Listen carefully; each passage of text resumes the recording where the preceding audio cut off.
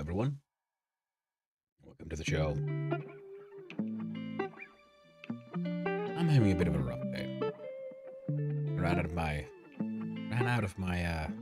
antidepressants. I haven't gotten more yet. And yeah. And I'm abusing the fact that I am currently unemployed. Because I can't do the deving right now. Instead, I think we can all have fun together by stepping back into the world of Ostranauts. An interesting world out there in space after Earth has become inaccessible after an ablative cascade rendering its surface unnavigable. Hello there, it's Rayman. How you doing, my friend? Hope you're having a lovely morning or evening, depending on where you are. Yeah, I decided I'm not going to do the deving today. I'm having a slightly rough day with the whole depression. I'm in the Alabama. Why? Well, man, that sounds cool. How's your project coming along? Hope it's going well. Oh, yeah. So I'm guessing, yeah, you're in... So for you, it's pretty late. So evening, then. Yeah. We're gonna jump right into playing, I guess, today. Because... Yeah, like I said, I did not go much out of my first gun. Ooh, well done, my friend. Well done. Very well done. I'm abusing the fact that I'm a streamer and I'm currently unemployed, so I don't have a deadline per se.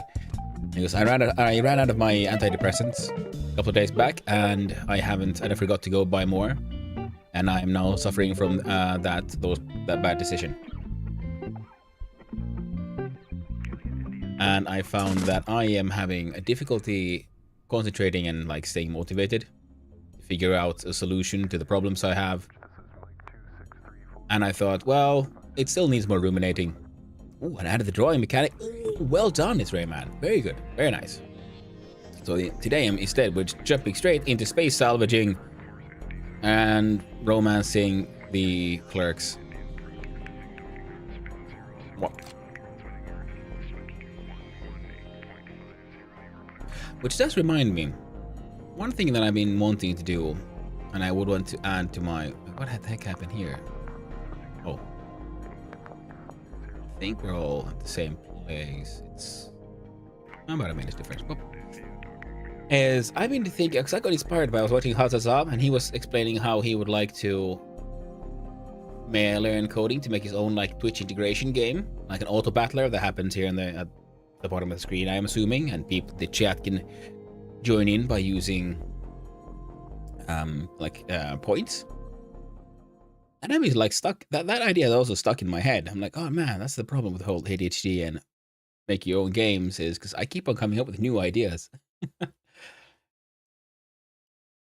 I'm thinking like, well, that sounds like it'd be fun. How would one make that work? How would I build an auto battler that happens on screen that is technically all played by chat integration? Most likely, I was thinking I could probably make the game in Godot, have it run here on the stream, and do chat integration into the game through StreamerBot. You know, do so many more projects, but you need to work on the one you already have working on. I know, right? That is the worst. I have so many. I mean, that's why I'm like my Sunday, the Try Jam that I do on the weekends, because it allows me some flexibility there. Now, I don't think it's this Sunday, but there's one Sunday I need to be somewhere else, so I'll be doing a weekend stream another day and do the Try Jam then.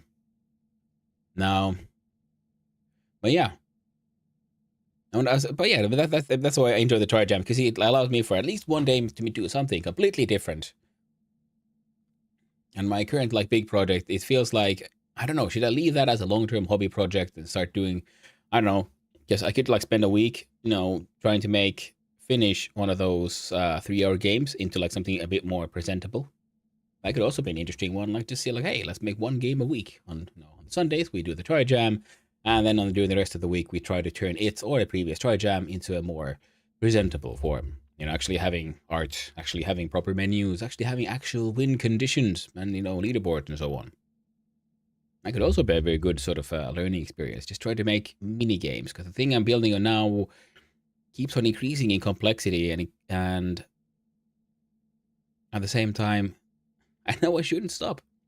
Try to make a game 3 hours. All I had was UI. Exactly. Yeah, man. That's the thing. You learn when you start trying to do it again and again, and you realize what's actually important. And for me, I realized I like game mechanics. I like to understand how the game functions. So, like the last few games, I have had like almost zero assets. I would have the the basic Godot in there. Like that. The one I did last week was no extra assets, only Godot assets, and the only like sprite I had was the Godoblin. And I like the creativity aspect of game dev. Yeah, exactly.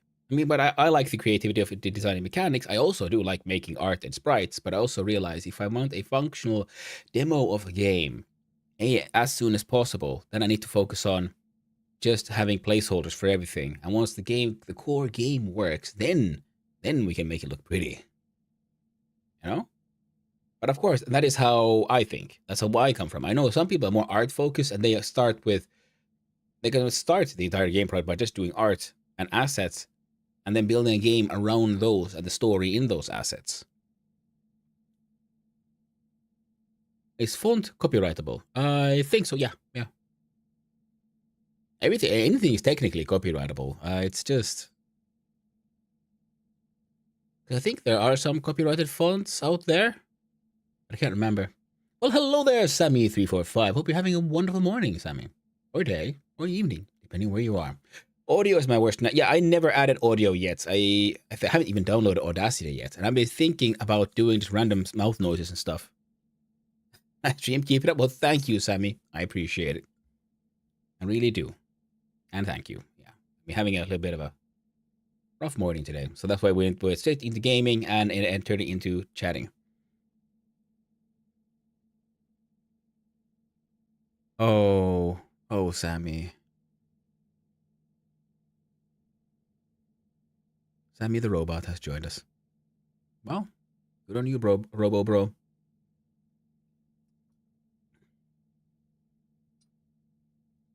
Well, it's fun because I haven't seen that many of them that much.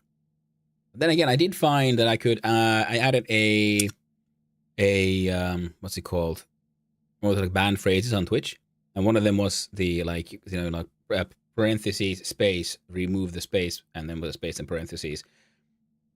Because that was something many of the like bots selling operations always had in their tag there to make sure that they could send in links.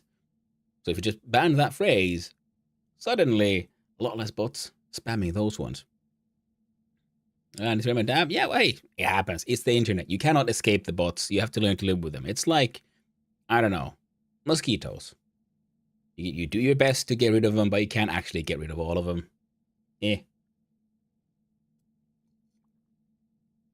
Part of the biosphere, atmosphere, all that stuff. Now, okay, one more problem with this game. I have to keep on complaining. It is the infrequency and how unreliable the music is. I find that kind of annoying. Because when the music does happen, it is very cool. And again, I like it because if it's single player, I wonder if it's just they don't have that much audio and they don't have a good system for what launches it. Good morning, Ogla. Hope you're having a wonderful morning, my friend. I think because I don't think because like in Dwarf Fortress, you have in the option setting like how often do you get a new song? For that one, I want to get as much as possible because it has an amazing soundtrack. In this game, it could be it just doesn't have that much soundtrack, but that they need to work on the sound a little bit more. Because even though I do appreciate the silence of space, music does build atmosphere. And this one, because you could have silent moments to emphasize the silence of space and the feeling that this isolation that you get in this game. But you could have ads are starting soon. So be warned. You need some sort of music. That's what I'm considering. I might have to like put on my lo-fi chill hop in the background here. Okay, we found the D20 tank. We broke down a door. I think this is the door we broke down. Now this here nav station. I shall pick up, pause, and haul it into this spaceship because it is just taking space and no one wants to buy it. So we'll abandon it on this derelict.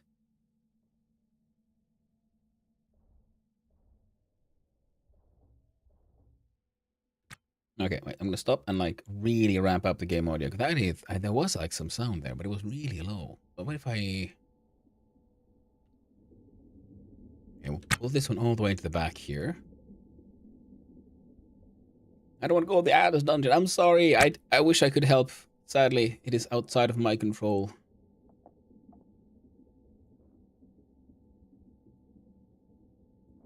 I have no control of the Bezoites. Bezos will have his due. Ooh, oh, no, cancel that one. I do actually want, not restore though, but I want its inventory. Oh, subfloor bin. Nausea pills. We got some trash. And a splint. Now, a subfloor bin. I do know that my ship has some pieces of floor that are just patched and broken. I was wondering I should probably replace those. Some of those floor tiles I found.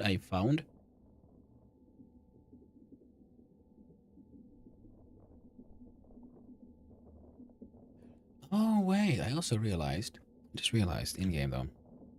Oh, wait. Look at me, the ADHD is strong, even though I took extra meds today. I will get back from the ads. You see, and hey, Rayman. I hope this has helped with the ads dungeon. See, okay, now we get music.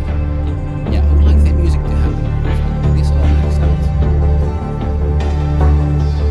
Also, I do explain I used to have like 1.5 minutes of ads every 60 minutes, and then I realized how much ads it is for some people. And that is a massive ad break. That's why I thought, like, okay, we'll do shorter ads, but they have to more often. I'm thinking that would be less annoying for a lot of people, hopefully. I hope that's working out. Oh shit. Thanks, Ugla. There we go. Yeah, it was totally in the red zone there. Better?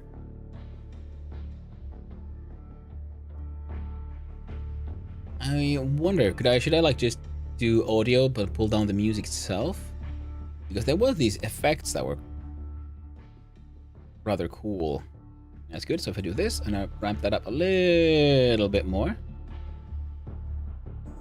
Because the game does have like sound effects for the doors and things, and I think that is still important. Like adds to the atmosphere. Music sometimes hides it a little bit. Max out my own headphones. Yeah, and also, you know, to jump again from topic to topic as one does. I love the cassette, these sort of old school futuristic, like in the Aliens movies. Remember those, the originals, and now all the aliens since then have maintained that aesthetic. And I believe, yeah, people call that the cassette futurism and so on. And this is very much that. You have these analog buttons, analog meters, old school lights. None of that like smooth and like sleek sci-fi, but the sci-fi of the past. Hello there, casual. Hope you're having a wonderful day. Yeah. Evening over there, yeah. Now, I decided to not do any game dev today because I ran out of my antidepressants a few days back, and I realized I can't do it right now. And so I'm abusing the fact that I am an unemployed streamer so I can make my own schedule. So no deving today, straight to this. And also there'll be a shorter stream today because I have a place to be. So I need to quit at 3 for me. And that's in like 5 hours or 4.5. So it'll be fine. Have to excuse yourself. Well, thank you for that, casual. And I feel like I do. And also because, you know, I do it to like emphasize to myself, like, I made this choice. I don't have to feel bad about it.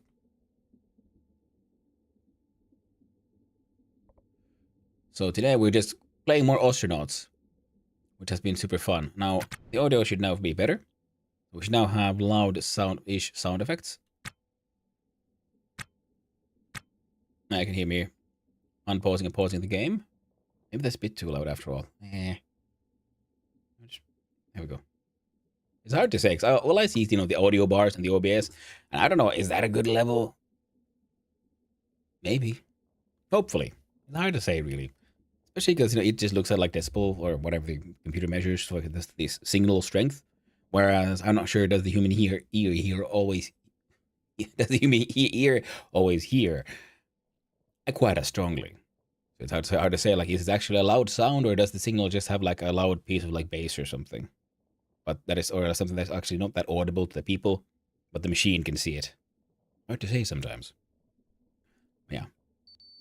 Oh no, we're beeping. And this one isn't that insanely loud.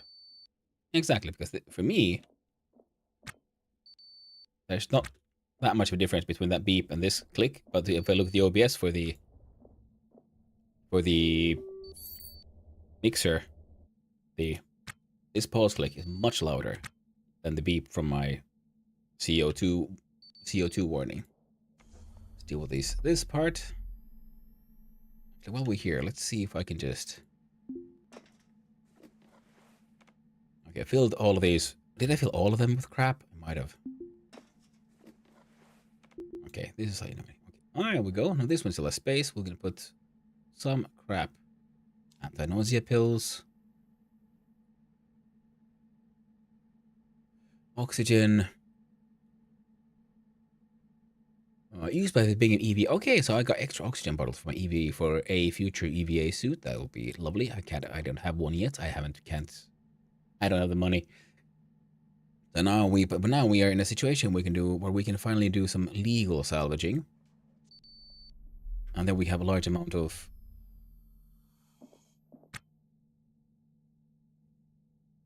this thing's inventory. What does this contain? Oh, we had one of those.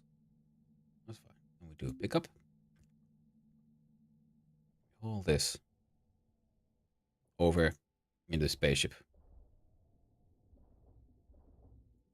The good thing is there's a lot of these N2 cans, so what is that? I don't know, nitrous? I can't remember what that is. You know, chemically. Right, we can put this thing there, I believe. No, it's a 3x3. Ooh. What happens if I do here and uninstall? Okay. Because my dude is hauling that thing. Okay. This is a big one. D20 canister. It has 4 bucks symbols. So I'm going to have to see about trying to make some money. Because I have 15,000 in unpaid fines. I had to seduce a clerk in order to then let them waive the docking fees and let me undock so I could do some salvaging and try to make the money, because trying to make the money by doing like local gigs would have taken forever, and like on the station, because there were other jobs that paid well, but they all involved leaving the space station, and I have no fuel and I have no money. Now I have some money, but still, yeah. So now I talked my way out of it, and I left the space station, but I still need to pay those docking fees. I mean the fines, so I can then do other docking fees and do other activities. Like I couldn't buy more fuel because the purchasing the fuel system is part of the same system that requires me to pay the fines, so I couldn't refuel my ship either. But thankfully, I had a tiny amount of fuel left, which allowed me to reach this derelict. And all this was really annoying because before I discovered this, I had just spent the last of the finances of buying a salvaging permit for 24 hours, which means I'm now on a deadline to get as much salvaging done and then sold before the permit runs out. And the space police turn up again and give me another fine. Last time they did that, I tried to talk my way out of it. I still got the fine, but I turned that police officer into a lover. So, yay. So, yeah, that's why we have the title. We're seducing our way through space salvaging to talk our way out of crippling debt, hopefully. I have 2,000. I have 15,000 in fines, and for the rickety ass spaceship I have a mortgage of 881,000. And every sort of shift, okay, you can't see it, but if we look at the lower right, we have our time controls, and it is a shift system. So progress through 6-hour shifts. Mortgage payments are due each shift. Oh, they're each shift? Oh, Jesus Christ. And the mortgage is like and my mortgage, if I click on the money here, player finances. Okay, so you see, I have a current debt of 16. I have money as, okay, well, hide these. Corporate, yeah, low fuel. And I don't even have a legal residency. So I have the bank mortgages, 2,000. Remaining 800,000. Upgrading my SF server. Turns out all the builds eat my memory. Got a 32 gigs new cheap RAM last night. Ooh, nice. Always needs more. That is very true. I bought more RAM. I have yet to install it because I keep on forgetting how to like check out how to do it correctly with the BIOS and everything. And then whenever I remember, oh yeah, that thing, I should fix this. And then I look at my, and then I look at the clock, and it's like, I gotta start the stream in half an hour. And so yeah, I never have. I haven't found the time yet. And the interesting thing is in this game, because we are see, there's a button here for like crew. A crew right now is just me doing stuff. And the thing is, I have a tiny little tub spaceship right now. And I have RCS for moving around. And that means also, yeah, I don't have that much range, but the entire like local solar system of Sol is in what is simulated. That there are like ports around Venus and things, but so I just don't. We need to be able to get there at some point, and yeah, so we can get a bigger ship. We can buy a bigger ship, which could cost us millions. We can buy a house, an actual permanent residence on the Earth's current space station or mining station thing, where we're operating from. That one also I think costs almost $1 million or hundreds of thousands. And making money is hard. There's a lot of debt, but apparently there looks like there is a lot to be found in this game. A lot of depth.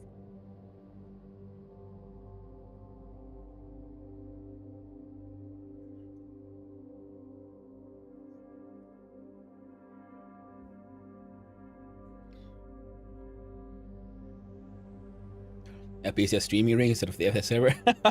Building your massive server and like, wait a minute. My most powerful machine runs my satisfactory.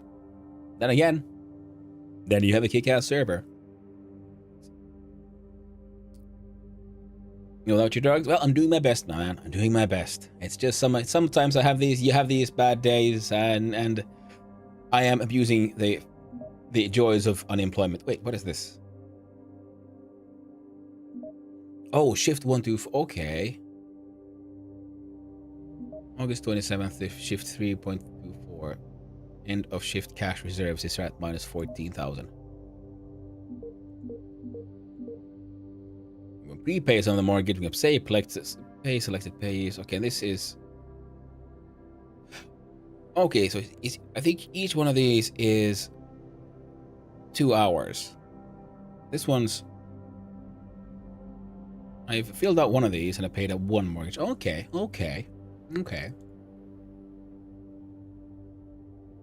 Cutting them out? No, I just ran out. I thought I had another packet, and then I went to open the packet, and I realized this is an empty packet. That was had not been thrown out. So human error. And then I was supposed to buy some more, and then I forgot about it. Then I thought, well, I'll go get some more today because we're heading out today for things anyway. And the thing is, because I couldn't just pick up some more in the morning and eat one, because the one I eat, you have to take it before you go to sleep. So if I eat it now, we'll be back on track tomorrow. And it's just, but the thing is, it's right now, it's just a slightly heavy day. Now, if I have to pick it up, and I press I, dolly, inventory, with this thing, wow, it's too big. Oh, I have a my super dolly thing. I can't fit a humongous tank. Well, the humongous tank should fit here. That's fine. Entering the space of ship.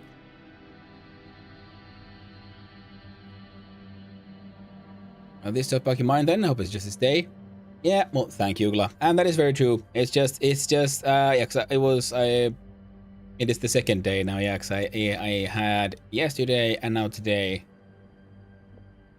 Because yesterday I was also like thinking, oh, well, no. I thought, like, well, I'll go get some, after stream or something, and then I just forgot. Oh no, don't do that. Don't do that. Stay in the spaceship. Refill your helmet.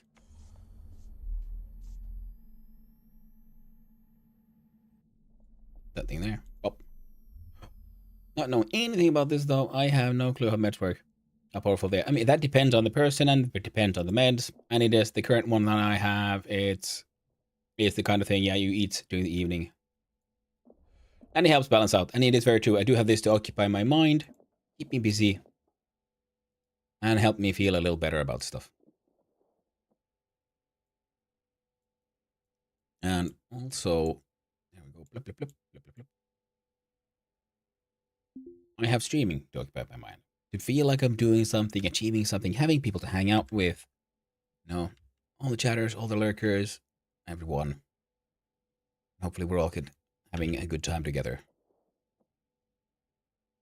Well, that's at the studio. Here's some small electronic parts. I can go there too. Oh, I can't put the... Okay, this is like big things, but not very small things. Inside stacks of straight up trash. Thank you, Ugla. Yeah, I was off cam to just point out these things. And then I show it with my mouse, yeah. The stuff behind me. But it is mostly for just the time control, so it's not that important for the game. But if everyone wants to see it, let me know.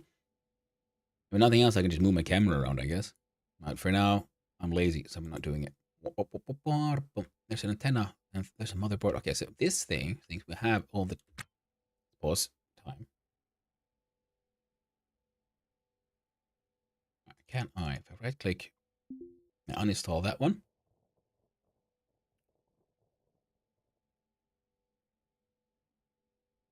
Okay, ran out of music again. I'm still wondering, like, could I would like for... I wouldn't mind if that thing just freaking looped. You know? I press I. Do I see that thing? Subfloor bin. Now, how am I... Dolly, which should be able to carry all kinds of heavy things. Uninstalling, expose the ship interior to vacuum. Yeah, no. So if I click here, no. Pick up the bin.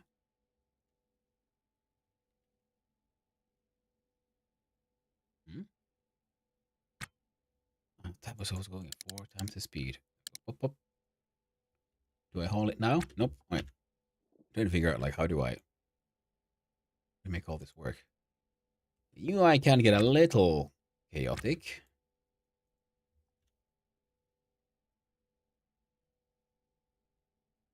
Click bin, pick up.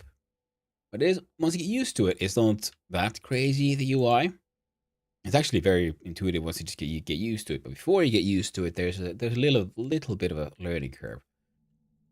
Nothing too crazy, but, you know, mildly annoying. And those who, if you're wondering why I'm talking about all this, is because, well, I am my own very amateur game developer myself, and I like trying to figure this stuff out. I like analyzing games as I play them, also because it helps me sort of realize more like what works, what doesn't, and will hopefully help me try to figure out stuff for my own designs in the future and present. Like, my current game project is something I very much enjoy, but at the same time, it has one giant problem. Some of you might be able to guess what it is if you do your own game deving. My biggest scan activity. Oh, I'm being scanned by the Popo. You know what, Popo? You can scan me all you want. I have a permit this time. I'm double checking. I do actually have a permit, right? Read the permit. Valid until 27.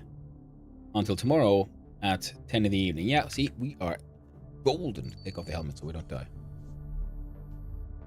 Yeah, and it is because if you have a plan, you've been game idea, you've been like percolating in your head for a long time. It ends up being that game you always wanted to make. And what I'm working on now is technically not that game, but it has that game mechanic that I've been trying to work out for wanting to make work for so long. And it's interesting because I'm wondering like how much of my random... Oh, there's a wall, there's a pump. These are valuable. They're not least valuable to me. Attach an N2 so the can come out as well at the same time. And that's why also I think I'm overthinking that game. I'm stressing out about it, and I find myself, well,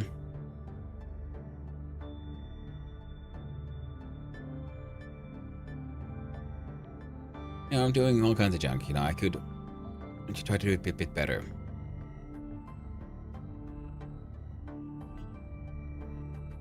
I'm sort of considering like maybe I should put the thing on the shelf. Let this be the eternal project that I eventually get working.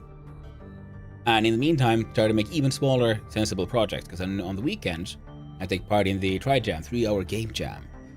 And if I have a bunch of ideas there already that I've done that I would actually like to see finished into a proper demo. Instead of a slapdash thing I got of game mechanics done in 3 hours, I would like to see actually have a proper level, actual, progression, and to can install,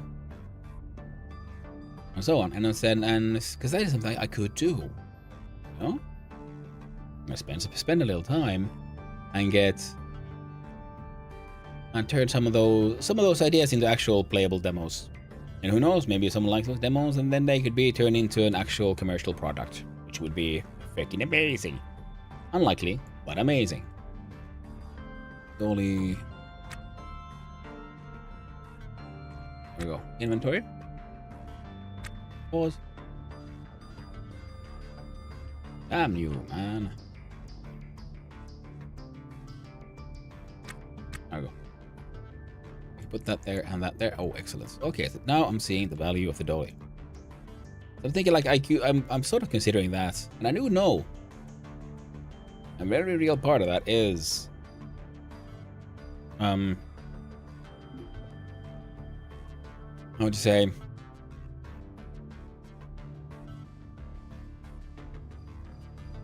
self-sabotage, running away from my problems, working, just declaring like, oh no, this project is too hard, it's too replace your broken well, it's not my broken transporter now, is it? Does this mean I can't actually sell the transporter? I'm thinking I probably could. It's damaged and it's loose.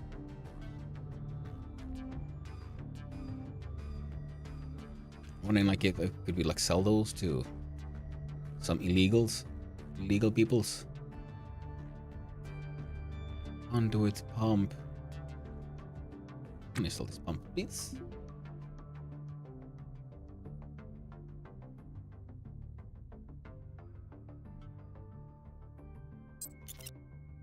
Yeah, game has bugs. Game is very much in early access. Top right, we can see early access build 0.14.3.13. Now, I haven't played the studio's previous game, called Neo Scavenger, I believe. But I've heard about it, and things I've heard have only been good. So that is something I might give a go at some point. Because this is the kind of really deep, really low-level simulation that I personally very much enjoy. For example, and I also very much enjoy the cassette futurist aesthetic of everything. I like the, corporate dystopia we live in here. And the fact that we have a desperately working scavenger who was born and grew up on a microgravity space station and has osteoporosis and shit and is aging really rapidly because of all the issues that come from being born in space. Like he's hypovolemic. He has very little blood. That is because he has lived in 0G his entire life and his body functions with that level. So the body doesn't overproduce because your body is, surprisingly enough, actually a relatively smart animal. And so they have issues. Like, for example, he has osteoporosis and he's weak in body. So he most likely would not be able to survive planet side anywhere. And Earth has been cut off from the rest of the space residing community, for the simple fact that apparently Earth has had what they called an ablative cascade, which, if I've understood correctly, there was so much space trash around, orbiting around the planet, that finally there was an impact. Oh, and there's sad. Terribly sorry about that. And that led to all the things hitting each other, and then instead of the things being in known orbits, now there's a bunch of space debris just impacting each other and breaking, and making a dome of crap around the entire planet, which means it's not safe to enter or exit planet side, which means it's cut off from the local economy and everything. So everyone here has to survive on their own, which is also why there's more salvaging. There's all kinds of, no, what's this, like the plans of the future, the things that they built when they came here. That, oh, in the future this station will be so grand and have all the things, and then things never got made, or they got made and then no one ever needed it again because a certain type of transportation is no longer done. Like there's no need for the services that were there for the planetside travel to Earth because that's not happening anymore. So it's been unrepaired and derelict, and now like are probably out in the void or something, or just game wise, just not built in yet. So narratively, you can say like, it's too broken, you can't go there. So I like the story, I like the aesthetics, and I love the low level like simulation. If we hold on Alt, you can see all the interactable items, including like canisters, all the wiring in the walls, which we have to make sure that the power gets everywhere. And we have things I've uninstalled, which are highlighted with those light gray paper colored borders. There's power switches, there's batteries, so we can literally build our entire ship from these pieces. We have a little crappy ship, and we could cannibalize existing ships to make it even bigger, make it grander. That's sort of what I'm hoping to do. And I think it's what I'll have to do before I would have enough money to straight up buy a better and bigger ship, because those are, again, hundreds of thousands, if not millions. And also, any money I make will be going to pay off this rust bucket that I own. Plus all the fines.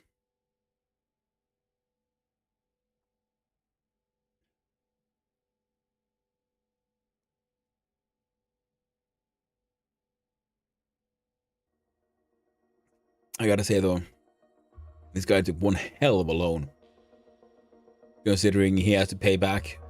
His loan payments are of around 2,000, and he has to make that loan payment every 6 hours.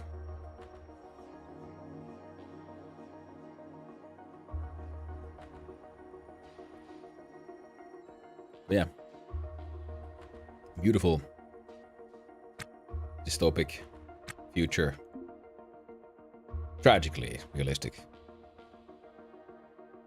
And also, like in all proper deep simulations, we have a character. The character has skills. Oh, our CO2 warning is gone on. I think there's... we can probably... Yeah, we had enough time to do this. Alright. Cancel action. Run back into the boat, please. Get in here. Cannot reach that location. Tell a lie, friendo. There you go.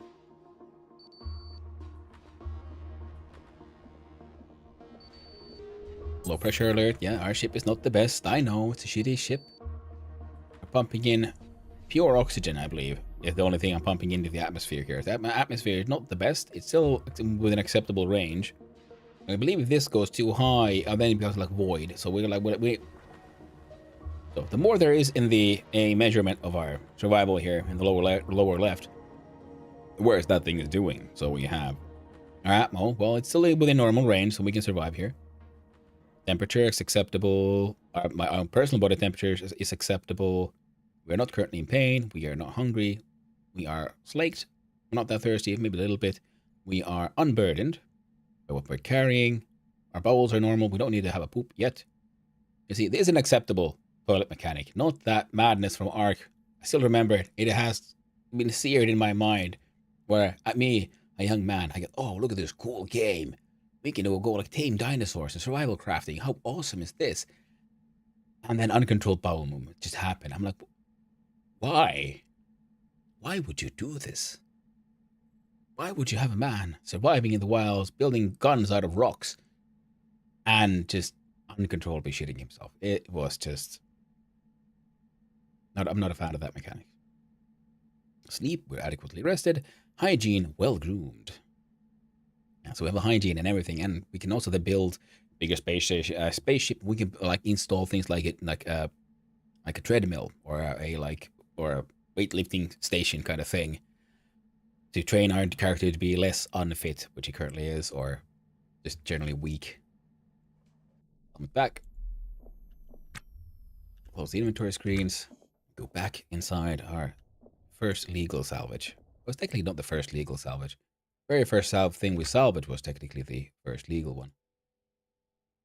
Pick up, but we can't pick up any giant bags, so we have to drag them around. But I have this dolly that I bought for way too much. And it can actually fit these large things, which I cannot put inside my backpack, or inside my small pouch, or inside my toolbox, which my dude is carrying. In his other hand, he is carrying a work light. We can do it on the dolly there. And with this, our dolly has been completely filled. What does this mean? Well, not much. I'm just gonna pick up command. Now the dolly has entered this dragging inventory. And we'll use the good old drag animation of pulling a lot of stuff at a time this way. I've been looking at this dolly, trying to figure out what exactly does it represent. And I'm going to realize that this is a platform, and I'm pretty sure those are like attachment points, and these would be like those orange like belts they wrap cargo on, like cars and trucks. So that's what I'm choosing to view this as, which I'm pretty sure is supposed to be those like straps to go over. Then we got stuff in it that we have like this, the graphic changes, so there's like literally this stuff on it.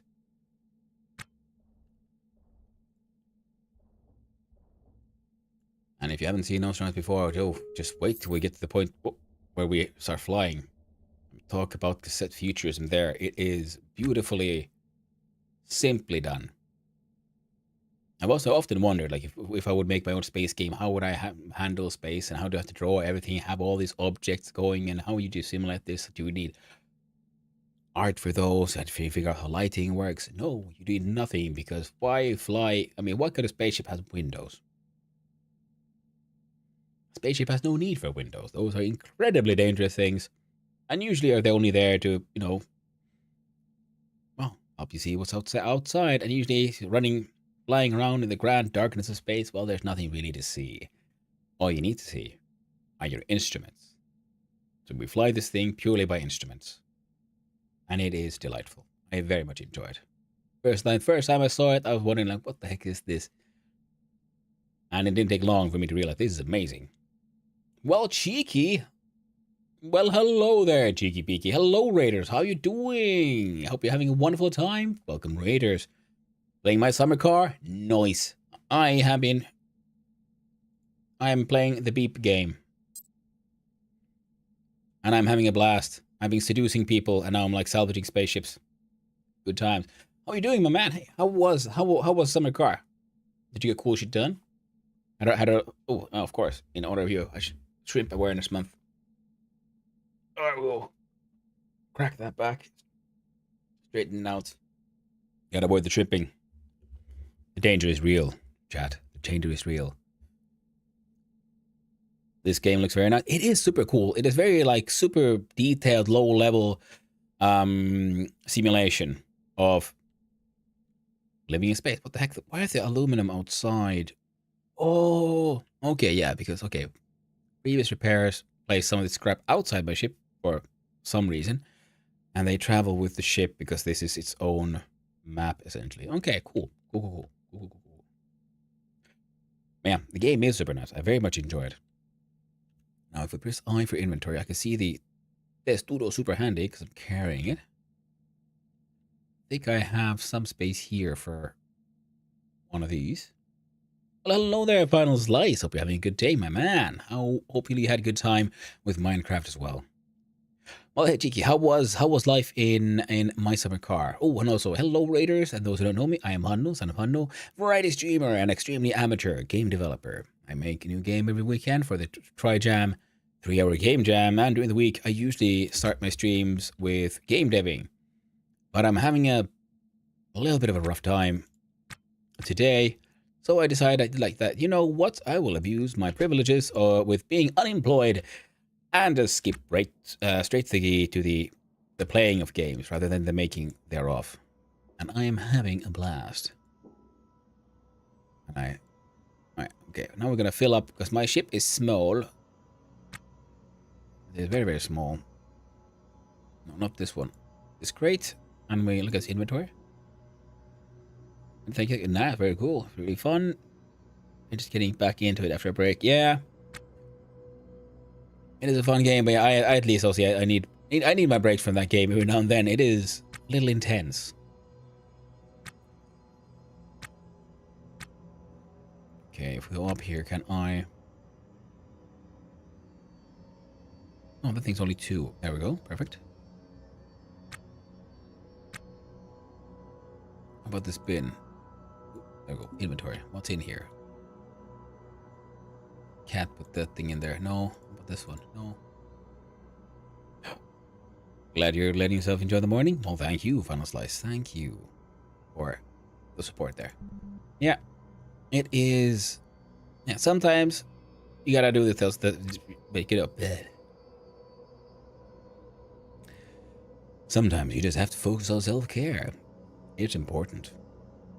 Remember, chat, take care of yourselves. Now, not just when you're having bad days, but in general, every day. Because I can tell you from personal experience as well, taking care of yourself in advance takes a lot less time, a lot less resources than trying to recover from a burnout. That motherfucker does not go away easily.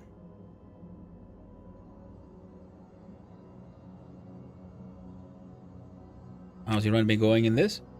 Some breaks healthy? Yeah, exactly. Yeah. And in I'm glad you guys agree. And in this one, so far, super good. This is my first proper run. I mucked about a little bit after I got it off stream, and I vented my spaceship when I was trying to like uninstall a bin, and I accidentally uninstalled the floor underneath instead, which meant I had a hole into the outside of space, and that drained out all the oxygen from inside my spaceship, and my dude died.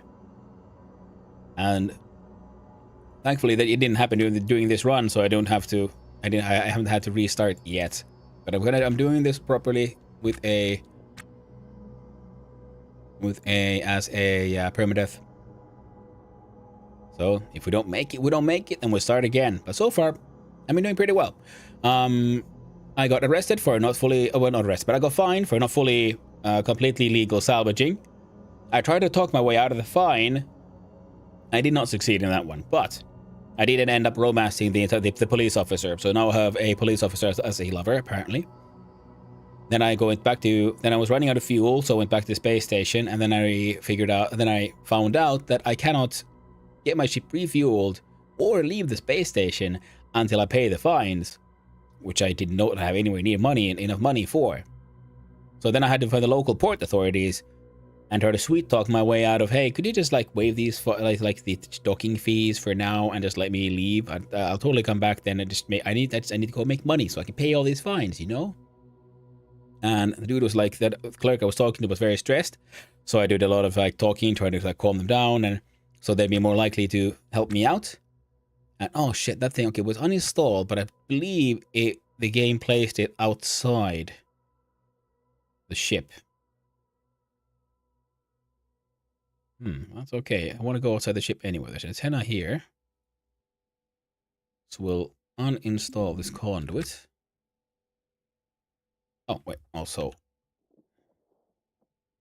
No, good. Water time, thank you very much. Final slice. Ooh. Yeah. Thank you. Anyway, as I was then chatting up the port authority versus Jesus Valencia. Wait, what's happening? Why are you not doing the thing? Uninstall. Can't get to Waldrick B01. Oh, right, there's the nav station in the way. Okay. I think you can uninstall that one instead. And yeah, see, I need. Okay, let's finish that one story at a time. Okay, sorry about this. I was chatting him up, and in the end, I ended up also not only turning that port authority into a friend, but also to another lover.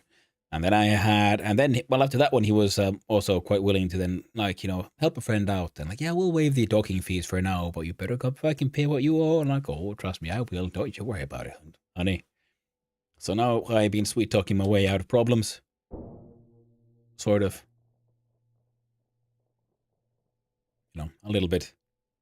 And I found it very hilarious. And also, I found apparently my Bella, because when you create your character, there's a lot of RNG involved, and also like and then you create, like, you choose events that happen before you actually start the game, which gave me some skills. Some events happens, which gave me some other traits. And one of the things, if we right click, I believe I can see what was all kind of like, everything that's affecting my character. Here we have our social, like altruism level. Altruism capacity feels they're too greedy, or do I feel, how is my autonomy? Do I feel empowered, or do I feel like micromanaged, or so on? Meaning, do I find meaning in my life? How is my self-worth? How am I feeling about my current achievements? And all these get affected by social interaction with other characters, and they all have the same one. And then I have my, like, things, my traits, including youthful, because I'm not middle-aged yet. I'm unfit, I'm feeble, and I'm fragile. I have slow metabolism, and have micro-G hypovolemic, which have a permanently lowered amount of circulating blood. I'm immunosuppressed, and I'm insomniac. And these are like the basic ones you start with, and you're visually impaired. Because, being born and living your entire life inside a microgravity, well, that'll mess you up. Then I could choose some traits, and some things happen which also give me other traits, including vengeful, lustful, masochist, cruel, treacherous, but also genius. So, and then there's skills, training, civil engineering, robotics engineering, combat engineering, like all these like skills. Like, I'm already skilled in electrical engineering and spaceship engineering. I think you start with spaceship engineering and zero-G ops. I chose the skills like skilled in EVA suits and skilled in electrical engineering. And then I had an event that happened before the game where I could like choose what happens, and I ended up with criminal contacts. So I have skilled in street etiquette. And with the gas levels, so many little details. But I was looking for was not that one. That's the inventory. Tab into our PDA. We got not the roster, because we then we can end up having an entire crew and giving them like tasks to do, and work free time, work time, or sleep time, which is for, so we can like rimworld a crew running the ship. Where is, oh, not here. Click on home. There we go. S for socials. So we have relationships. We have contacts. We have friend, lover, Reavalos, the police officer. Contact, lover, friend, Jesus Valencia. And then we have Mariam Chavez, my biological mother, who happened to be on the same ship, because biological mother and biological father, who is location in Yantangmen. So apparently there is, I'm not sure where that is. We are on K-Leg. K-Leg is the name of the station we are on. And depending on where they are, they might be on the same station you are when you start the game. They might be somewhere else. They might have citizenship in some places, which means you might be able to more easily apply for citizenship in those places, because currently we don't have legal citizenship anywhere. Even though we grew up in that station, lived our entire life there, have worked there, we don't have a legal resident status as of yet. And in fact, that is one of our goals, is getting obtain a permanent resident visa. At least one colony in the system. Unpaid docking fees, low fuel, place. Yeah. I do not need to do this. This is stupid. Objective completed. Oh. And if all failed, press S, and I should get you out of those menus. And that is why we failed to do this task. But the game still placed down a little marker for that thing. So, hey, here's a uninstall. See, there's a stack of things. One of those is coming out of that stack. That is the symbol for uninstall, I believe. I have to cancel that task, so my dude doesn't try to just do it. You know what? How about they just focus on uninstalling that one? I don't know why it didn't let me cancel that task, but like I said, it's an EA game, so there's a little jankiness, a little weirdness every now and then. And so there've been a couple of UI bugs where the wrong text was loaded into a sort of like task window like this. But they were so far always saved by just reloading the save. Like save, go to main menu, reload save. Make sure all the pointers are in the correct places. Now, we're uninstalling this piece of wall, which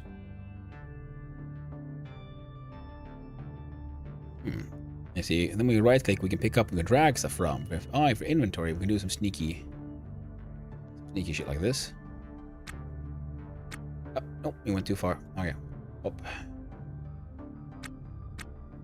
What I want to do is go a little further north. There we go. I can have access to it. Okay, fine, we'll drag it. Because I do this, I'm doing the dragging animation because I want to put this one on the dolly. Pause. One piece of flooring. Right click. Pick up. We're beeping because our spacesuit is currently just a pressure suit. It's whatever air is trapped inside is the air that we are breathing. So we have, no, you don't. He's trying to leave now to do the task. Waiting for the. There we go. Low pressure warnings and whatnot. Yeah, I know. No, take off the helmet while we're inside a safe atmosphere. So we get a more safe atmosphere inside a space suit, and then we can put the helmet back on. Now this one. Why? Oh, cancel task. Why won't you let me cancel this task, friend? There we go. Okay, now it let me do it. Very annoying. Now, I want to go outside the spaceship for a little bit. Ooh, there's electrical parts here. And straight up trash. I don't think we need any space trash, but the electrical parts are useful. And I believe there's a cargo web with a CO2 can in it. Oh. Good to know. What I'm looking for is that I'm pretty sure I uninstalled the pump. I don't know where it went. Cargo webbing. I'm very okay with this one. Uninstall.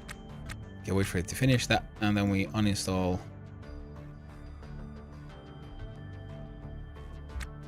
Pause. Slow down time to normal speed. I for inventory, and then this one I think I can drag, and this one should fit into, yeah, the webbing actually fits inside an inventory. Now, yes, he is dragging things and walking on space. But I'll allow it, because the game is neat. And I want to build a giant space. I want to build a Millennium Falcon, to be honest. I think that could be very neat. Dolly's inventory, pause, and put a CO2 canister there. I'm very confused, though. What happened to that pump?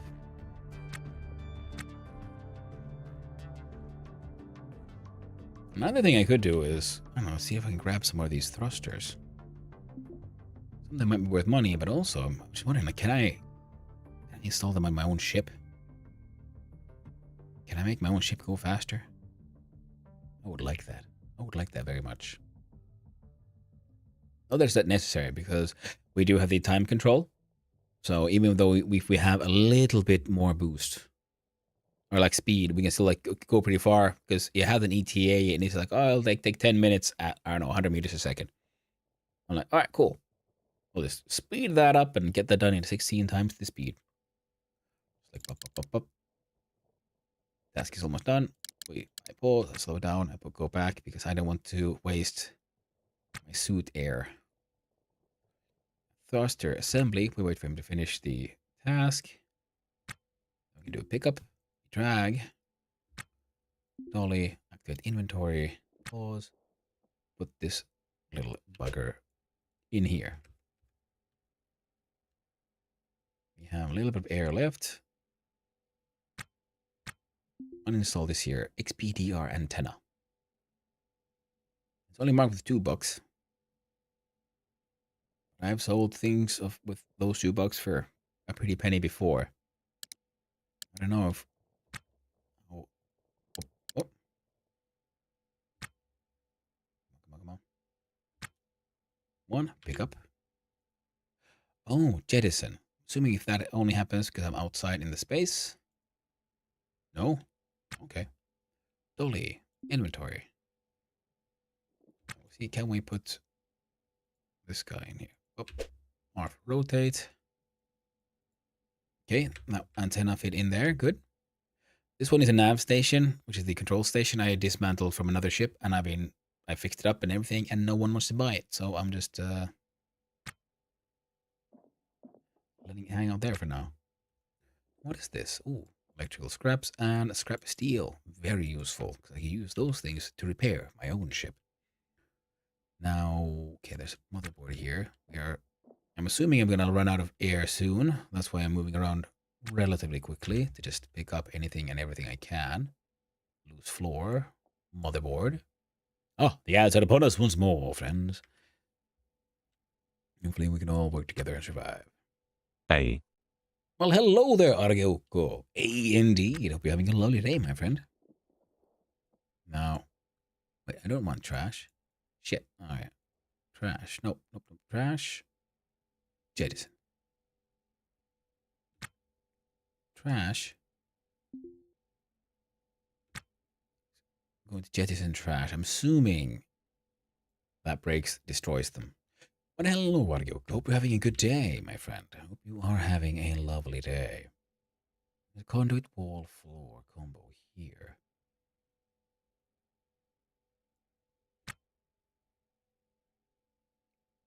Now, things I have some cargo web. But I have no idea how well that stuff works. So I'm thinking that I could probably a rack. And he has cool stuff in it. This thing has 3 slots of storage, but it only takes 1 slot of floor space. So I am most definitely gonna grab me this here rack. Well, once we come back from getting some more oxygen. Welcome back from the ads, everyone. Hope you're having a wonderful day. Low pressure alerts. We are still at good atmo. Our temperature is getting a little hot, getting a little spicy around here. Let us look inside these crates, because I can't remember what all I've shoved in them. So let's put in some more of this stuff. You know. And conduit.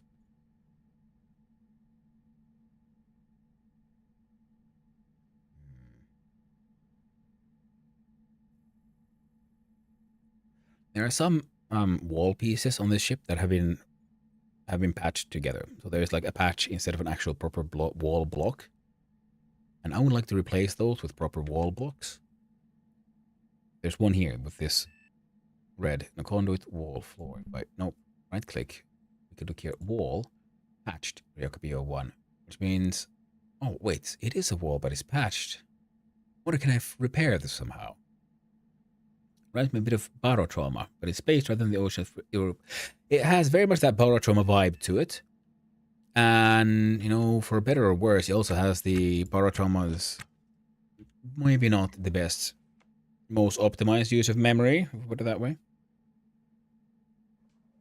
But it very much has the barotrauma vibe. But I think it is the blocky texture and then the animations. Because barotrauma was from the side instead of top down. A duct tape walls in a spaceship, nothing could go wrong. Absolutely cheeky. And I have found in other ships and other places, and I have myself see, because there's also on this floor here, patched. There are these patches you can find, which are in-game. It's actually pretty interesting, in-game explanation for everything. Yes, it has a lot of writing in this game. And the interesting product explanations for how there is a fantastic sort of emergency patch for keeping rooms pressurized. And rather little, I like the fact I see on my UI, my dude is now wearing a helmet, and we see the warnings there on the right. And it follows the mouse a little bit so that the character is moving around their head. If we take off the helmet, oh, see, now that disappears. So that is a very fun and delightful little detail. Love the details, exactly, Chica. This is very much a super promising game, and also can be very punishing. Because the game will not stop you from trying to walk out of your airlock without your helmet on. In game lore, there's actually a warning, like when you have not this pressure suit, but for your actual proper EVA suit, there's a little like warning, a poster. Work safety. There's an actual, like, in lore thing where when you check out the EVA helmet, like, oh, in the past, I don't know, 55 years of space, what is it, space exploration or space habitation, colonization of space. There have been 37 separate reported instances of people walking out of the, exiting the airlock without their helmet on, and every time it was fatal. You know, it's like, oh, that's a funny way to remind. Also in story, have a little story for like the world itself, and also have a funny little anecdote for the player.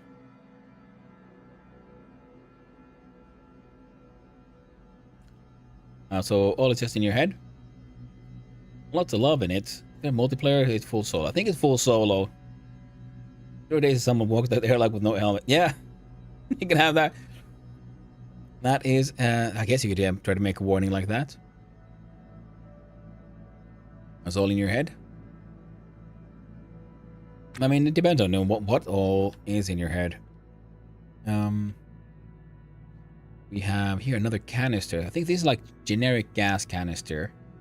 Generic compressed gas can keep holding mixed gases at high pressurization, particularly useful for temporary and waste gas storage. Now, because if I want to be able to fix my walls on the ship, I would want to have a gas canister and a pump so I could suck out the atmosphere into the canister, then, replace and fix the wall, and then replace the atmosphere from the canister. Because if I just vent everything in my ship, I can't get it back. If all the inside goes out, well, I mean, if you don't have some more, exactly, a turbo air pump.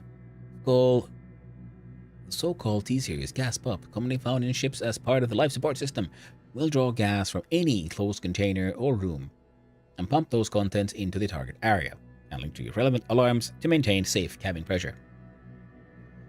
And since you're watching overview with and without helmet, yeah, in the sense, yeah, you could have a sort of, but it gives a sort of like very cool like narrative connection between the character that we're seeing and us as the player. So with the helmet, so it is a very nice touch in my opinion. I'd enjoy it. Now this one is something I very much want. And oh right, I was also supposed to grab that rack from there.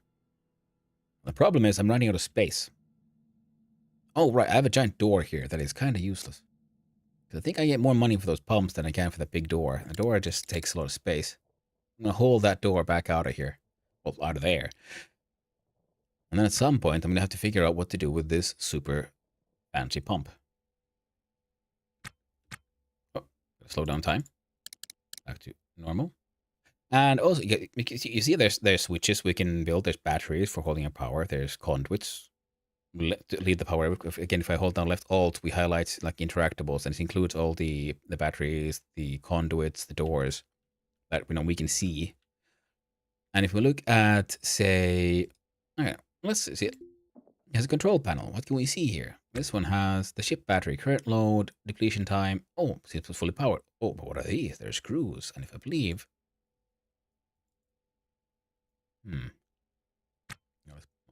apply space. Okay, this one doesn't do much, but I think some of those sensors out there as well, you can then unscrew the thing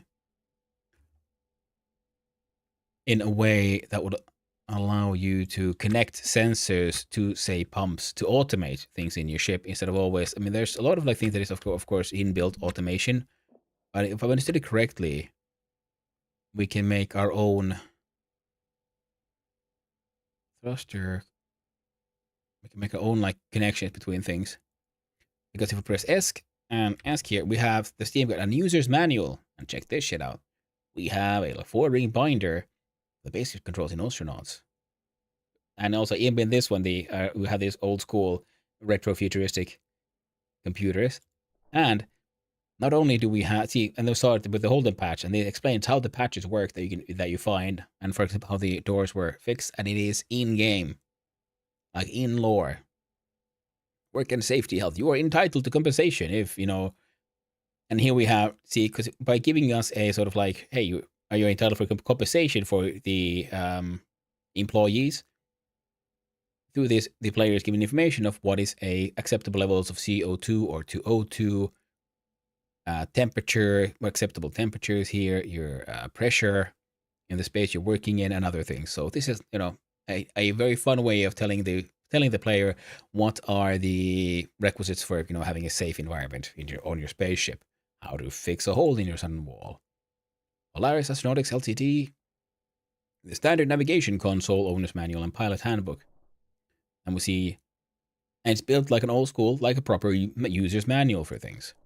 And how navigation works, what the different buttons will do, kind of the stuff we get out, how docking works. I want to do the introduction to temperature and environmental controls. And here is figure A, primary cabin, rights with damaged floors and walls. And then installed air pump with the canister intake on the left side, and ventilation housing, rights cabin, and charged battery on the left cabin, and conduit loop powers the system. See green light. So he explains how the mechanics work and all in game. And here we unscrew for pressure sensor input signal. So you can have a pressure sensor. Yeah, perfect form. I love the RP. Oh yeah, cheeky. This is so retro futuristic. It has a cassette futuristic in the best way, man. I love it. So here we go. Yeah, the setting panel on standard air pump. Signal wiring can be accessed by unscrewing the panel. So you can then do even more complicated automation for your own ship, like in case. So, because right now I think that the airlock that I have is kind of leaky because it is not properly automated. It doesn't really work that well. It just kind of stops air from escaping, but not too much. And I've been considering, I wonder if I could build a proper airlock with a button and stuff. So because there was a switch, and I click a switch, and then a pump would actually suck out the air from there. And then I could have to pressurize and repressurize. Because right now, because every time I leave from the airlock, you might notice there's these little white particle effects that fly out, and I'm pretty sure that is my atmosphere escaping. Consulting the old company policies, yeah. Heating and cooling systems, and to select the standard air pump, the auto function on the pump will use an alarm/sensor device to determine when to start and stop pumping. Pumping air, see wiring and environmental devices below for installation instructions. Yeah, so you have then you have cooling, and we have a cooling machine on the inside and radiator panels on the outside, and input signal connections. Disconnected input signal, connected input signal running from standard air pump to an oxygen pressure alarm. Yeah, so there's so many cool systems here that I've not even touched at all. I just know they're there, but I haven't gotten that far in the game yet. All I'm doing is desperately salvaging, trying to just survive another day for now. But I'm definitely planning on getting some more cool shit going on here. Now, get out from here. The thing is, while I'm here, I could try building stuff on the outside of my ship. Also because there is stuff on the outside of my ship, and I kind of want to pick it up, so I would want to go do a little walkabout. And I have those cargo nets, and those would help me carry some more salvage. So right now, I'm actually going to pick up this one, haul it over here, so I can put these things I just disassembled into the dolly, hopefully. There's I. Yes, perfect. No. Less than perfect. Right, we're into my turbo air pump. Go stay RCS intake regulators. And then I'm just hoping I can sell all of this. There will be a scrap dealer, there is a licensed salvage dealer to I can sell, and then there's also black market contacts. And the game does have this. If it has police, you can bet your ass it also has piracy, so you might get boarded. You see, because I opened the doors out. Now I'm inside here. If I put my mouse over here, it is at 0.01 kPa. I go inside, and I get a low pressure warning, which I'm guessing happens because the atmosphere here was sucked into the airlock just now. Now the warning has gone off. Oh, my helmet is alarming, saying like, "Hey, yo, you've run out of breathable air, Brendo." Now, I'm also press A. So here we can see ground. See, my dude, there's you can see like actual usable blocks, and it looks like pretty much everything is very much filled out. Now this space here has a heat sink. That one square has been freed up, and I think I can fit the dolly here. Pump canister. Where does this pump?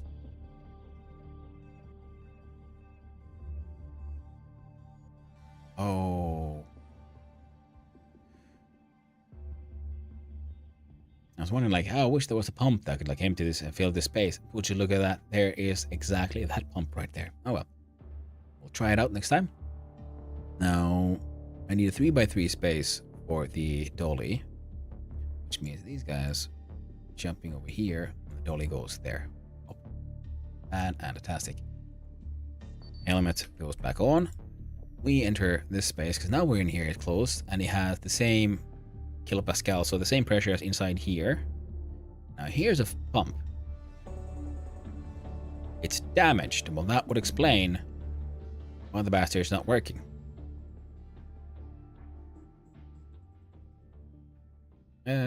Let's ramp up the speed. There we go. We're inside our own spaceship. We don't need the helmet for this. But if this can help me save some atmosphere... Oh. All this because I forgot. I didn't check, did my airlock actually have a functional air pump? Well. See, now that turbo air pump that I was like excited about, turned out I already had one. Now what I've done is it is repaired. And if I look here, oh, that's interesting. I can't. There we go. See, where it is no longer damaged. If this goes all the way down, then it's broken. But as it gets used, the wear and tear, the green goes down, so it will take very little for this to go back into straight up broken. So then we, instead of repair, we do restore, which is taking the repair action, or slowly but surely raising the quality or condition of this item. We'll do that for a little bit. Speed back to normal. Like the sound effects. Cancel action, and there we go. Now, I believe... See, this one is A-okay. I'll do... Oh, wrong button. There we go. Whoop. Put the helmet back on so we don't just fucking die. With the bin. This one is where I have a lot of my small mechanical parts. Scrap aluminum. These are like usable scrap. Scrap steel. Did I have scrap steel here? Scrap aluminum. Scrap cloth. Electronic parts. Mechanical parts.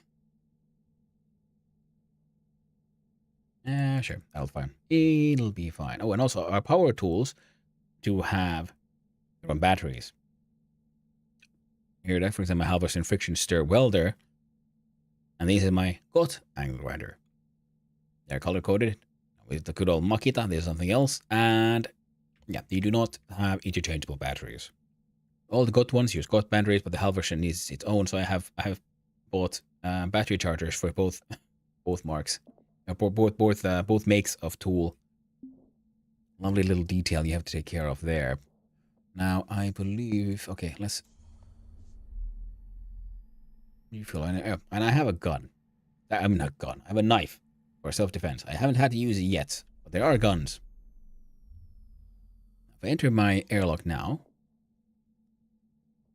I right-click on the pump. Look at the control panel.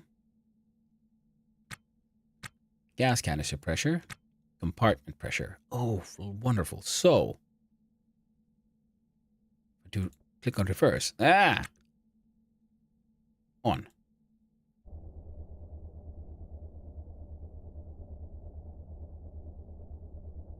Fucking turbo, mate.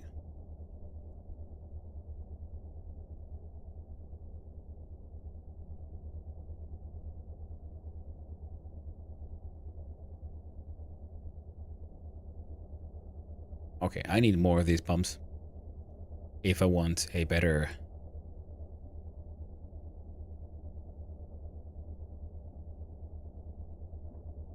Let's see, happen a little faster. See, I'm also over here. I can see this one's still at 21 kilopascals. Here we are at 13. Yeah, because if I go here, it looks at me, and that is inside my suit. What are the kilopascals? Laura says 0.2. I don't know what that means.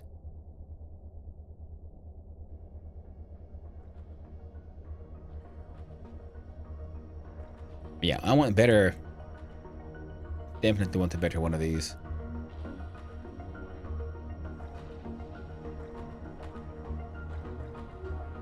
Okay, here we go. Floor 9.6, 9 point.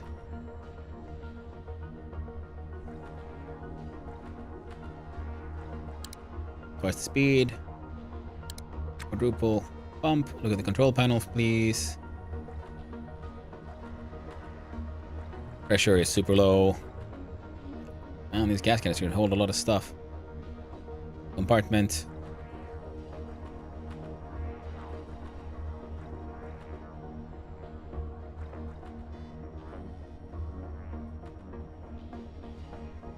Man. Alright, we'll pause. Switch that off. There.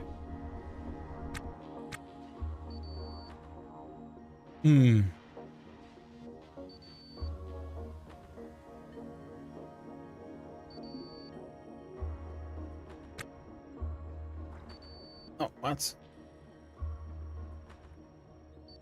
Pump. Control panel. On. Turbo.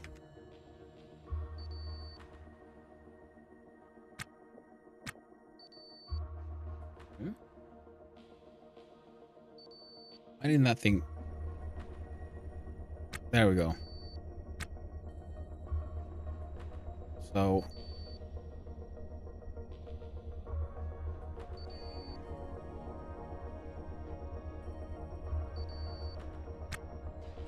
Like it.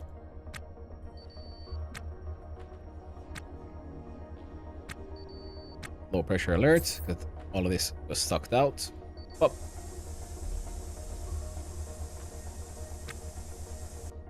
Helmet back on. Yo, pump. I got something for you. You know what? It's called turning off. Turning off. No. Almost. You have a little pressure inside. You have a little pressure. It's fine. Let's not worry about it. Okay, so we're gonna lose some stuff. Absolutely lose things. We're wearing the helmet. We're wearing the helmet. We have our tools. We're good to go. Rack. Uninstall the rack. And do I want a bigger ship? I need to be able to fit more loot. Right.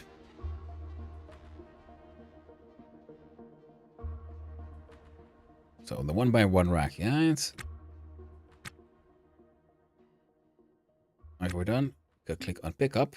It's too big to actually put in the pocket, so we'll just drag it with us into the ship.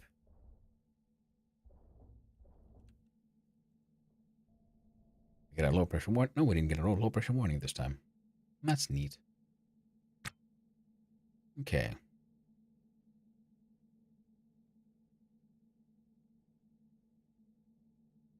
Right, here should be an empty. So click on our install for the rack, and here we see in the middle of the rack, and then around we see, I guess, like what else is around it.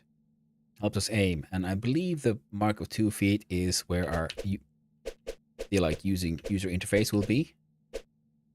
So put it this way, and so it's right there in front of that one.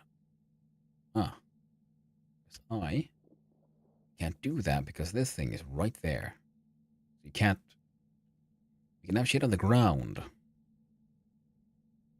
believe so. If oh, wrong button. Now go I right click, install, rotate, and here. No, still complaints. So I'm gonna do some shenanigans here.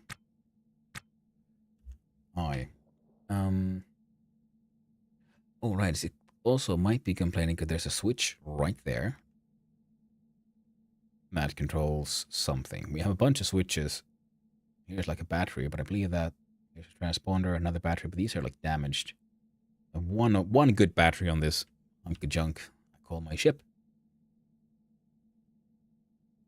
Right, drag it over here. We'll put it there. We'll put it where that wall block is, because I believe... Yes, I have access to these two. Oh, I can just put this one there. This miniature... Nope, nope, nope, nope, nope, nope, nope, nope, you don't. Yeah, yeah, stupid oh. Fine. I'm gonna drag this one out anyway. Yeah. Slightly awkward moving stuff on the ground sometimes, which can be annoying. Especially the very large things. I'd realize, oh shit, thank God I had my helmet on because I completely forgot to check. I just, walked out. Madman. There we go. Oh, slip place that. Hold the door there. Don't need it. In fact, bring this other hyper pump with you. If nothing else, we could possibly...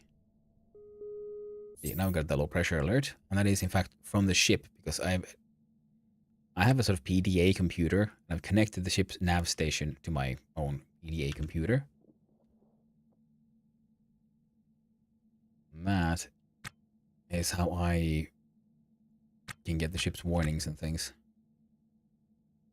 I believe I do this. Perfect. That worked. And the ads have come upon us once more. How tragic.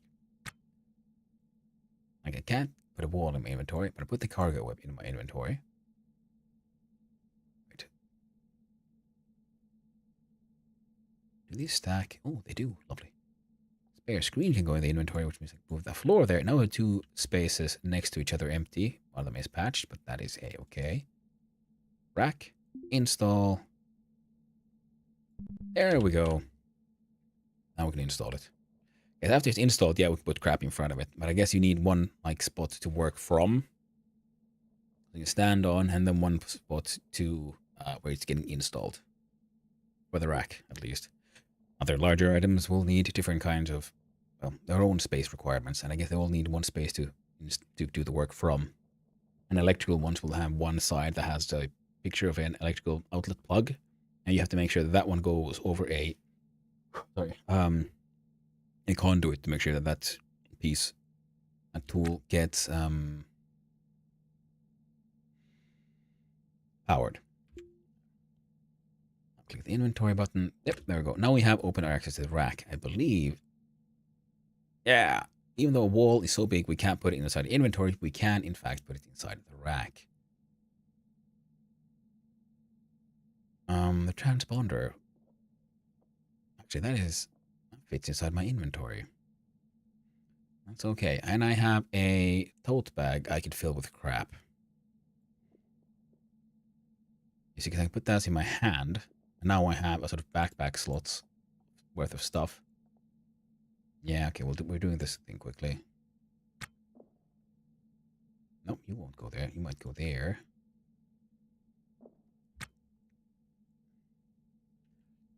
Quick look if there's stuff on the ground here I could actually fit inside my tote bag.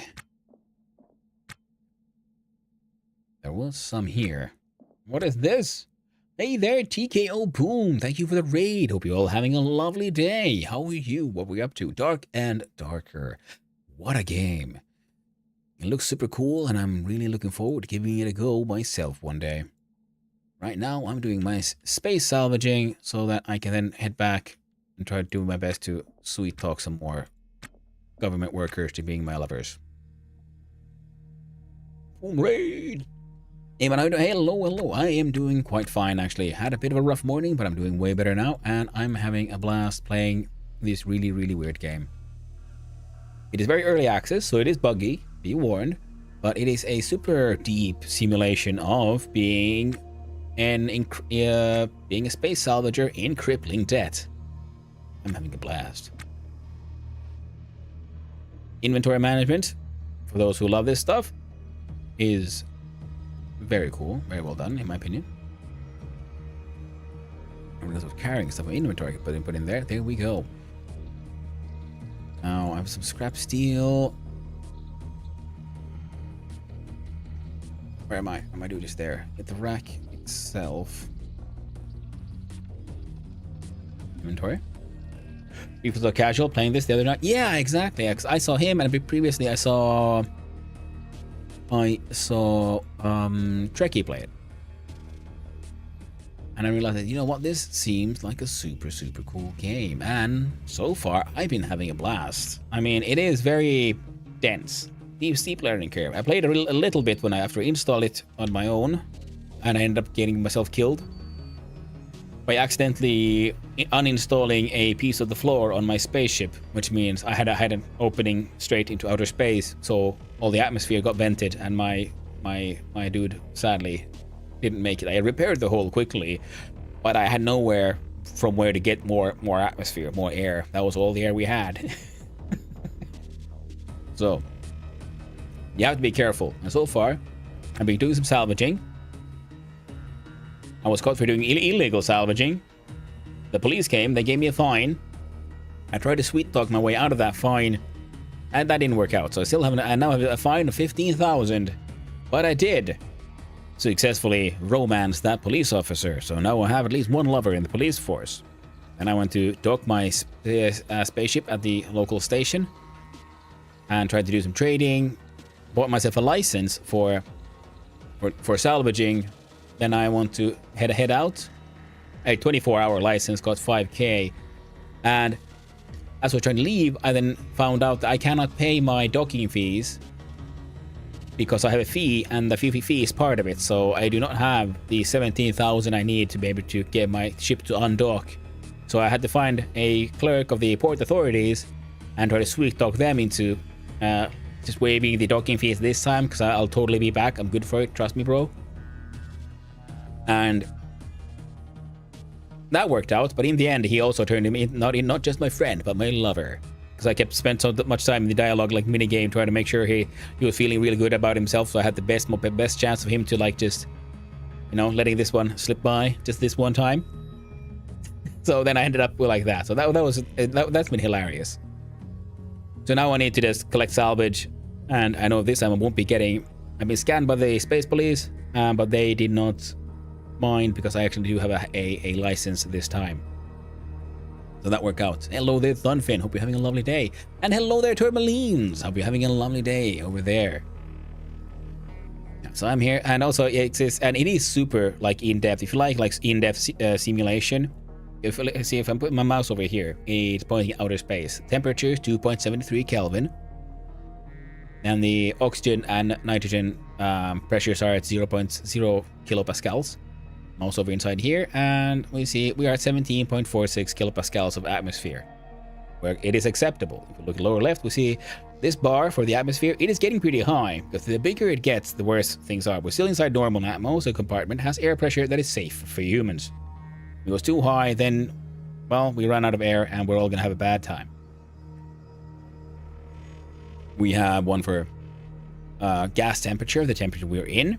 With body temperature, the temperature of ourselves, we have how much pain we might be in. We have our satiety, so we might need to eat food.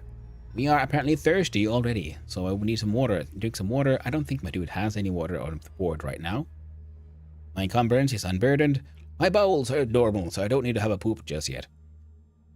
Fatigue is still relaxed. Then we have our sleep for rested, and our hygiene for being well groomed. And if we right click on our dude, we see all kinds of extra details, which include our sort of, I don't know, existential and social needs and statuses. So we are feeling like, I'm feeling like I might be a little too greedy, apparently.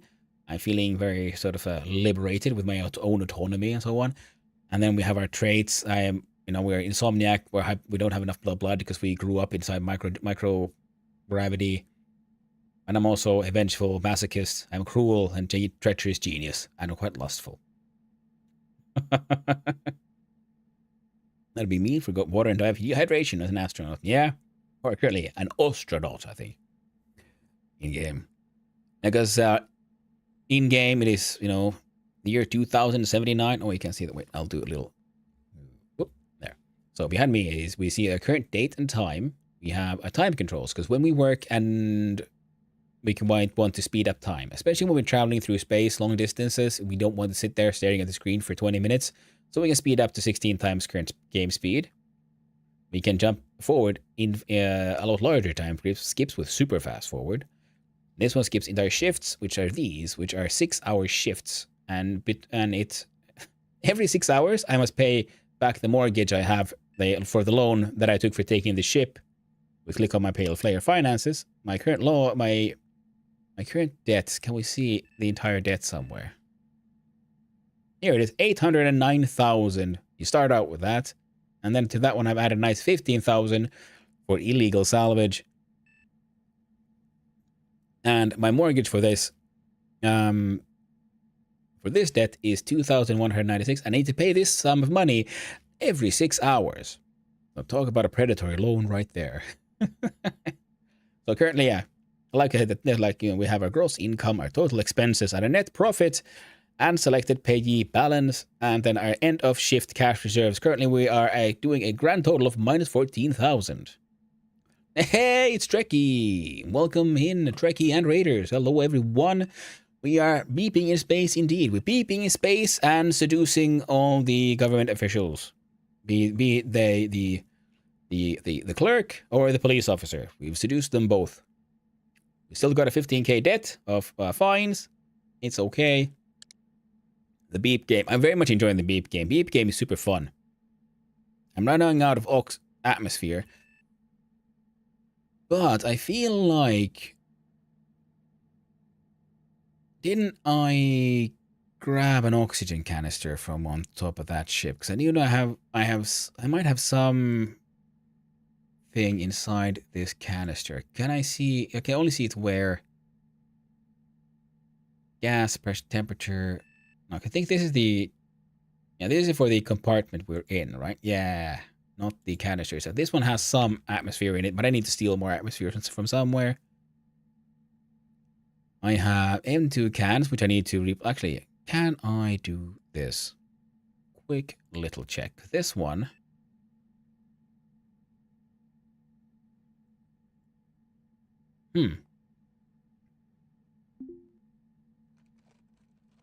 I wonder. Why can't I see my... Why don't these have pressure valves?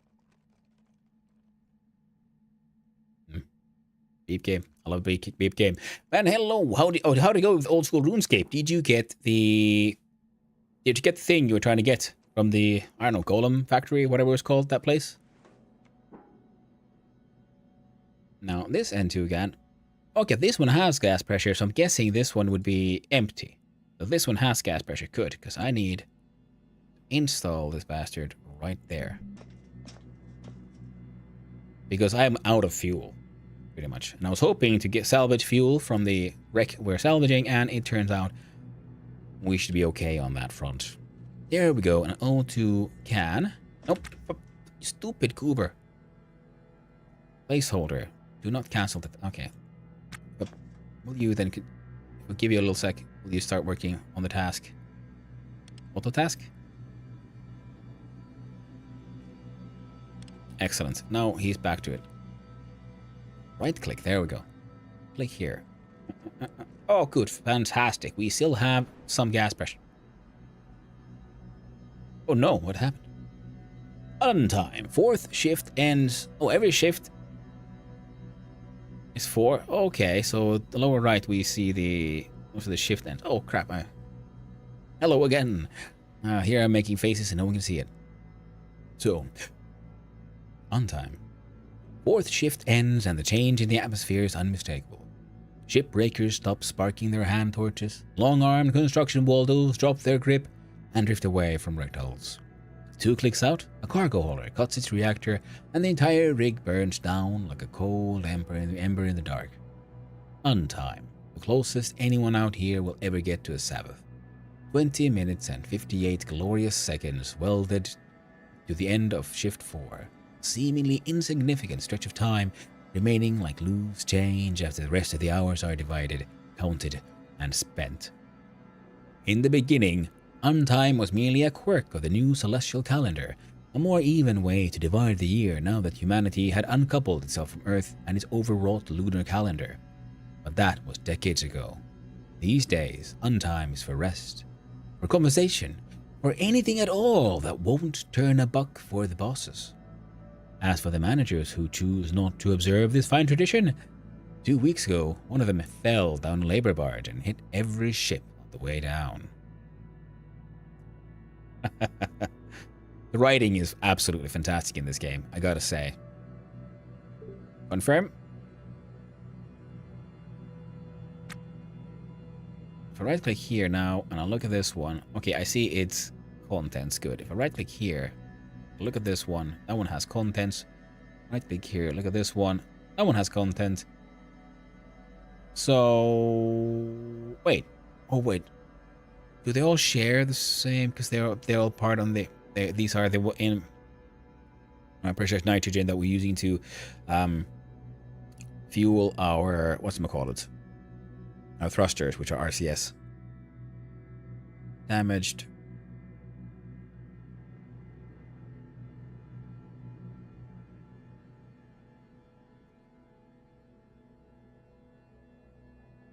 Okay. Okay, that's okay. Okay, so it's pretty cool. So we have a shift change and like also like in very cool little narrative thing. Like you can't overwork your own workers, I guess, because eventually you might have workers and stuff in this game. But we have successfully applied that, done that thing. Our O2 can here has some oxygen gas. Now, if I click here, can I look at these things? Okay, but this one also has acceptable. Okay, so I guess we're okay for the Atmo so far. I click this one. This one is just sucked in straight up at random atmosphere. That'll be fine. That'll be fine. Okay, okay. We're doing okay. And also, Trekkie, when the police came for my not fully legal salvaging operations and gave me a fine, I was trying to talk my way out of that fine, and in the meantime, I ended up just romancing the police officer, though they're now my lover. And then they later asked me, and then while they were trying to give me the fine, I also successfully ran into their ship. And while they were mucking about doing their thing, they had these large containers on their ship, these Racco smart crates, and I had a crowbar, and I just pried them open and stole all their stuff. And then after I left, because he was my lover, not soon after, he called me like, hey, yo, could you help me out with a thing? So first I had to go to his place. I would go back to the police officer's ship and talk to them there so they could give me a task to go talk to someone else and so forth. I got a couple of running around out there. Yeah. And what funny was, yeah, because I then went back to them to ask them about the job that they wanted help with. I realized that the Racco smart crates are not actually attached to anything, so I could just right click and pick up. So I dragged them all onto my ship, so I got free smart crates like that. Now I got 4 free smart crates from that my police lover. And then the cleric, Jesus Valencia, who is running the port authority, he also was very kind and helped me get my. He became my lover as well. That was damaged. This one works. This one works. Okay, so I'm gonna want the batteries from the other ship as well. At least, all right. How about the dolly? Pick it up. All right, for inventory. Super handy. So that was also fun, you know. So I got, you know, talked my way for them to let me leave without paying my docking fees. CO2 canister. Yeah, sweet talked my way out of those fees and then ended up getting yet another lover. It's a really cool game.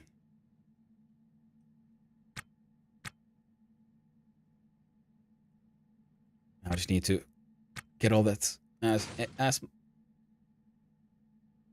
all right, random walls and shit. All right. Yeah, I got worried like, oh no, I'm running out of like atmosphere because this thing is getting higher, and I guess I kind of am. But you know, it's fine. It'll be fine. Let's not worry about it too much. Let's put the helmet on. It is wonderful, beautiful, on time apparently. I will get to respecting that. I would like to be able to suck out the air from my airlock properly and then leave, but not in this suit. I would need an EVA suit, I guess, and far more efficient pumps. More than one suck all the air from here into some canisters that would suck them out, then we enter it, and then would pump them back in. I'm thinking if I had 3 pumps on the side and we moved these canisters on the outside, for example, that could work. That will be for a later point in time. We are wearing the helmet. Good. We can exit. I do not want to accidentally exit. Oh yeah, and tricky as well.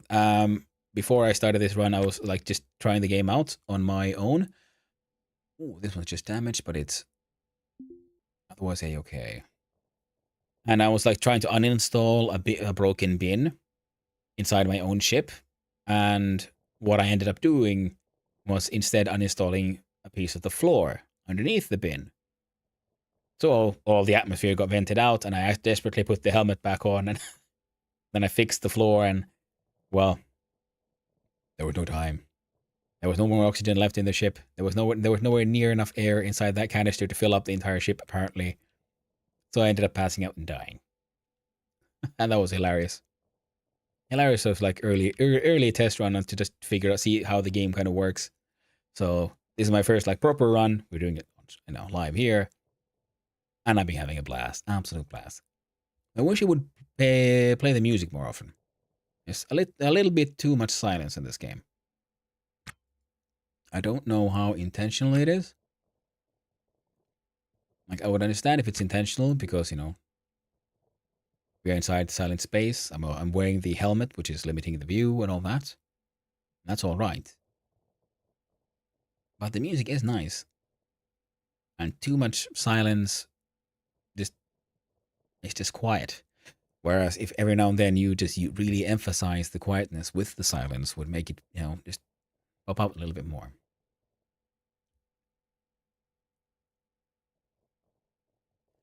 I've got these switches, and I wonder what the heck they're actually linked to. I never actually tried to figure out.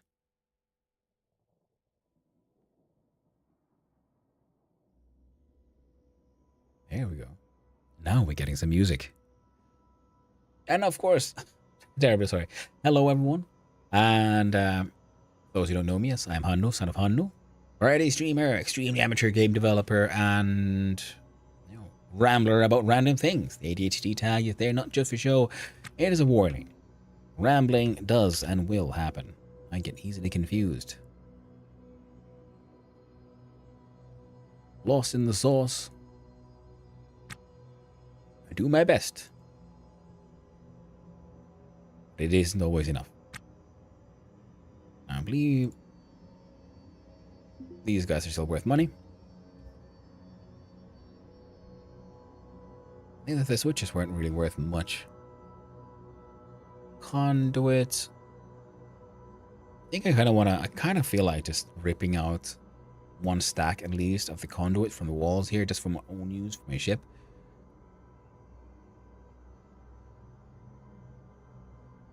I have a bunch of walls and floor pieces as well, and it could be interesting to just, you know, while we're here, do a little bit more modeling on our own ship? Could we just like add a little bit more floor on the sides, for example? Store more shit there? Yeah, I think we could. I do have 3 of those cargo webbings as well, which would hopefully be useful. That's interesting. What will happen to you? Ah, you pop in there. SI, space, put you in there.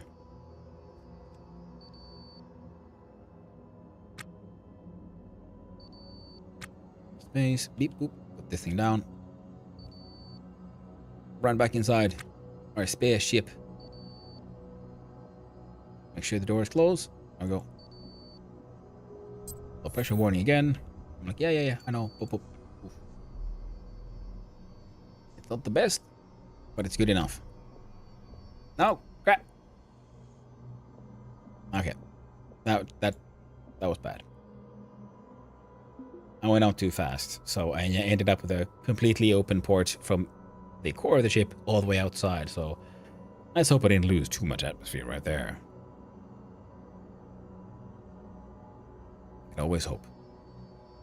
Yeah, the thrusters, I'm pretty sure, I feel, have some value. Walls. I kind of like these floor pieces. Look kind of neat. Just like this here wall also looks kind of neat. I'm like, okay, should I build more, just more, upon my vessel here? I don't know, where would I put it? Should I put like just big old lump here in the front?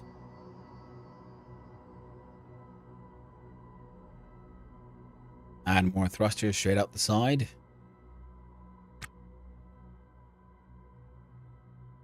Dolly. Inventory. Base. Failure. Cancel. Pick up. That's what I want to do. Pause. Grab that one.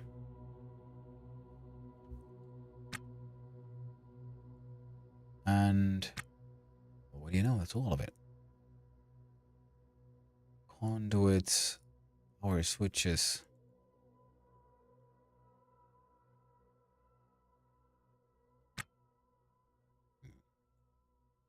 Now I kind of want to.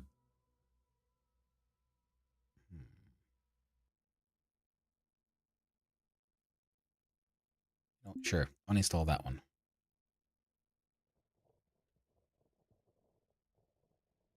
We'll rip off these cables too.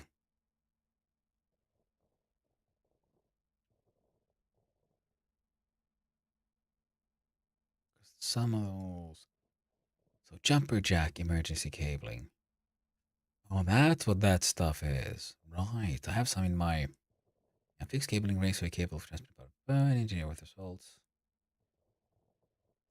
Good cable around special solving damage to spaceships. Well, that. So we have the actual, like, more or less like proper cable here.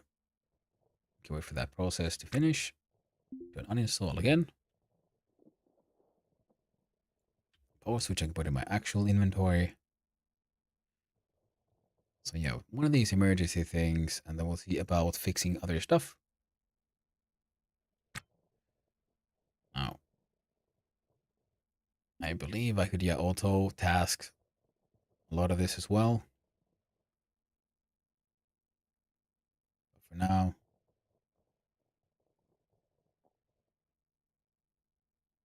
doing it manually.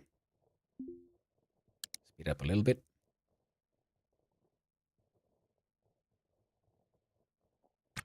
Pause. Aye.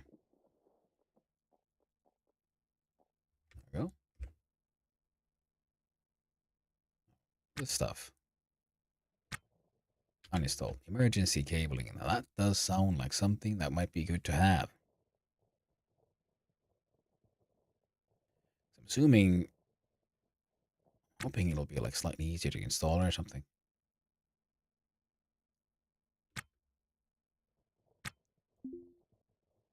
Uninstall this one.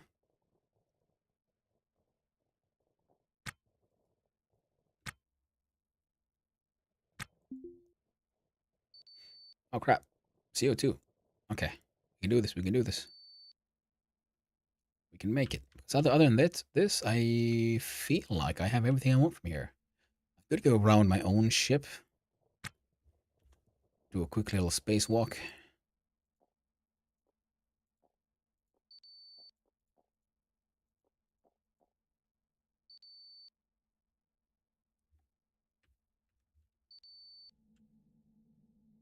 Alright, I'll leave this dude over here.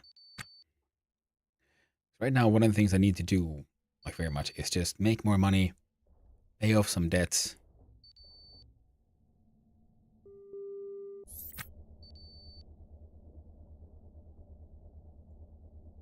Up. There we go. And then off with the helmet. Back to safety. On with the helmet. Pause. Enter this thing. Again, I went too fast. I'm a heckin' moron. It ain't easy being this fucking stupid. Again, lovely music.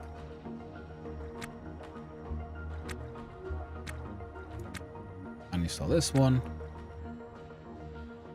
Uninstall that one.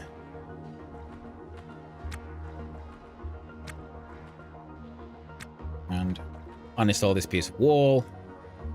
So I'm hoping to then just have a slightly faster way around the ship. In fact, I shall also... Oh! Cancel tasks, cancel action. Don't scrap it, just uninstall it, mate. Because it looks neat.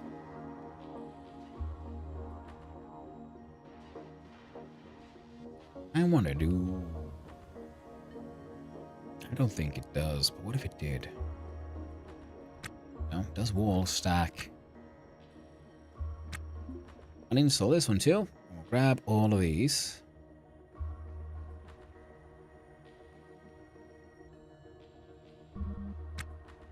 Pause. Ah, for inventory. Look around. What do we see? Lose Ryoka wall. Conduit. Pick up stack. Press I. There you go. Oh, we got nice. Alright, they do not stack. We've got 2 pieces of wall.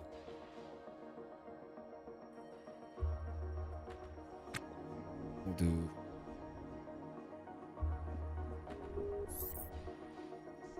refill.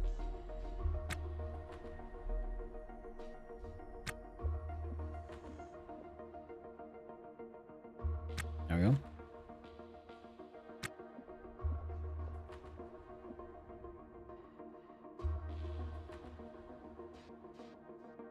Oh, cool. We'll see more of these looking things. Aluminum pickup. We have...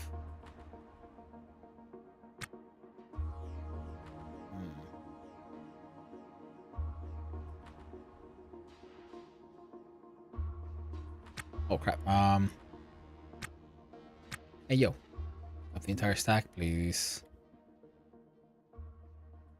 Here's one cooler. Other side's cooler is all busted. That stack. That stack.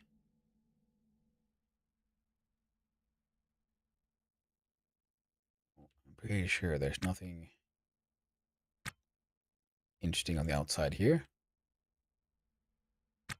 Wall.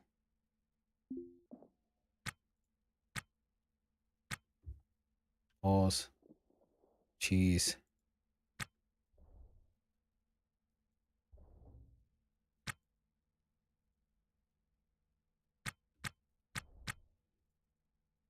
Cheese. That one inside here as well. Oh, there we go. These 2 pieces of wall in here. Now, there's trash here. There's trash there. Then there's floors, walls, and a bunch of cables. I think we're done with this piece of salvage for now. Finally. My tools are We're doing okay.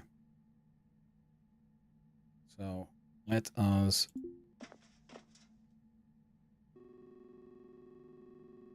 Okay. Yeah. Good. Fuel went up from like 0.7, like 7% to 33. Go to comms. Go to hail ship. Undock. Clamps.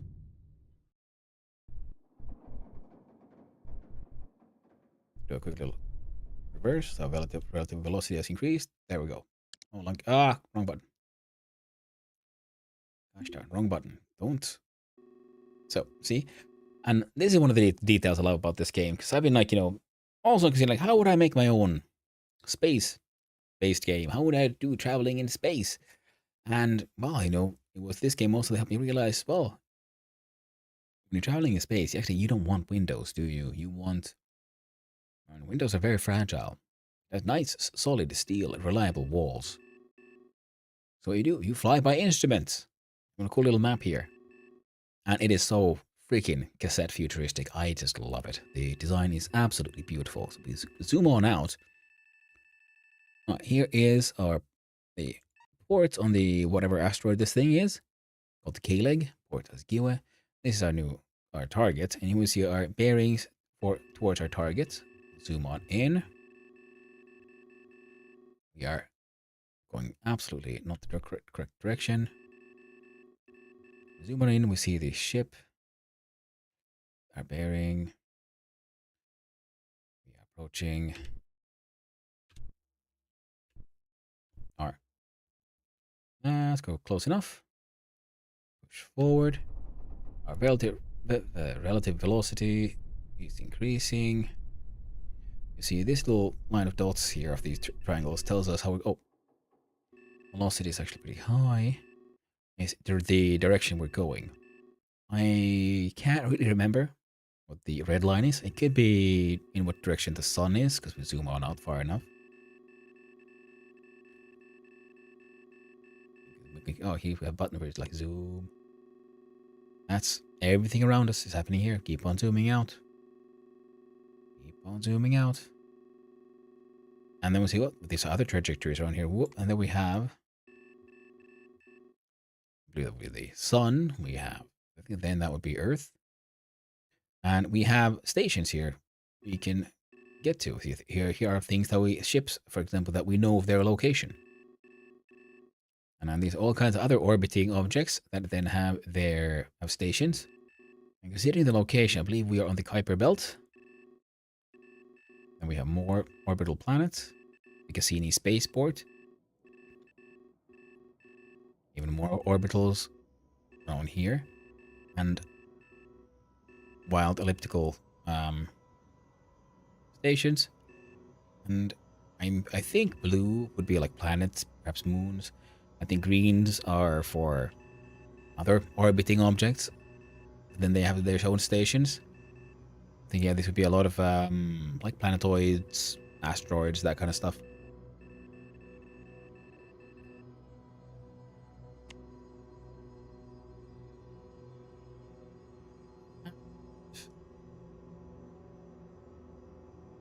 Actually, considering what we already have, we could use a little mechanic.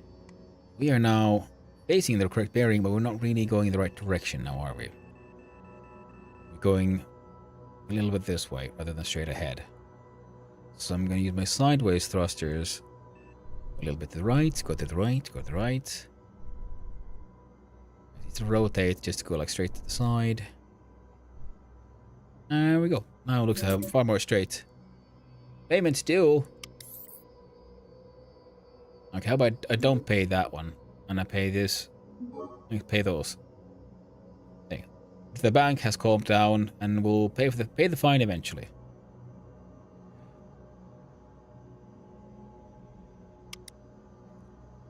Getting up, please don't. Please go back. Right, so now we have a calculated ETA, which is now functioning correctly. We should be at our current speed and bearing. We should be arriving. Our estimated time of arrival is in 8 minutes and 22 seconds. I don't want to wait that long. So, in the buttons behind me that I showed earlier, we have the fast forward. Oh, cool. Now, this one also gives you a little bit of a like visual indicator of where you'll be in X amount of time and X amount of time and so on. So it's like just a good projection of the future of where you're actually going. So we can speed up time. Up, up, up, up. And that will make our traveling a lot faster. Also, oh shit, doing it like while the, there we go. Now we're heading back towards the port. Shift ended with unpaid debt. What do you mean? Oh, feck. Okay, turns out small adjustments done at super fast means large adjustments. Guess I'm also using a lot of fuel. And we're gonna slow down because once we get within 5 kilometers, that's when the proximity warning will turn it on so we can all demonstrate the wonderful beeps of this game. Now I'll speed up a little bit. I'm bringing it 50 meters per second. We can do 80. Fuel has entered low, 25%. It's more than the 7% that I have when I got to my previous target. Now this was something. Relative velocity curve. I can't remember what that was. All of these can be found in the... we turn off. Nice proper click. Now we have... It is our target. We are arriving in less than a minute. That should give us more than enough time to hail ship. Okay, LG. I would like to request docking clearance. Waiting for response. Okay, clearance, please. Thank you. Click for docking. Then we do a nice little aiming minigame. Here's our distance as we approach. We do a little rotate, please. We have to get our clamps to match these other clamps, and then we click on the clamps button once we're close enough. So we go okay, left, oh, right. Okay, my right side turning is not nearly as strong as my left side turning. Slow down. Slow down. Right. Clamps. Excellent. And we are now docked with the station. Thank you very much. And docking system clamp. Up. Now, we zoom out. We see there's rock underneath rather than empty space. And here is Lubith Shaveth. You're not coming into my ship, you creep. And here we have our local space station. Home sweet home. K-Leg. Now, as things are, I should be able to sell out everything on the ship from a distance, because if we press on tab to bring up our pad, our PDA, we have our current quest goals and things, but we have a thing called zones. Click on that one. We can define zones a bit like in, I don't know, Dwarf Fortress and so on. I'm in zone 1. I marked it for hauling and for bartering. I'm hauling, so I'm guessing if I had people working for me, they just haul things in here. Maybe if I auto-task my own one single character, he would also automatically haul things in here. And I marked all of the inside of the ship, pretty much. Also marked for bartering, so if I go and sell things, I can sell things from zone 1, which should currently contain everything we have. And now, someone's writing home. What are you doing here, Valerie? Get away from my stuff. So, now we can just leave. Actually,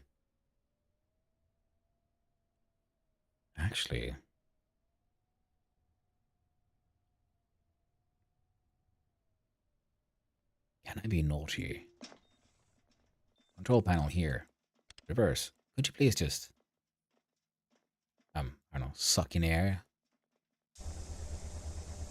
Just all the air you can, you know? I would really like it. And I'll just straight up open these doors. There you go. I'm totally not sealing your atmosphere. It's fine. Don't worry about it.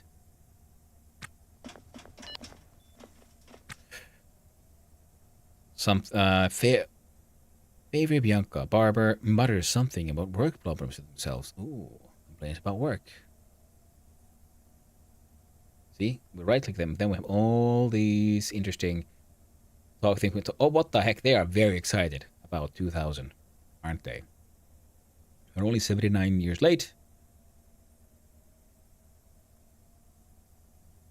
Why are you? Is everything okay? Okay, they're in an EVA suit and the mouth is open like, oh god, they're like permanently hecking shocked. We can craft and advance savage insults. We can generally insult. We can reminisce. We can lament the love life. Ask about their skills. We can tell us for to calm down and take a breath. Thus, altruism goes down. Their security field goes down. Autonomy goes up, and their autonomy goes down. You see, 'cause right now we don't know how they're doing. We know a little bit. We can tell they're well groomed. We know kind of what we can hear about them, that they don't have much meaning in their life. They're feeling they're going through the motions. You can tell that they're middle-aged and they have a scar from handcuffs. And 33 being middle-aged, that's only because they're space people and they age too fast. Right? And middle-aged, that happens at some point after 40, right? That's totally how that works. I'm not middle-aged. I'm just old young. Middle youth. Young adult. I don't want to talk. That's its own minigame, and I ain't got no more time for that. Okay, it's time for right click here. Can I click on open? There we go. Now we're just we see the little cloud effects here. Atmosphere is being drained. This might be a bad idea. We'll find out later, eventually. Maybe. So now we can trade because I have a license for 24 hours.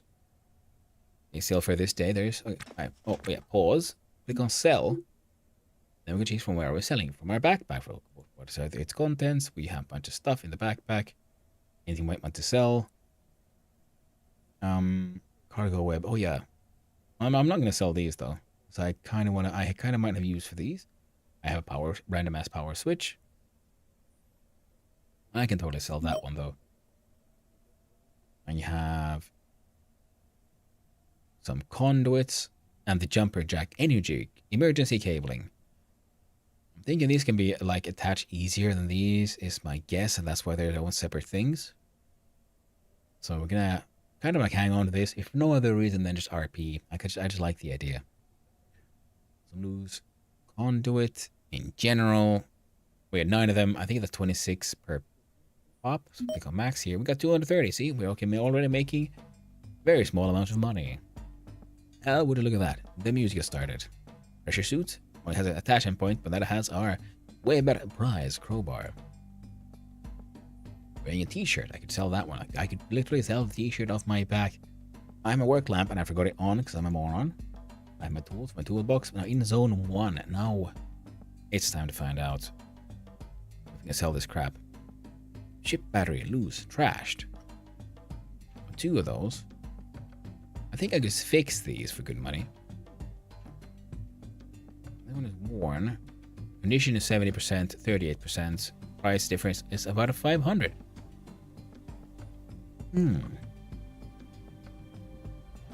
Well, I might consider that for the future. But in this smart cube, we have a splint. I'm gonna hang on to that one. An O2 bottles. A piece of interesting flooring.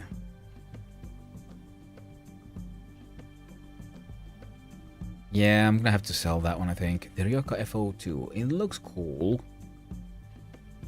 We don't have enough to match it. I personally do not want to build a random ass mismatch flooring. BO1 and the BO2.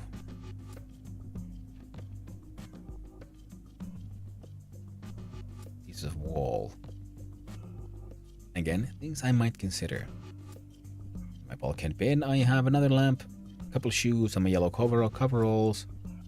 Within them, I have some cigarettes and a used drink pouch. I'm gonna sell that one. In my other smart crate, I have one of my spare screens. Stuff I found. I have some more cigarettes. And I have a Holden patch. I should also reorganize my stuff, apparently, because I have Holden patch in other places as well. Scrap aluminum. Well, I need all the scrap for all the repairing I Well, need to do. Not wanted. Oh, one canister damaged. Lose. Like new. Interesting. Condition is 99. Yet it's damaged. I used N2 canister. Another BO1 wall. Okay, so I have at least 3 of these. I'm okay with this. Oh. I just remembered. I wasn't supposed to do this. See sort of what these things are worth here. CO2 canister for 100. Subfloor bin. Well, I want to hang on to this one. I actually want to install this on my ship. Because, well, I'm just desperate for more storage, aren't I? More walls. This one, Testudo Series 55. I can sell this one.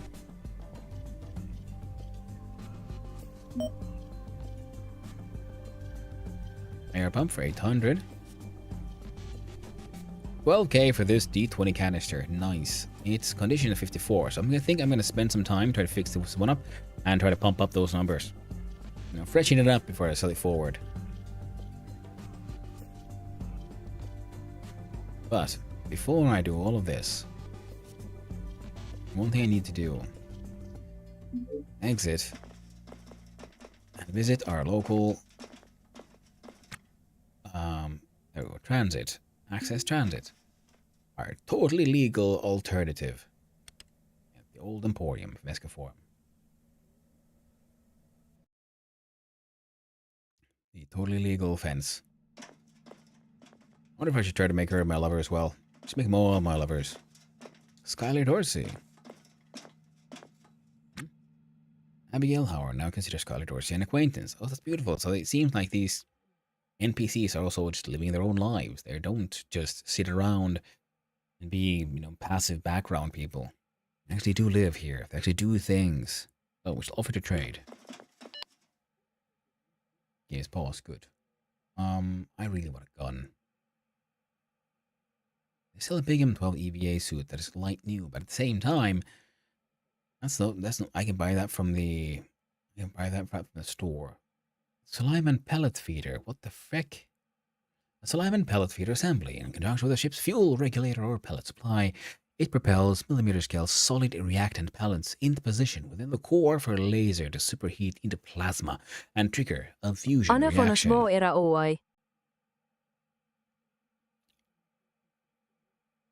One of us where a boy. Nice. I got no idea what that means, Time Lord. You tried. One of us. Where are you? Oh. You are how? Son of Hondo. There we go. I'm doing good, Time Lord. I'm doing good. Hope you're doing well as well. Oh, the ads are upon us just after that lovely TTS. Now, Suleiman fusion reactor core pump to actuate the core chamber of a nuclear reactor of all gases and reaction residuals to pursue the vacuum conditions necessary for a fusion reaction. Okay, right. Nuclear reactors and things. And yeah, you need like the nuclear engine to do some proper long distance travel. Which is really cool because that is also an actual true real engine that's been designed and been proposed in a very cool way. Oh, you want to buy the power switch? Sure, I'll sell it to you. You deserve your own power switch. Then we'll look at zone 1. All the stuff I want. Yep, there'll be more for my crappy ass thruster.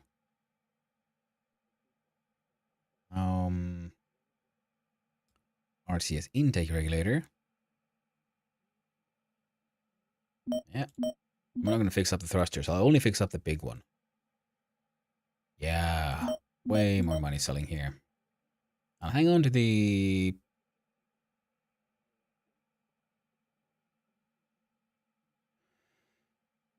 Nah.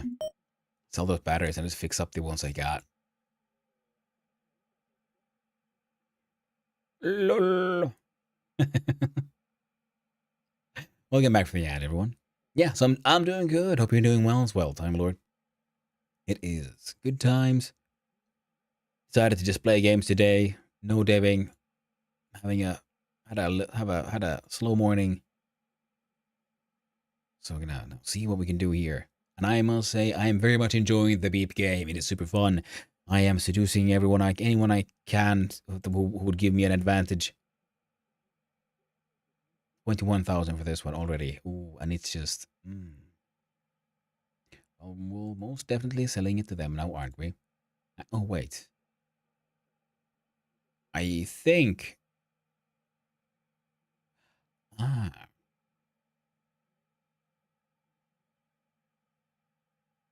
Here's something I need to test, though. Okay, turbo air pumps, air pumps. Yeah, there's a lot of stuff here that needs to be checked. I mean, blah, blah, blah. There's a lot of things that I want to mess around with. Okay, one thing. Okay, so we have 599. We are about to make 8.6 thousand. We accept. We exit. We pause. And we click our money. And that's the prob. I think there is a chance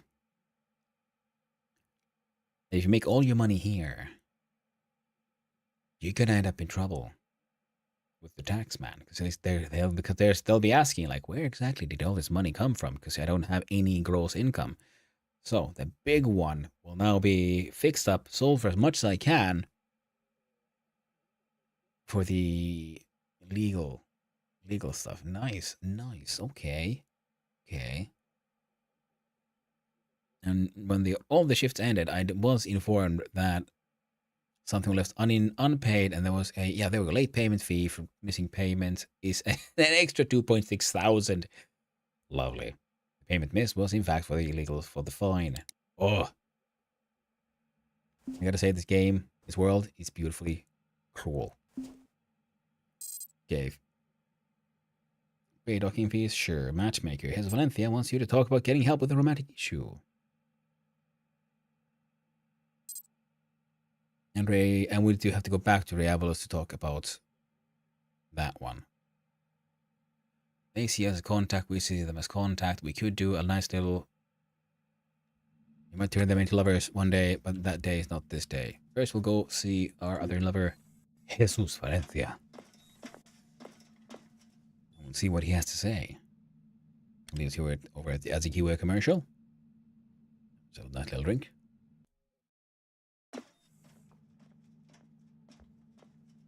And we run off. Said, hey, Jesus. I mean, Jesus. Hey there, Jesus. How you doing? Ask about matchmaking. Matchmaker. Jesus Valencia seeks help with finding a romantic partner. You're my friend and lover. Is that not enough? It's not enough. Fine. You with help. Matchmaking number 3. Oh. Find someone to Jesus Valencia's taste, willing to try a romantic relationship.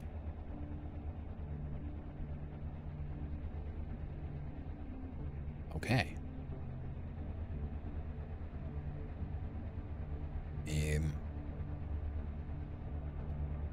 We'll talk about their skills, I believe. Fluent in English. Okay, there's still many things we don't know. How about we ask about skills? We're gonna make some conversation. Autonomy, they feel impressed. Jesus Valencia.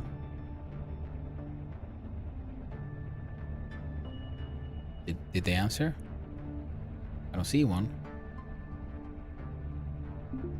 There we go.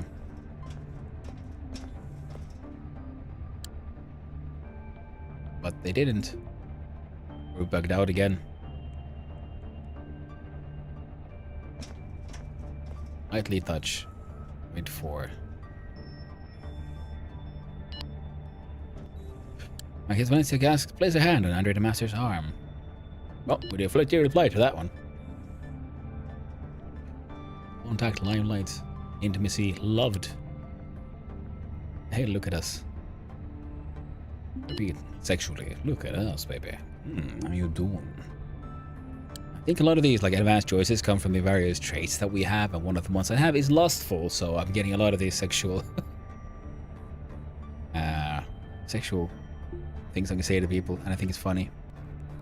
We'll wait for him to finish his whatever work that he's now doing.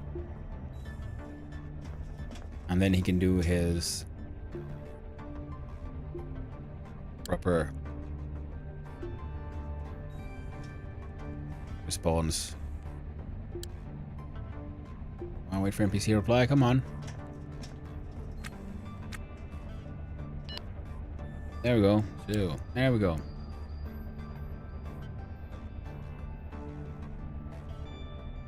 I believe Michael will do shoot the breeze. Wait for. And now he does his. No, hit Valencia, changing the subject. Excellent, good. I'm off. Goodbye, Jesus. Hey, John. How do I just tackle him? He's there sitting, waiting for his turn at, you know, the whatever Port Authority office. Okay, fine to summon to Jesus Valencia's tastes. Cool. Ooh. What do you like? Hey, Isabella Stone. Oh shit, over Mad Macy. There you go. Hey yo. Yo. Hey, Isabella. Do you like Jesus? I'm clear that Isabella Stone is not keen on romantic possibilities with Jesus Valencia. Oh, but I hit her with one of them flirts. How you doing? This one something you like? Hey, look at us. Burst out laughing. Oh, ha ha ha! Indeed, look at us. Look at us being all cool and fun. And Isabella Stone asks Andre Damaster a metaphysics question nobody here is qualified to answer. And I answer with shoot the breeze.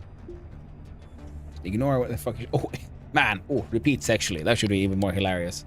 He's like, what does it truly mean to be alive? What does it mean to be alive?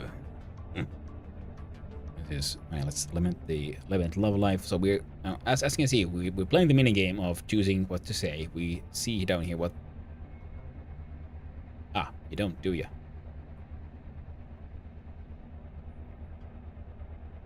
What? Come on now. There we go.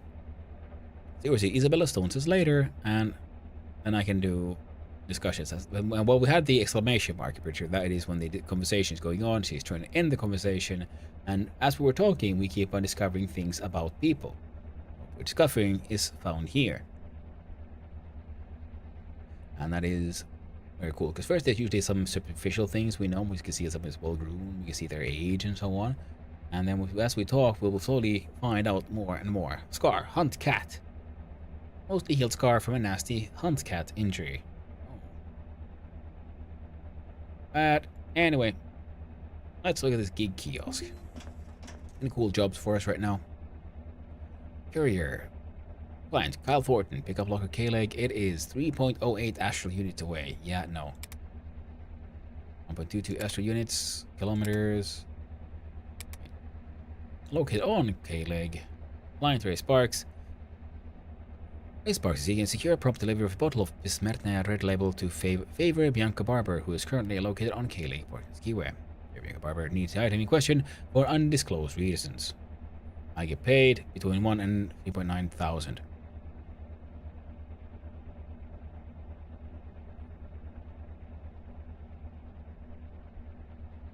Well, that's where we are. She was in port. Bottle of Bismuthine Red Label. Take that gig. Gigs. I'm confused. Didn't I just say yes to that one?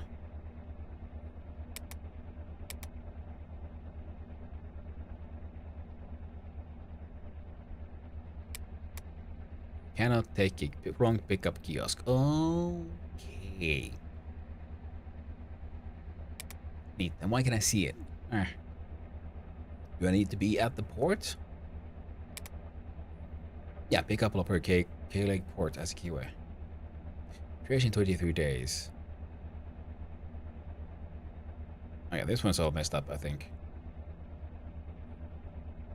No. Wrong one. Where's the K-Lake one? Look at the mess you made. And I like this one about someone will pay randomly between 3 and 30,000 for like just locate Stephen Connor Richmond. Now only look at the mess you've made. The ship, which is 370 kilometers away, and develop a romantic relationship with them. Once trust is established, extract the relevant information from them and return to the kiosk. Like I'm just like looking at here like local like gig thing. Like what can I do? All right, cool. A honeypot job, you know. It's just a thing that happens. Here we go, Elias Burton.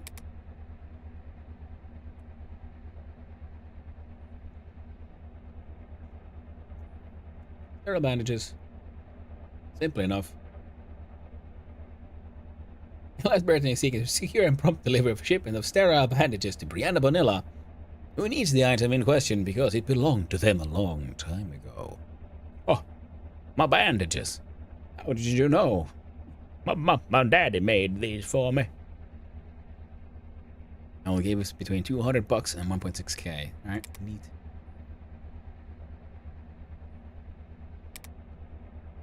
Oh, I was complaining about that gig.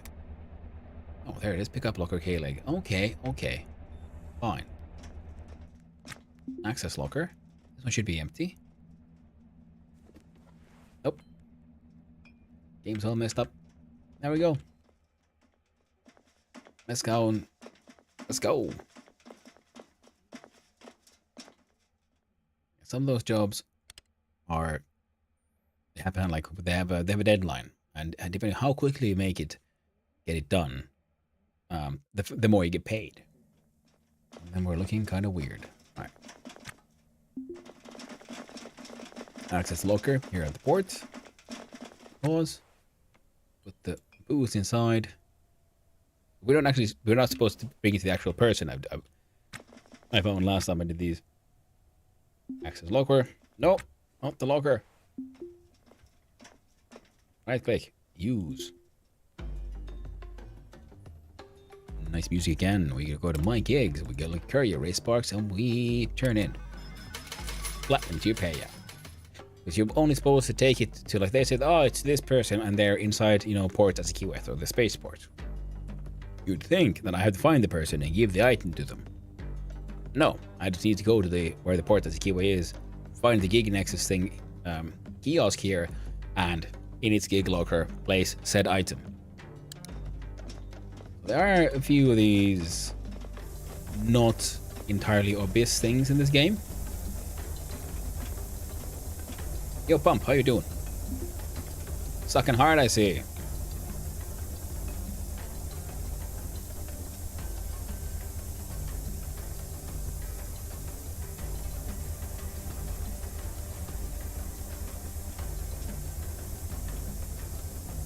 Yeah, well, they're doing their best.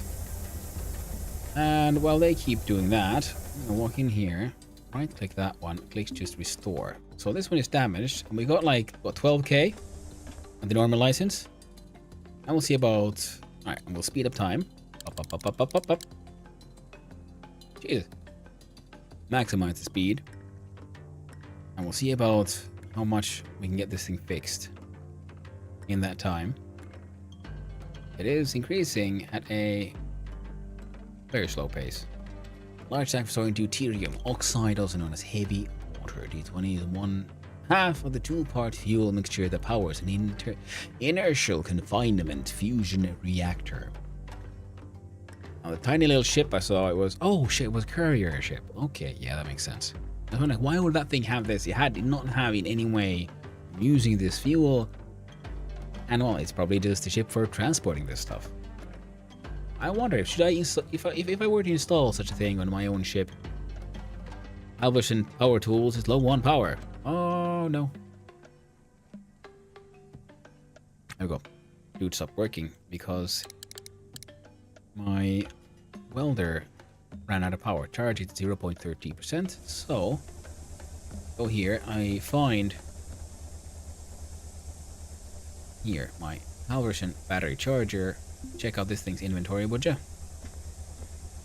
Pause. See, that one has now a power tool that we charge all the way. Right click the power tool. Open. Wait for the open its inventory. And then I move them around. Now, charger starts charging immediately, and our power tools are back in action. And this one will be back to restoring. And there's a lot of the other components here that we also will be selling. So we sold a bunch to the black market, which is nice. Made a bunch more money there. We're past midnight. The dude is adequately rested still, somehow. And yeah, we need water. I know I can buy like multi-liter tanks from the bar and so on.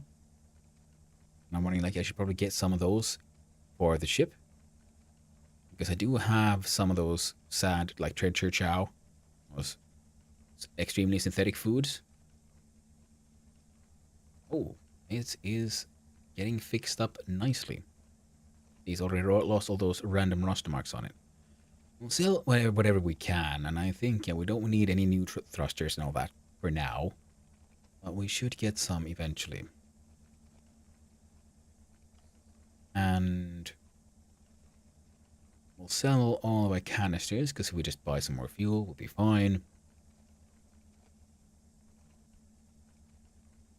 And what else do I need? Okay, and it was around 8 o'clock, I believe, on the 27th, when my salvage, my 24-hour salvage deal runs out. Oh, things fully fixed. Oh, heck. I'm going to hang on to my turbo pump. Now, this here canister here. Oh. I would like perhaps you if you try to repair this one.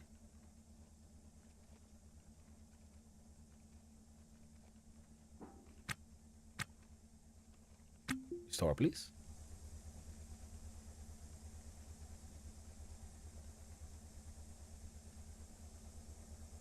Going up.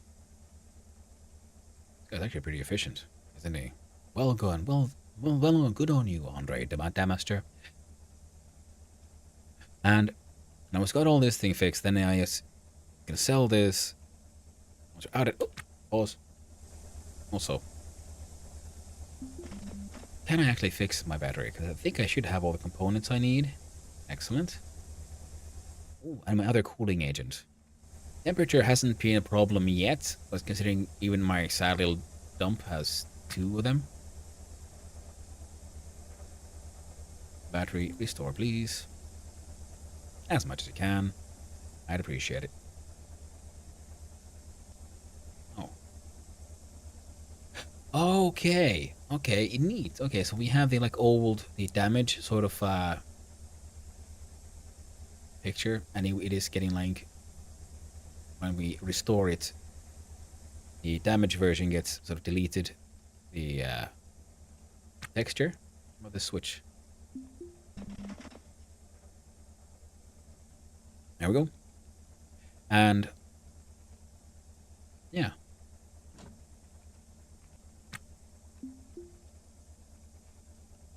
I'm running on like one sad little battery, and I'm kind of happy we survived so far. Look at this, the other parts are like switches and shit, and I had no idea if I should be turning these switches on or off. But yeah, the point was, yeah, we still have enough money, enough time on our little salvaging deal. So I should be able to pull off 1 or 2 more salvaging gigs, hopefully. And once we have enough money,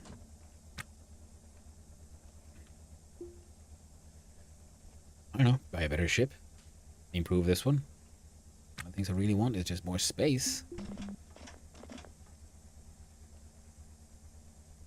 What are you doing? Repairing the battery, but from really far away.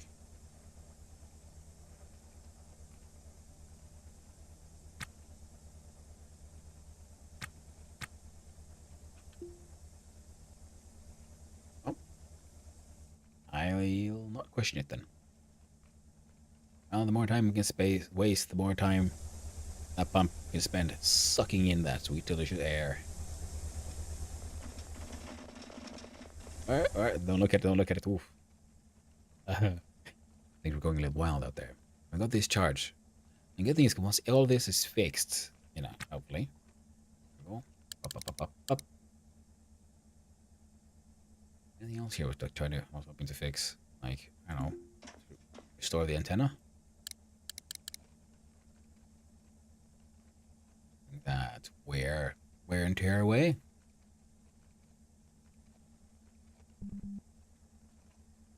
My gut power tool is low on power. Okay.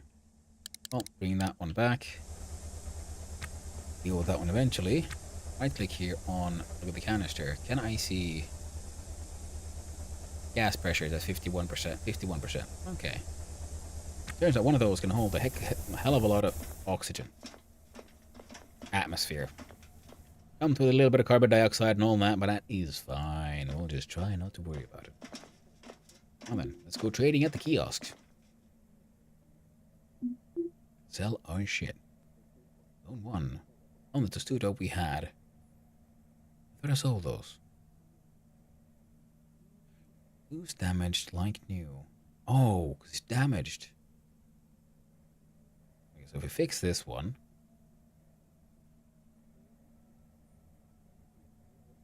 Right. Fine. I don't know. Too lazy for that kind of shit. Sell this piece of flooring because it would match with any of the other floors we had. These walls are okay. They can be sold. Fire extinguisher and everything. That's nice. That's good. Yes. That's smart, I believe. The antenna can now be sold for 1.3k. Inside my tote bag. Battery, but it's for an EVA suit. I don't have an EVA suit yet. I'm getting one. Inside my rack, I have a mini XS ship battery. I should probably install this at some point to recharge it, but for now I'm mostly using it because I realize I can power up a derelict vessel I find by just connecting at least some power into it, and this one gives enough to at least get the doors working as such, or should. Air pump loose for 895. The thing is, because we want some nitrous for like better atmosphere, so we want some of these. So I'm gonna install one of these on my ship. That doesn't mean it has to be that one. This one is completely empty. Sell that one. This one has the pressure. Turbo air pump, totally hanging onto that one. I'm hanging onto this one so I can help me survive. I'm hanging onto this one. Sell one. Actually, sell both. Yeah, the air pump thing for a better atmosphere. That's something I can look at a later point in time because, well, we find those on every ship now, don't we? Now this one has gone up to 14,000, which is okay. Well, we'll get more at the black market, but I'm still pretty sure that what I want is not for my ability to pay off my debts to look too weird. So I always want the balance to go. Do we ever see the exterior of the ship or its movements? No. It is because when we were flying and we flew using the what is called the the beeps and the boops, the measurement devices, the displays, instruments, radar, radar. We're flying with the instruments and all that. Yeah, that is when we saw us moving around. That is how they handle space flight in the game, and I think that is a super clever solution. Because that way you don't have to worry about how do we render the space, the vessel, how does the map move around and all that. You can just have, no, it's its own mini game. And then we just attach like map tiles together because we have the map for the ship, the map for the station or the other whatever we're docking into. We just attach those and game runs normally. Because also in the game, in space, usually you don't see outside. Why would you? You don't want windows, especially in this like hyper utilitarian future. Because why would you have a window on a spaceship? What's there to see outside except in more darkness? These are very far from the sun and all that. But also in the radar, if you zoom in close enough, you do see the outline of your ship. So there's that. Otherwise, no. Very clever solution that saves, saves work in how to create the game, and also follows the like logical narrative of the game and its world very well. Floor, this to the 1996 series.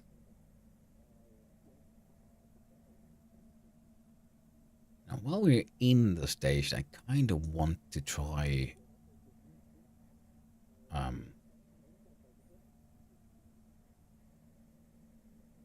doing stuff. Okay, the CO2 canister, by the way. Why carbon dioxide? I guess that is also is part of a nice, full, rich, complex atmosphere.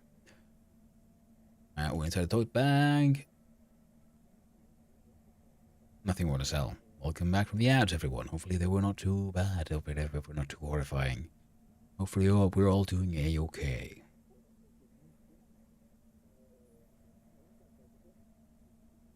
Enter canister loose used.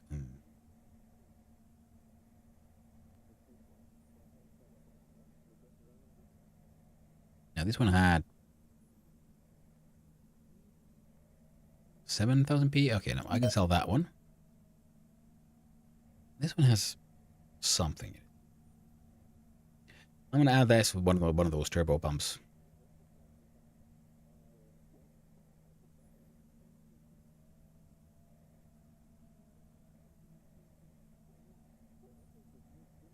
Almost like Oni then. So much details instead of graphics. Yeah, exactly. Yeah. Although actually, I can't really say that, can I? I never played that one. But it does have a lot of, as you say, details instead of like focusing on, just making the graphics look cool. I'm gonna save this one. I'm gonna try to fix those. 21,000. Then we go to the kiosk. We apply it for a kiosk using it usage. Scanning payment twice. We got 18,000 we need to pay. Pause. Now what do I want? I want RCS N2.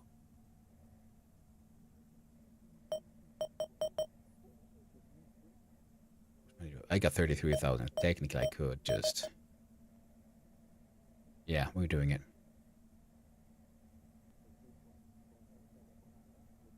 And power.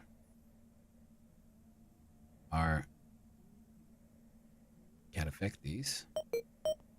Oh, more O2, I guess. Oh, I thought we were bad on the O2, but we were just fine. Air exchange fee. Yeah. Yeah. It's fine. Pay that one off. Click here. Click here. Still have a...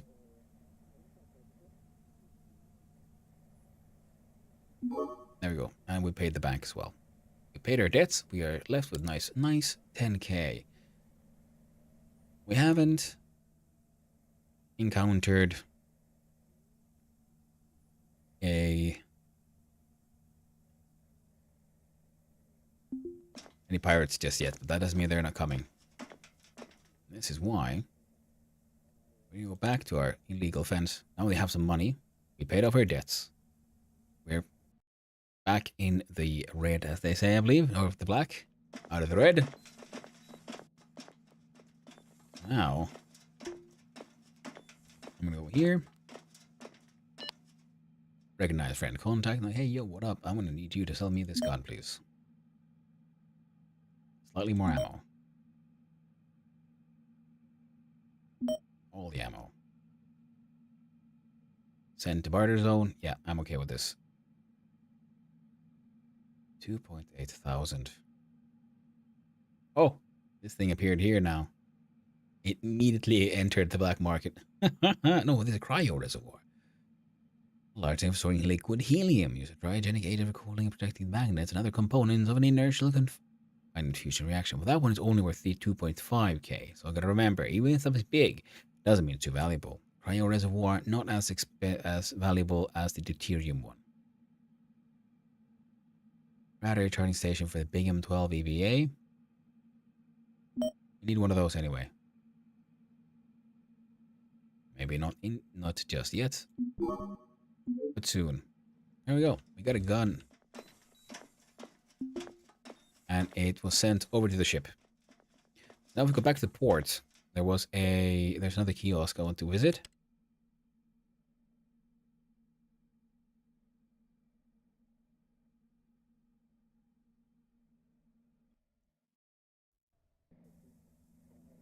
And it is over here. The supply kiosk. Ah, gotta love that. All that air being sucked out. Buy clothes, we can buy a fire extinguisher, we can buy a toothbrush, which I do not have, but that's fine. We do have a hygiene pack. Here we go. A flask, 8 liters, light new, 5k. Oasis series all-purpose metal liquid flask by Testudo Corporation, holding up to 8 liters. It's designed for dispensing in micro-G and vacuum by use of a compressing internal bladder to prevent contents mixing with returning air. I have a bunch of drink pouches. One of the issues, though, is they don't contain anything just yet. But a water one could be nice.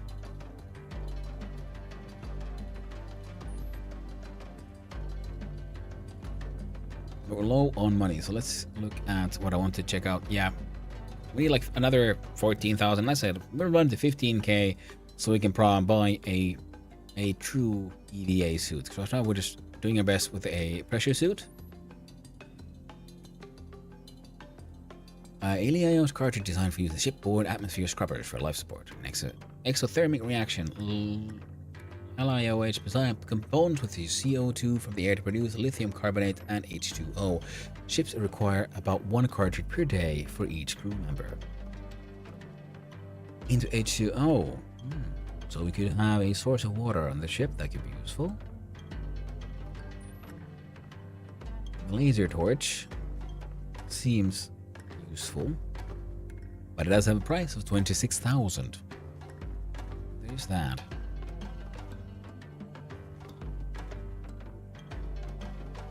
We have a few of those on the ship already.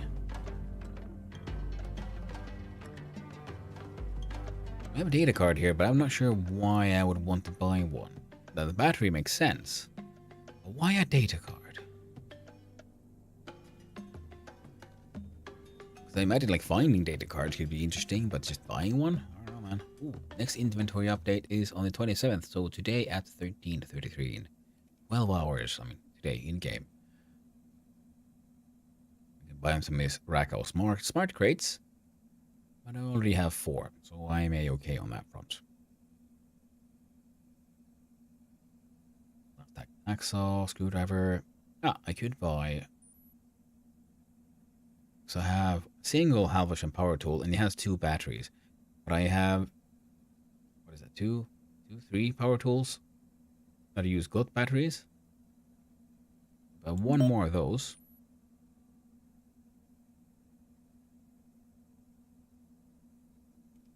An oxygen candle, emergency single-use device that was activated by a spring-activated hammer.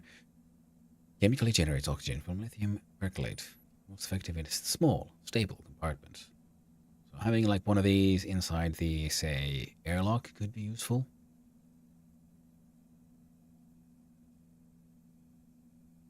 Yeah, there are places that sell also much more complex ship parts. Could be useful. What the heck did I even buy? Yeah, battery. Do not send it to butter zone. Exit. Press I. There we are.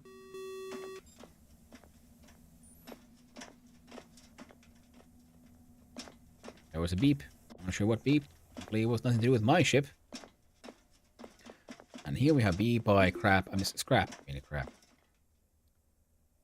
And they also sell ship parts that have been scrapped and reused. S battery, ship batteries. I think a ship battery should be pretty okay, you know. I have a bunch of components. And there's nothing. Looking at what they have to sell, if there's anything here I might want. My own shenanigans. Okay, scrap. Should we need it for repairing? And the answer is no. Right now, there's nothing here I want. Anything I have on my ship that I could still sell these bastards. I mean, Ubers. Not the batteries. Wait. Yeah, not the batteries. Maybes. Now, they're willing to pay for this CO2 canister. I only have the turbo pump now. I've sold all the other pumps.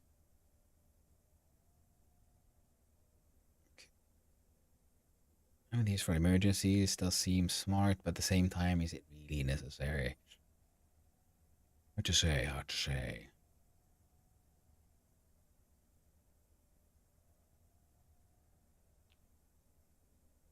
Now, but here. And in this one. This one. Yeah, there's nothing here that I see that I want to sell. What the heck? Where did this one come? Like new. Oh, probably found it. Oh yeah, stole it from the police. It's mine now. My police husband. Popo lover. Floor Loose, the Studio 96 series. You know what? I'm gonna sell that one. It's there. It's wasting space. And then I'm gonna try to find all the drink pouches. Because if I remember correctly, when I started the game, I had an apartment. In that apartment, there was a sink, and I believe the sink has some water in it.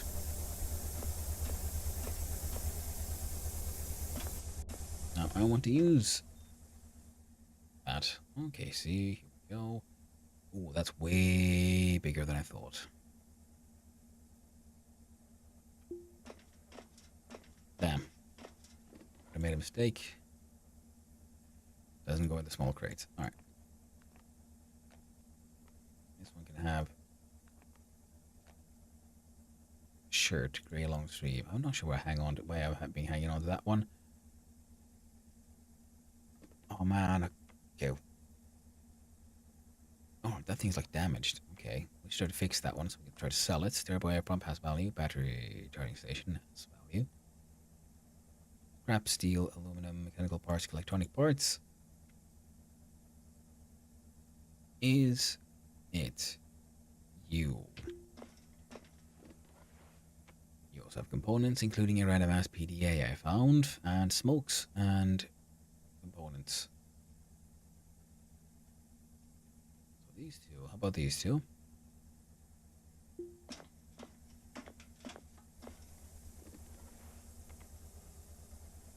This one has more medical stuff, so I guess I could put these there. This one has...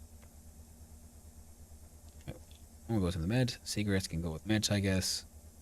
We have replaceable components and the hold-on patch and a fire extinguisher. Motherboard can hang out there. Feel right at home. I believe here is a bin. What is in this one? This one's where I have my clothes. How about this one? Ah. Wrapped aluminum. Mechanical parts. Small electronic parts. And scrap steel. That is perfect. A piece of random floor. A couple of drink pouches. And that guy who needs to be gotten rid of. Should have left that at the other place. And what did I put inside this rack? I think this one has a couple of floors in it, right? Floors and walls. Battery can go there so I can just see it better. And there we go. Floors and walls. But now, my tools. So one of these has run out of power. It is the power drill. Open the inventory. Our new fresh battery in there. Go to the GOT battery charger. Gotta get our tools up and running so we have shit. And pick up install bash. I can't fix this. Okay.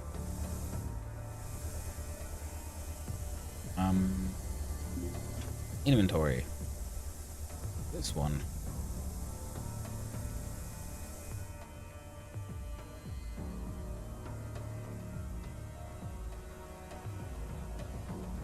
Okay, walk down here.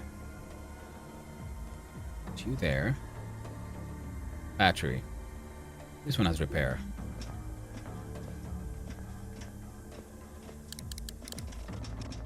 Repair the shit out of it, would ya?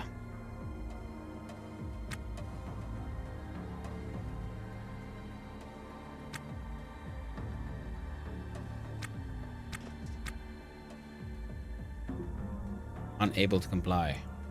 Why?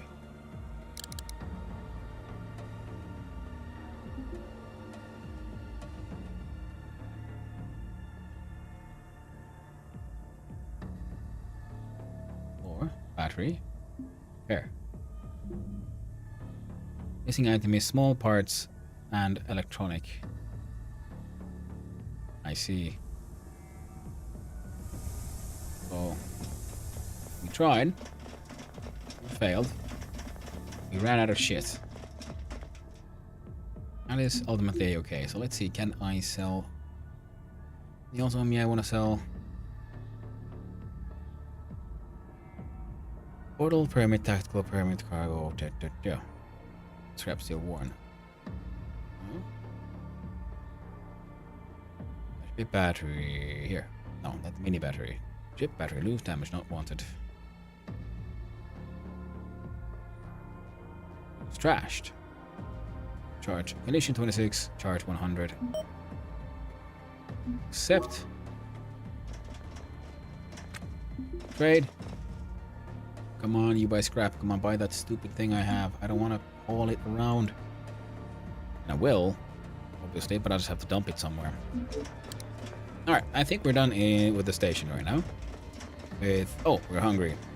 We're thirsty. You see, I did all this and I almost forgot. Alright, so we have our start of the game. We're here. So I believe that would be like our apartment. Go. Start by heading out there. Random. What can I see in here? Ah, someone's been in there, I think, and then the game just ordered stuff in. Oh, okay, and these could be doors. Might be able to like hack in or something. Now this is a rack. Interesting question. Could that rack, in theory, like hacked or something? Right, pause game. We see water, water, water. Like right click on the drink pouch, open its inventory.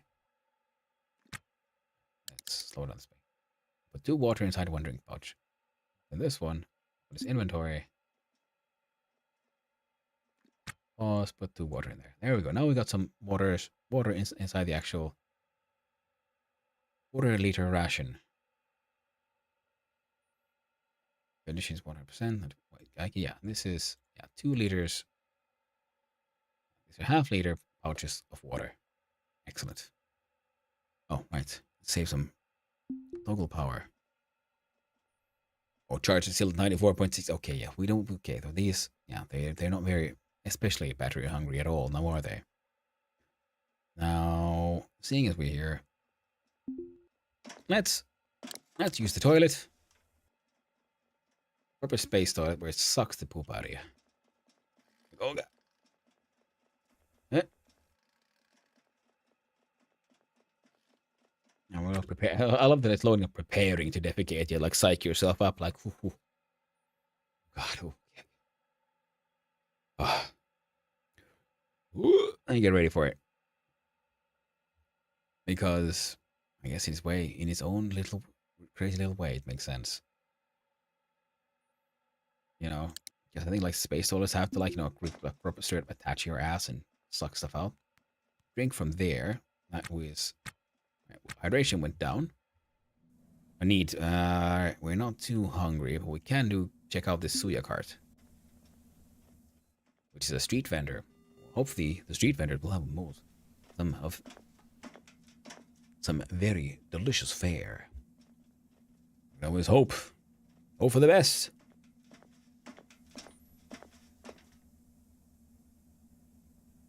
I'm gonna say I'm not surprised people are so poor and desperate here. With like a kebab of chicken, a spice rub, like 200 space bucks. It's more than it costs to refuel my ship. And guess what? We're buying one. Water zone? Heck no. Accept. Exit. Press I for inventory. Here it is. Wistfully imagines eating. Okay, so once we have food, we can do interesting actions like wistfully Wish for better food.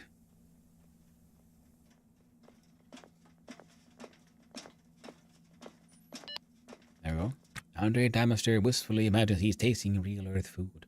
Grass-fed meat, fresh-caught fish, field-grown produce. Oh, if only. But no, Andre, no. Usually it is. Eat, not hungry. Alright, well, we'll hang on to it. Because now if we hang on to food and water, we'll get bump. How you doing? Halfway full? I'll allow it. We'll do this. So once this goes too low, then we can press. Okay, so we have a bunch of atmosphere now. Right click here. Airlock. Close. Can I like restore the shit? This thing looks nasty. Speed up.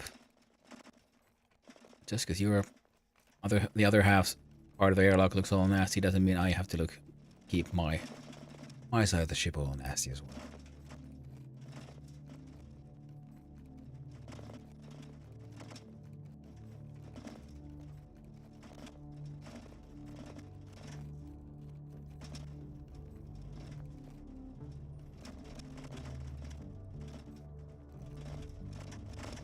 Slowly but surely growing. Exterior airlock closed. It's hermetically sealed to hold gases against the vacuum of hard space. Helping power tools. Are low on power. Now we'll keep. There we go. Now it ran out of power. That is acceptable. Cleaned it up a little bit, didn't we?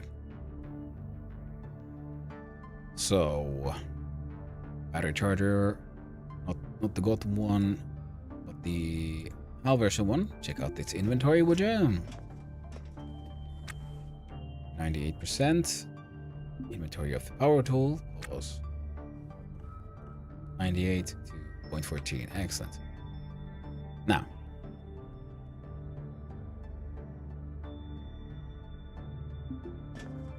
No, that was not the plan. You know what? Sure. Do it anyway, though.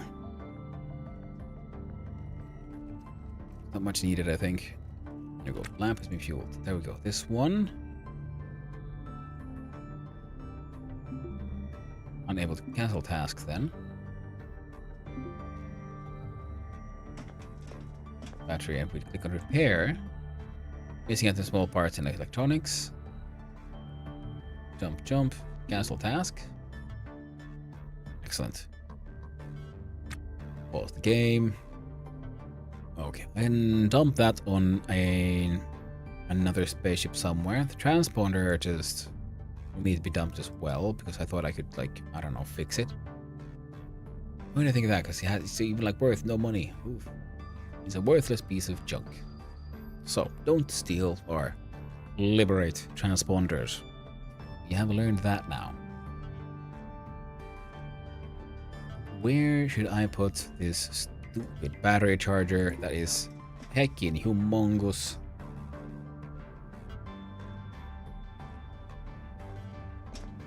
Pause. See, 4. I don't have this kind of space here. And that's what I get.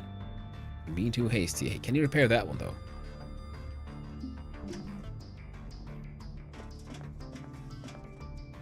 Adding tasks. Oh, welcome back from the ads are here. Oh no! Be afraid. Be very afraid. Keeps motor to cooler. It's blinking red. Missing item is scrap and steel. Now that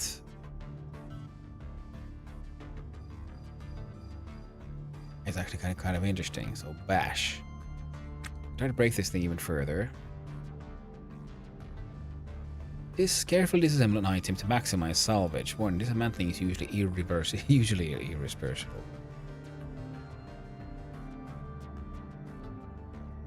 Right, so if we repair it, can I then try to dismantle it? I did not know that was an option.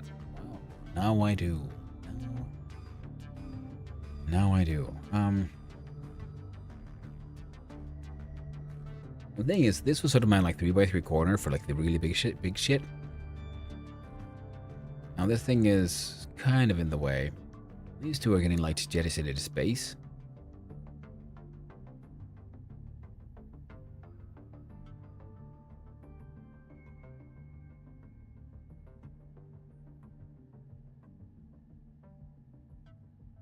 Oh, that's something I could do.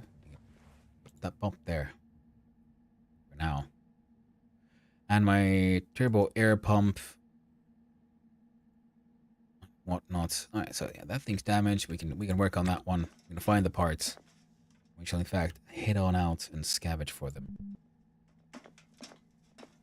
Press I, and I grab a, I don't know, full stack of ammo apparently. I can grab both the ammo. I right click.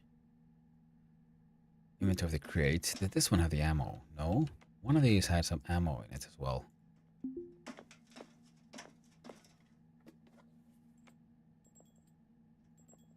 We'll leave those there. So a full stack of ammo that we're carrying around on us. And we'll run around here, clicking to the floor, see if we can find out where exactly my gun is going. There it is. There it is. And a pistol goes inside one of my this small pouch, which the so we have one water, one food. This one was medical cabinet or medical box, and she'll also have a piece of water inside. Now with this, I do believe we're ready to rumble. This bin here. Inventory, open up. Mechanical parts. Aluminum. That one's crap. This one should be somehow installed on the outside of the ship, but that is stuff we'll do once we're out, like, in space, I believe.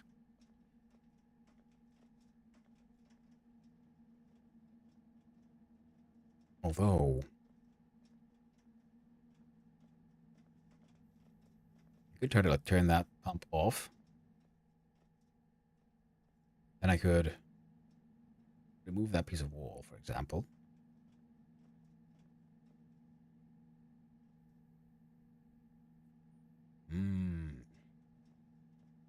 We have that floor bin. Place that thing like somewhere. I'm gonna put it there, you know. Okay, let's try this out. So if I put my helmet on, I trying to find floor bin, which should be inside some kind of rack. This one has components and a bit of food, more patches for fixing the ship in case of emergency. Also random junk. There we go. Now if we look at this one.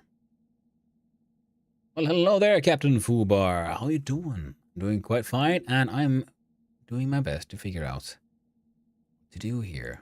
If I apply this here, can't be done. But I'm wearing my helmet. We are right. Let's first go here. Wall pump. Look at the control panel. Very important. Off. No pump. Because we're gonna remove a piece of the floor. Is your game? No, sadly. No. This is Ostranauts that it is made by a team of actual game developers who know what they're doing. Not their first game. Still in early access, as we see in top right. And it is a absolutely wonderful game. We got much warning. Our spaceship is leaking. We have removed part of the floor. We've opened it up to the outside. Let's speed up a little bit. We're getting warning because of low atmosphere inside the space. Installing this thing. There's no air inside our ship right now. No, they're doing most happy accidents are not a nice game. Fair enough. I guess that is true, but at the same time, they are professional. This isn't their first game. They've done it before. For me, what I'm working on is my absolute first thing ever. Okay, install. Come on. Our CO2 is very high. Oh, okay, come on, one more. We got it. We're not having any feeks really unwell and flushed.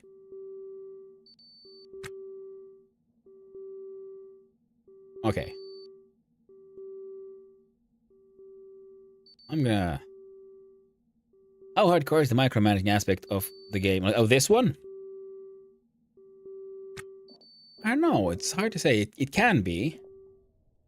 But it's not quite as insane as it could be. Okay, this, it's like, to take your helmet off, you actually have to like click here, do it. To take the suit off, see, we click and we drag. We put the suit here and there.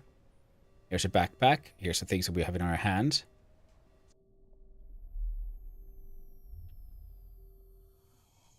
Alright, we have decent atmosphere in here. Let's look at this one.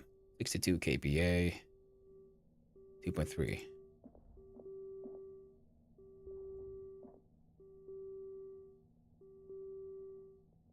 No, I think I could just open that one. Open this one. And we steal the air. Because I'm at a space station. They can handle their own air supply, right? My spaceship has sadly popped a leak. But my atmosphere is getting fixed. Heating is getting fixed. Everything is going a-okay. Air is being sucked in.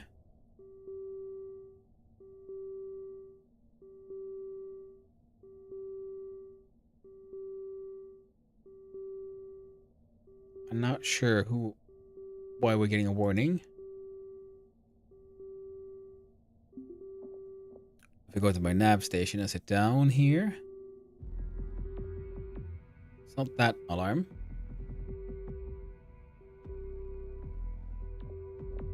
Okay.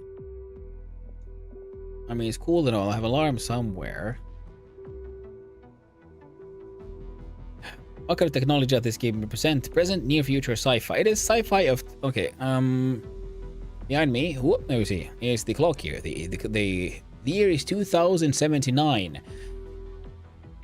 So it is the sort of like relatively close future. And it is the future of the 80s. It is like... remember old Aliens movies? The original Alien.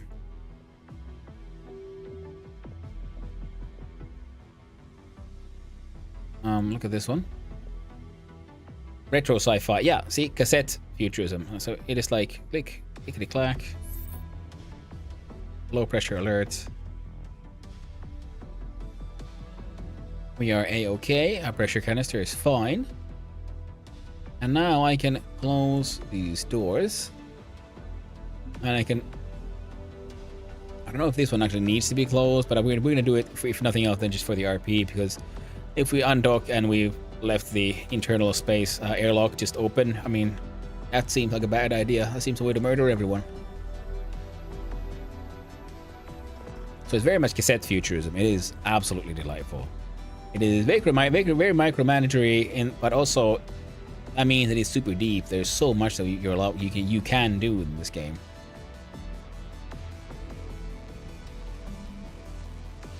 And we were damaged floor and wall and stuff. Wall patched. If I try to repair this thing, will they allow me to do it? It's scrap and carbon fiber. Cancel that task. And I am a space 2.37 Kelvin outside. Yep, seems cold. Not as cold as Finland, I assume. Analog instrument, yeah. I'm Captain Fubar. This is a absolutely delightful game. Yeah, I think I mentioned, yeah, it's an early access with the top right, so it is a little buggy at times.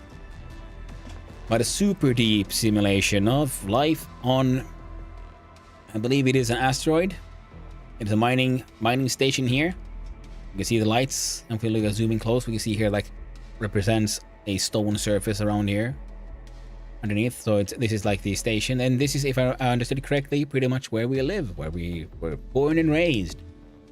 And and that is why our character has, if we right click here, we can see his emotional well-being and his emotional and, I don't know, philosophical well-being, but he's youthful because he's young.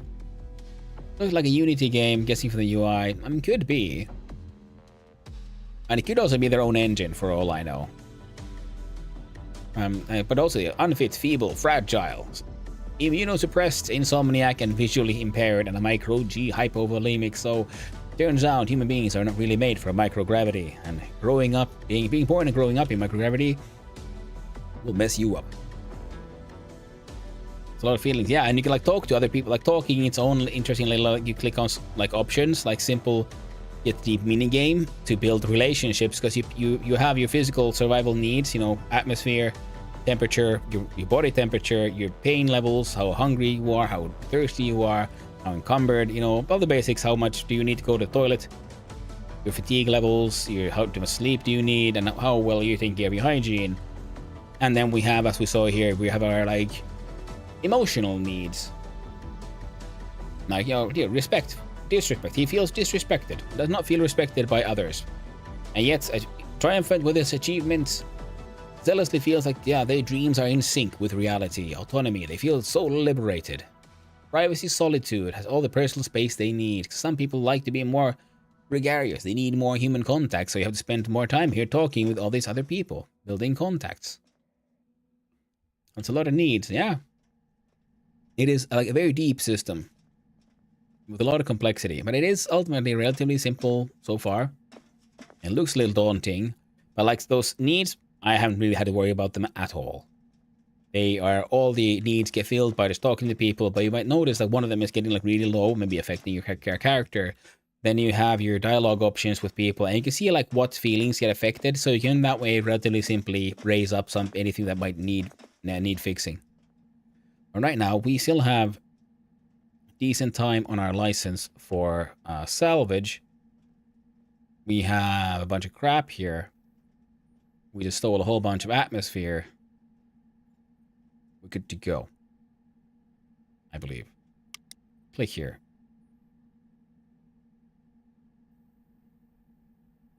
I paid all of those. What is total expenses? And there's character service at 6,000. Yeah, looks like that. Yeah, we're doing good. And I want more money so I can buy a proper EVA suit. Because right now my dude is running around adventuring in a just pressure suit. And you know, there's all this like long range course plotting. So this is how you fly in space. Because yeah, well, why would you put windows on a spaceship? I mean, there's nothing to see, and it's just it's incredibly dangerous. So it's solid steel. Are pets a thing in this game? I have no idea. It could be. It could be. The analog interface looks quite good. Analog is so cool, see, because you have like proximity alarms and a actual clickety clackety thing here. Because how to like mute it, because it gets very annoying very fast. But then if you get it off, you might then not get it when you might want it. Rescue. I don't know what this means. And there's, and if we press ESC, see here's the user manual. Also, ring binder also fully follows the roleplay of the world. Suleiman, internet confined. So okay, he's a fusion reactor. He might want to build one. So okay, cool. Now we have a picture examples like how it needs to be built, like power in, power out. If you want to build your reactor or a ship. See, do not initiate reactor with the field coils active. Nice big warnings. Ignition. And then, okay, so this is how they explain how the reactor, because you can find the components, you can build one, you can maintain one, and how it all works. Absolutely fantastic. We go back here, it's like the basics. So first we have your Ostranauts. What all the things are. What the buttons that matter on the keyboard are, and a delightfully retro mouse. And here's how to, you know, what kind of atmosphere your dude needs. Well, it is in a, you know, like a health and safety regulations for working inside a pressurized system. Like, you are entitled to clean and ample air. So, work in safety. So, what the O2 levels need to be, CO2 levels need to be, your temperature needs to be, your pressure, and have a break, and co-working compliance. Because right now I'm just one dude in a crappy little ship doing salvage, but you can hire people, and then they can work for you, and then you have to get a bigger ship, and you have to give them tasks, and you also have to build the relationships, and you have to try to not make them go nuts, I think. So there's in that entire system. I haven't even gotten close to that one. And here's table of contents for the Polaris Standard Navigation Console. Now there is a little cheat sheet and all that, but you can, if you want cool the PSNC docking control panel consists of 2 large docking ring visualizers. This is built, designed, and written in such a fantastic way. A beautiful menu, absolutely delightful. But okay, right click, use. Now we're gonna go ship this, flying in space. We have all of our needs dealt with. So first we switch to comms. We'll look at hail ship. Okay, LT station, we are docked in. Get into contact. We would like to request an undocking clearance. Alright, we have green clearance. Click on clamps. Clamps are off. RCS, we go back, reverse. You'll see the distance between us and our object. No docking clearance, so now we no longer get the docking information. Wrong button. Okay. Now, because from here, switch, and then on the left, we switch to nav controls. Boop, and then we zoom in. See, you fly by instruments. Flight dynamic monitor, lift, external gravity, drag, angle of attack. Oh, I don't. Transponder, IFF. Actually started. Wait, I can turn off my transponder? You may be committing a crime. Disable transponder. Oh shit. Well, that's fine. I don't want to. Yeah, I feel like you get warned. You may be committing a crime. Just in case the space popo comes, so you know why they're angry at you. So we zoom out. And also see, because this is the station. Here is a bunch of derelicts around other ships. Some of these are marked that we know of. Missing Jazz, so on, like the Notary. Some apparently we know the names of. Question marks are usually salvage for us. And those reds there are police. I don't know what the flotilla is. But here we can see, and then we have nav beacons around here. And if I go here and we zoom even further out, it would be amazing if you print out your own copy. Yeah, that could be very cool. I think, there's a PDF format. So you could. And then for long range course plotting and initiating the torch drive, which is instead of a rocket, you blast and do a nuclear detonation, and you use that one to push you forward really fast. An actual engine design, just to be fair. I'm going to zoom out. You can see how large is this map actually. So this was just us, and it is already enough. Be a little game. We can keep on zooming out. Where are we actually? Oh, what is this? Well, that would be the sun, and I believe this is Earth. Now we are, I believe, in the Kuiper Belt. And there's stations here you can fly to. Other ships that we know of currently. We'll zoom out further out. There's more. There's the Cassini spaceport marked here, and all God's other interesting objects. And we go further out. There's even more interesting objects, and I don't know if they all have stations. But yeah, there we go. See, that's the amount of simulated space so far. It's a new explosion range and the design out there for the hypersonic planes. An explosion engine. An explosion engine is just a rocket. You spray in rocket fuel, something to burn. Usually, okay.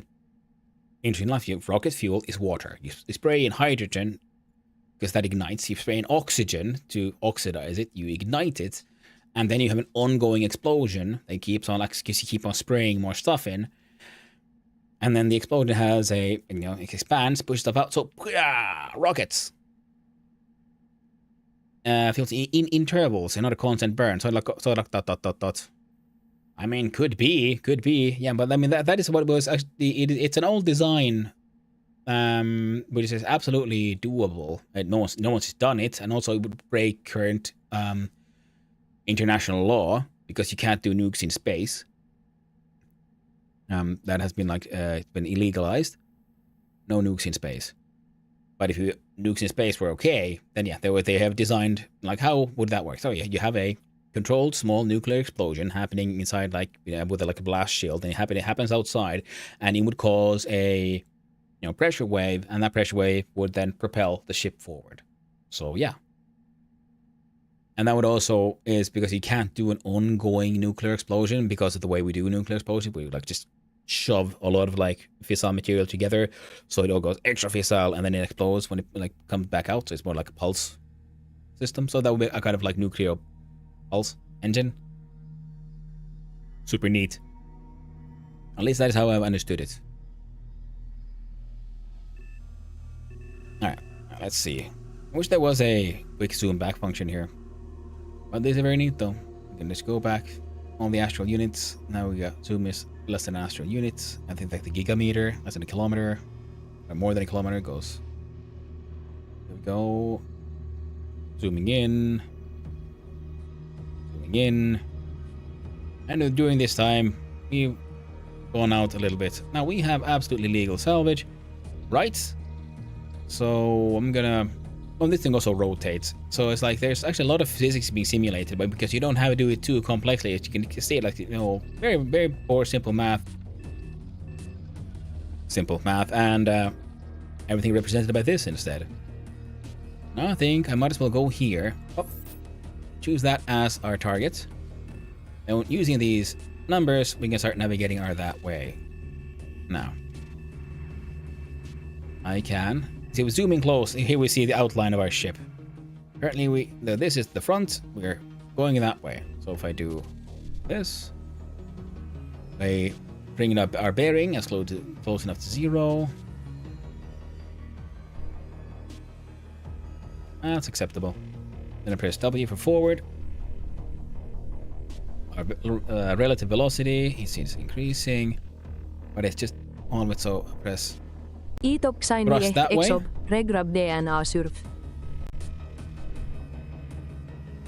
Now it looks like a pretty relatively straight. And there we go.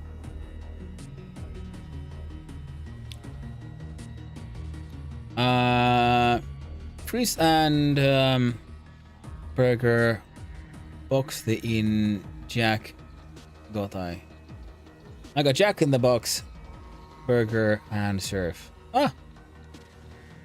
And Freeze. Lol, I like the fin. I'm glad you like it. Well, I hope it stays to you, my friend. Now, we're doing actually relatively slow. Our ETA is, well, it's below 10 minutes, but that's going to take ages, so we're going to speed up time. Just because we can. Our ETA and our range. We are approaching the target. Zoom is 18 kilometers, good, because we not... Okay, we're gonna activate our... Hello. How much Delta V does your ship have, or do you have a refuel every time? I actually have quite a lot. My Delta V is 8.38 kilometers per second. Oh, there we go. I refuel every now and then. See, I did all this. I'm at 94.4. It's just because I didn't have that much to start with, and last time I was flying around, I was wasting fuel, to be honest. And also I didn't have that much, and all my stuff has been broken, so it probably didn't contain quite as much fuel as I would like. Okay. When you have sped up time and you click your, go ahead, just, for a quick little adjustment, it does it for a longer time because, your half a second push times 16 is actually quite a lot longer than just half a second. All right, we'll zoom on in. Range is 15 kilometers. We are approaching. Do a little course correction there because I fucked up. All right. But the velocity is still good. Increase speed. Range is 10.75. All right. Now we have entered. We can also get slow down time. Proximity warning. We don't care. I know. Now, I'm going to press K, which matches the speed of our target, and I believe aims us towards the target, which was a burn through fuel. I don't usually do this, and I'm just going to demonstrate. Oh, and also, let's do speed back to 1. So flight mechanics are quite accurate in this game, other than missing a dimension. Yeah. I mean, it is very, like I said, this game goes very far into doing a sort of accurate, deep simulation. Okay, bearings. It is overcorrecting for shit. Okay, velocity is 0. And I'm gonna turn off match speed. I'm gonna switch over to our comms controls, and I can show you how we can do this. So we hail ship. This is our target. We don't know what it is. We're gonna try to hail. Hotel Uniform Quebec, Charlie Bravo hails V0. Okay, target unresponsive. Excellent. It should be, and so we'll initiate uncontrolled docking procedure. Setting docking guidance uncontrolled, and then we click on docking. Then we see our target. We see distance, and we have the same information. We're ETA and our relative velocity. So, okay, I turn to the right. Quick push to that. To the left.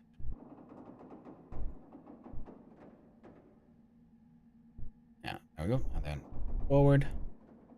And I turned off the match speed thing, because that one usually then slows me down at this point.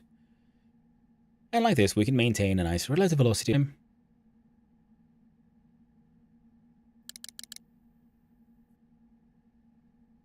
Of course, we could just fly in faster.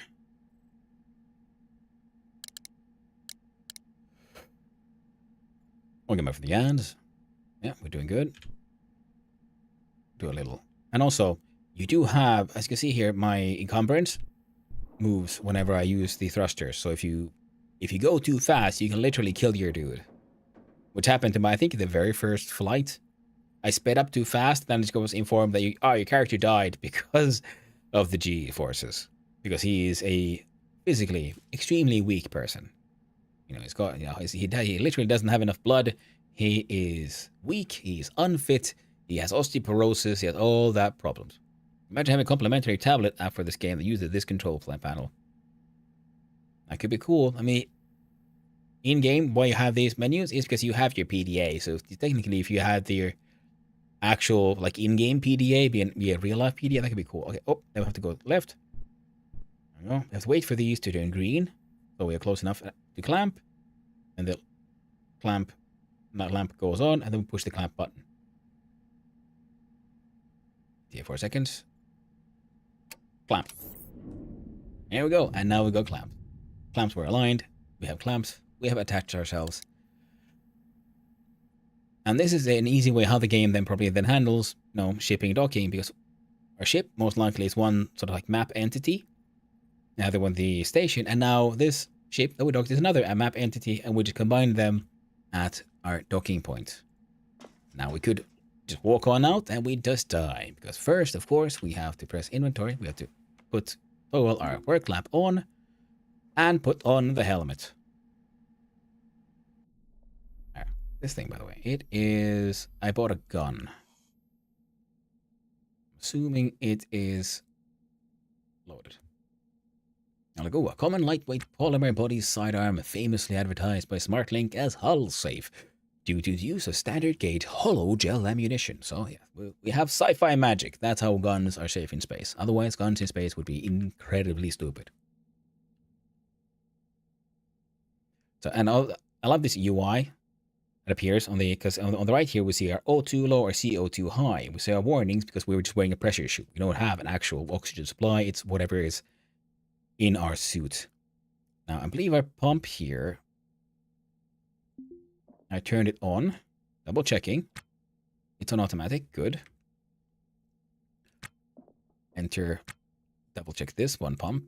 This pump situation, my pressure on auto has turbo, yes. I stole a bunch of air and I fixed up this pump, so now my airlock should be functioning as an airlock should. First things first.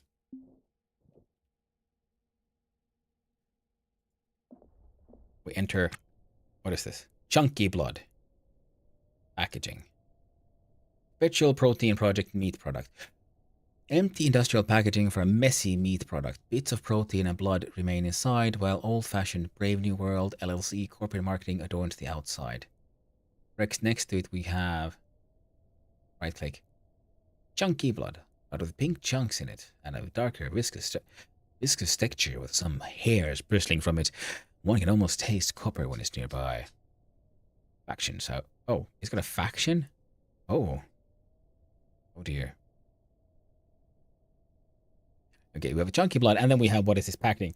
The Perpetual Protein Project. That doesn't sound worrying at all. That sounds like a recipe for a giant meat monster. That's what that does. I see. Also, not feeling respected. Crushing. Yeah. Well, hey, he is a shipbreaker in a corporate dystopia. And he's, you know, barely out of his being a wage slave, and he has finally gotten his own spaceship. And it's understandable he doesn't maybe think others are taking him quite that seriously.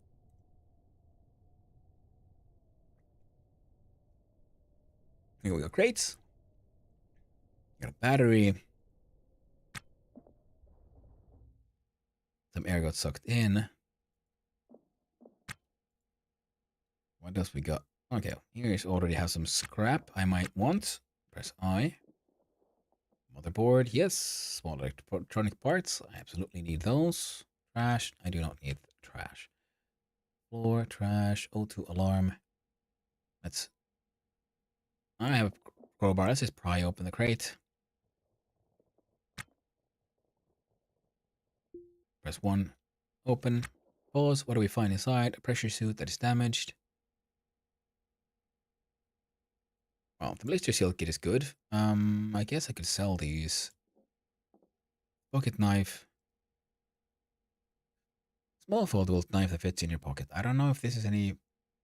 Oh! Okay, then we have the tags for it. Pocket knife is a destructible item. It's pocket sized. Could fit through a 10 centimeter opening. It's a melee weapon. Rigid, solid blade. Sharpened blade. Has a sharp point. Has a sharp edge. Oh. Okay, so if I look at my crowbar, destructible edged handheld, rigid shaft, solid pocket size, clippable, wedge carried in container. Weaver is a Weaver brand item, category of tools. This is a category weapon. That is pretty neat. That is very neat. I don't think I need those two. This one was just empty already. A battery. It has charge. Okay, good to know. So, I might be able to turn that thing on. Cigarette box.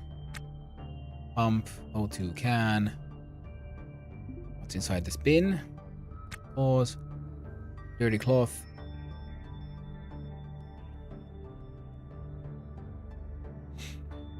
Toothbrush. Our fastest game in game time. Yes. Normally, yeah, it's absolutely normal time. Yeah, I just pause with space. Those are those click sounds. So this door is damaged. Uninstall the entire door to get access to this space. That's a lot of cargo web. Oh man, that is nice. I kind of want that. There's a bunch of floor and wall pieces. Other than that, this seems like a pretty shitty find. Somehow, you know, not everything can be good. Alright, so I'm gonna uninstall the entire door. But it's too damaged, which means I most likely won't be able to... Even if I get power to it, it wouldn't work. Speed up time. Oh. Slow it down again. Close this. I'm going to leave that door there because I don't want it. I can take the N2 cans.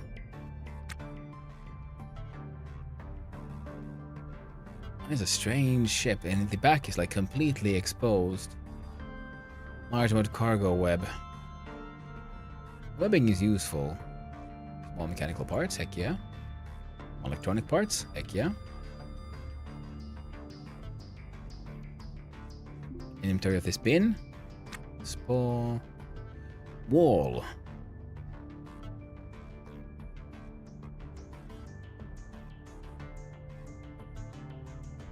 Oh yeah. Go here. What's happening here then? Floor. Bin. Pause. Pressure suit. Helmet. T-shirt. Hangzhou wheel. O2 bottle.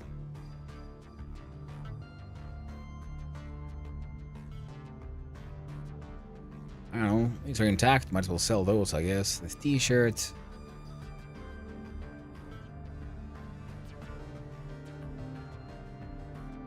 Yeah. I like that t-shirt. Category medical.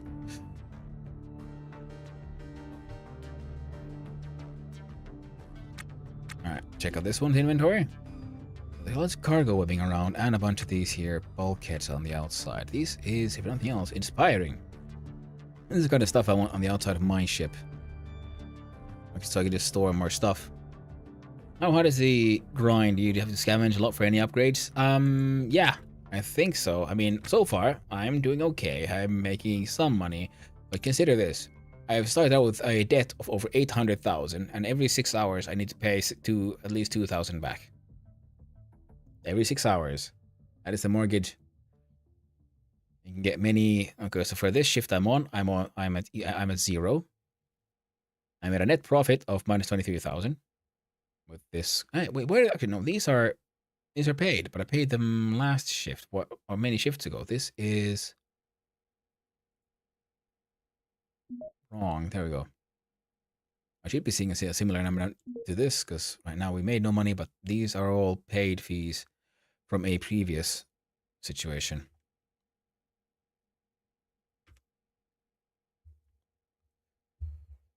Pretty depressing. Oh man, yeah, it is. It is. And it's awesome because then you can find stuff like, hey, yo, you want to buy some cool shit? Guess what? You can buy some cool stuff for like, all right, just enter an eye here. Oh, heck yeah. Vegetable protein, 99 rice, wine, another welder. For like, cool stuff for like millions, There we go. There is a smart crate, scrap cloth clean. Great. Fry. Inventory, what's inside here? We have, ooh, shoe, blackwing, terra toe. Ooh, shoes, scrap steel, power drill, gunmetal coverall, Starship Landing, a t-shirt. I'm okay with this. And interesting shoes. A machete. I'm okay with this. Alright. Gonna bring this stuff back to the ship, and I'm pretty sure I'm gonna get a little bit high on the CO2 soon.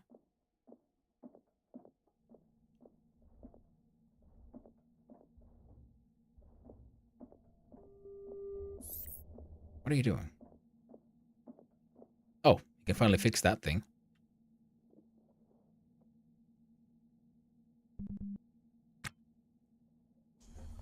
Alright, so he started automatically following in a previous task, which was to fix that thing. Andre Tabasco is no longer airtight. Complaining, oh, there's not enough inventory space. 83.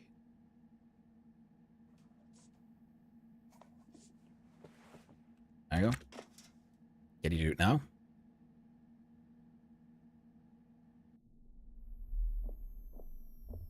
Oh, that's interesting.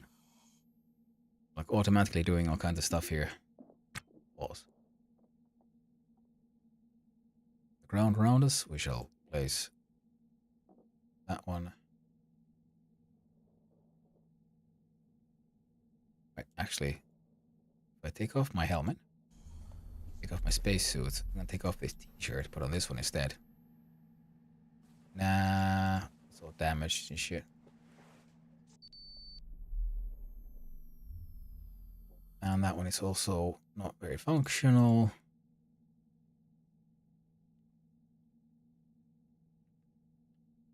Yeah, so you can do like auto tasks for things. Building and manufacturing a thing in the game. Not manufacture, but building in the sense that you have to buy things or salvage parts from other ships, and you can install them in this ship, including walls, wiring, sensors, pumps, electricity, nuclear reactor, all kinds of stuff. You know, it gets pretty wild, it seems. Transporter, trash, pump. Oh yeah, the pumps though are worth uninstalling.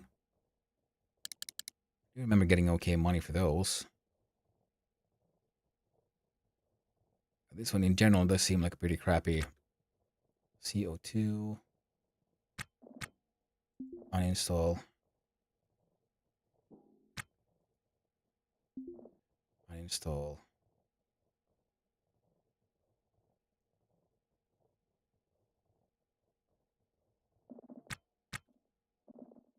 Is anyone there to pick some stuff up? I was going to do this fixing. Sensors are complaining about O2. Pause. Take off the helmet.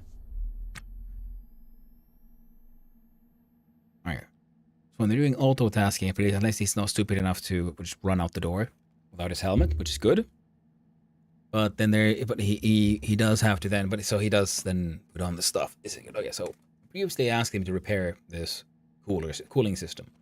He couldn't finish it because he didn't have all the necessary bits and pieces of scrap. So now that I found some close by, he was trying to like auto task himself into fixing this, even though I have 8 AI behavior when enabled will automatically assign tasks without player input.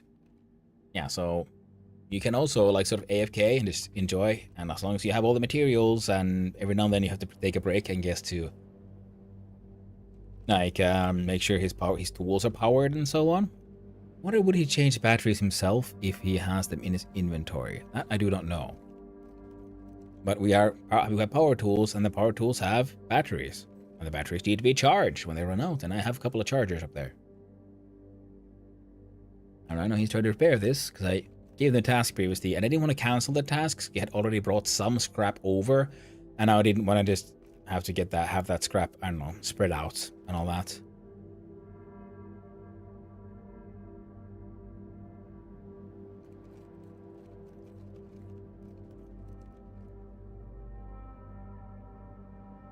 So installed equipment degrades, or just break degrades. If we do right click here we see it degrades. While on top here we see the green goes down, and here we see it's the damaged border. And after that one, it gets damaged. After that one, I guess if it goes low enough, it turns into, I don't know, useless junk or something. It just unmakes itself. I'm not sure what happens. But see, because this one here we're fixing on is pretty low in the red. It's damaged. It does not function. On the other side, where if a functioning one, it is on the green. So right now we do the repair action, which is pushing the red up here, up to this level. We see authority ship scan activity. Yeah, we got scanned by the Popo, but that's okay because we have a license. Not that this gig is going to get us any money. But okay, this project's going to take a while, so we can speed him up. I believe he has water on him as well, and he should have food. So once he gets hungry enough, I think he'll eat automatically. Oh, see, he finished. Because it's no longer a repair once it's in a functional state, it's just not going to stay that way very long. I'm going to click on restore. Now we'll take in restore actions. Erase that green further up.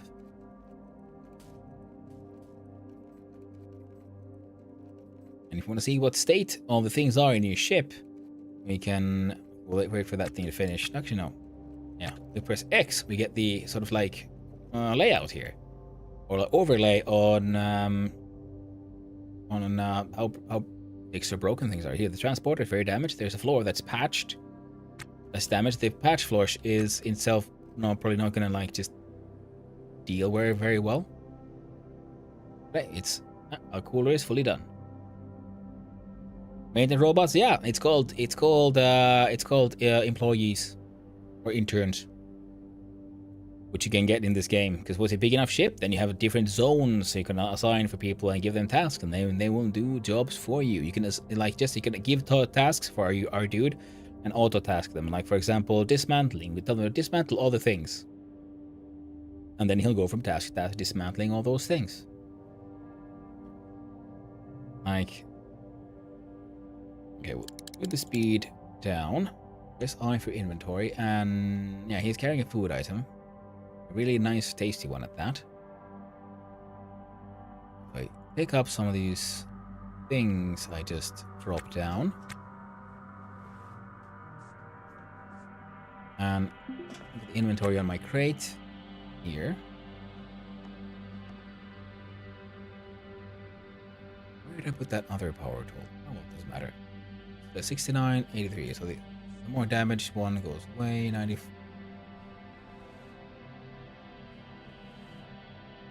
Ah, see, now this was clip points empty because we have a crowbar on a clip point on the other.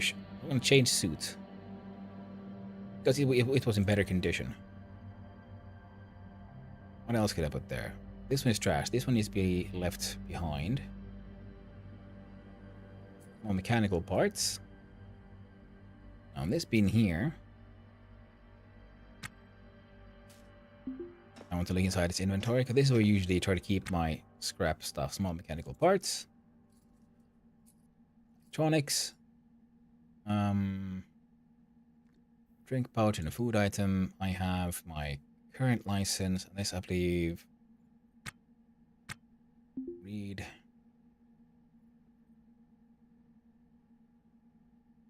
Yeah, 26. Yeah, this was the previous license that I just discovered and turned out to be worthless.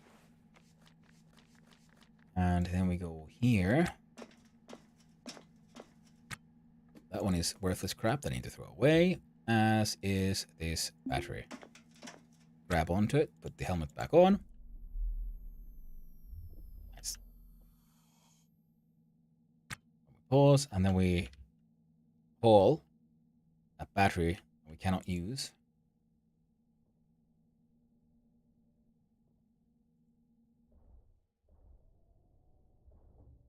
Over to here.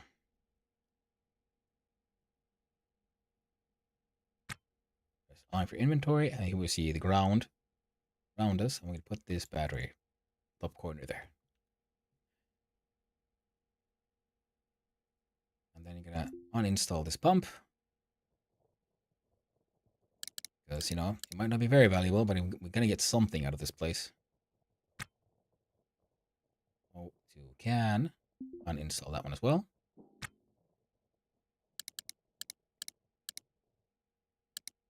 And I'll be back for all the stuff with the dolly later. Now, this is floors and walls, and I kind of want them all. Oh, okay, we checked out the left side for what kind of stuff there might be. Okay, the N2 also uninstall, intake uninstall, thruster uninstall. A lot of this might be, you know, semi-valuable junk, or at least everything seems super valuable in the beginning, and then I guess you slowly start realizing what is actually worth it. As we go from trash to trash, recycling could be an interesting aspect, breaking down all the items' basic elements. Yeah. Some of them do have the option here to right-click dismantle. Tools required, more torque screwdriver, soldering tool, and carefully disassemble an item to maximize salvage. So I'm not sure what all that would do. There we go. Uninstall. I haven't tried to dismantle anything quite yet. Here we see motherboards and things. So these are excellent salvage items that I use to repair my broken things. Alright, CO2 is getting high. Okay, but we're not having symptoms yet, so we're good. We're good. Come on, finish what you're doing, friendo. Ooh, mechanical parts. You can probably grab those before you run. Pause. Aye. Yoink. Oh. Put these away. Doing that license, because it's just wasting space. Put it there to just mess with us, mess with someone else. Now we have to run back. Really want, it's enough money to buy a proper EVA suit. Bought a bunch of air canisters. I even accidentally bought a battery charger for the EVA suit. Helmet off. Okay, helmet off. Quickly look at this bin. So I can put the mechanical parts in there. Ah, couldn't fit them all. Some of them go to the ground. It's fine. Helmet back on. Grab the dolly. Pick up. And then we get ready to haul shit. Oh, yeah. We get here. Space. Oh, for inventory. Super handy.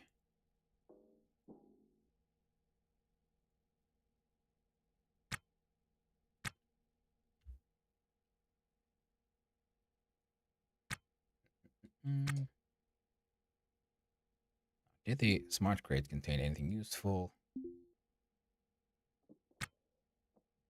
Pocket knife, pressure suit. Nope.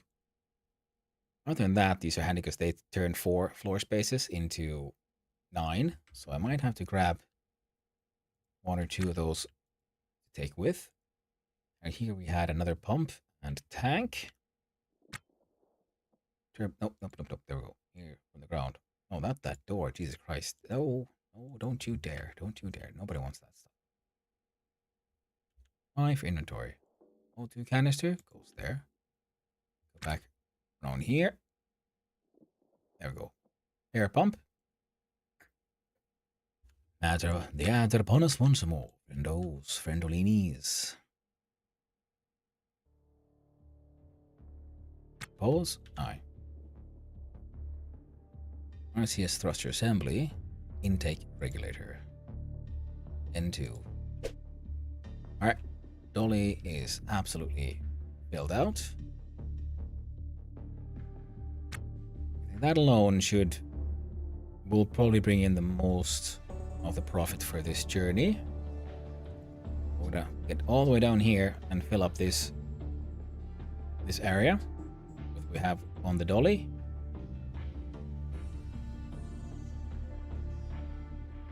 We press I, we pause, take off helmet. On the dolly.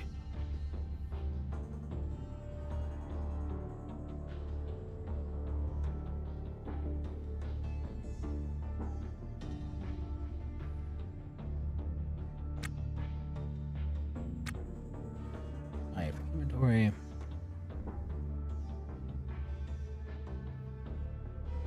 There you go. Inventory. Helmet goes back on. And away.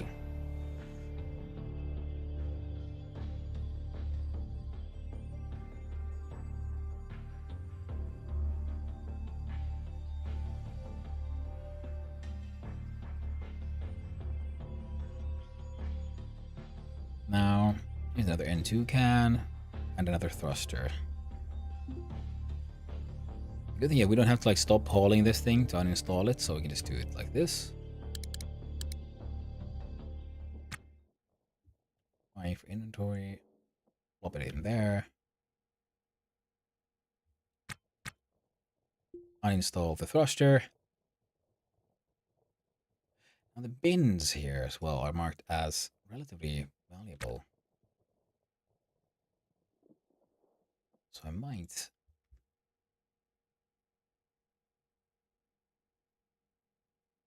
Sure, I'll just uninstall them as they are. Wait, cancel action. Open its inventory. Pause. A bunch of walls and shit in it. It's fine. Uninstall it.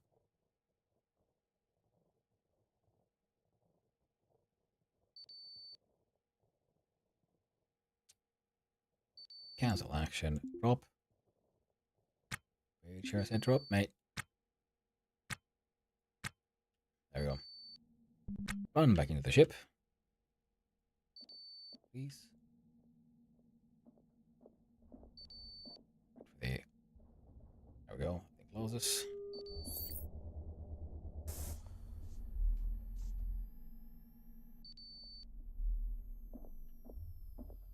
That's still air exchange.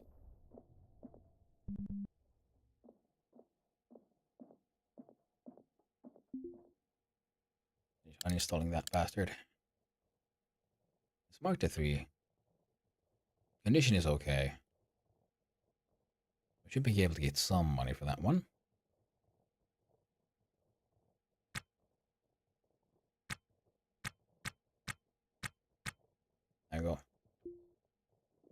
Pause. Let's just slow down time. Ah, I was afraid of this one. We can't actually put a container inside a container. Good to know.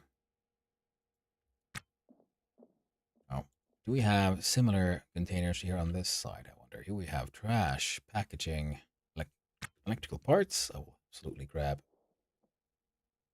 parts. Packaging, packaging, packaging. A lot of meat. Ooh, there's a thruster I didn't disassemble quite yet. Now, leave here. I see some motherboards and other things. My inventory. Spare screen. Heatsink. Motherboard. Motherboard. What was this one? Scrap cloth clean. Create inventory. Pause. This is a power drill that actually has its charge. A couple of cool boots. Oh, still a machete and stuff. Okay, so we'll bring these back. Actually, I think here I don't want.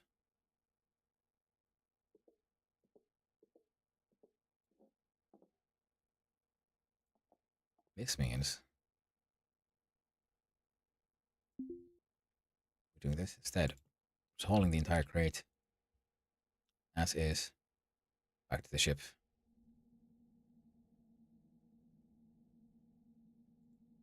Just gonna place it somewhere. Space trash might contribute to universe climate warming up there. Could be, could be. I mean, everyone has pretty much like lost contact with Earth because there was what they call an ablative cascade. In other words, there was so much trash that they started hitting each other, and now there is a trash shield around Earth, and no one can really get to it or from there. So that's neat. All right, we have to figure out a place for that one.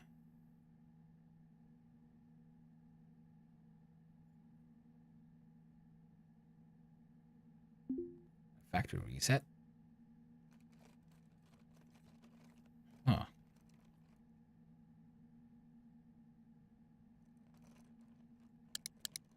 I never tried to do this. Oh, cool. I guess, will this then train his hacking skill?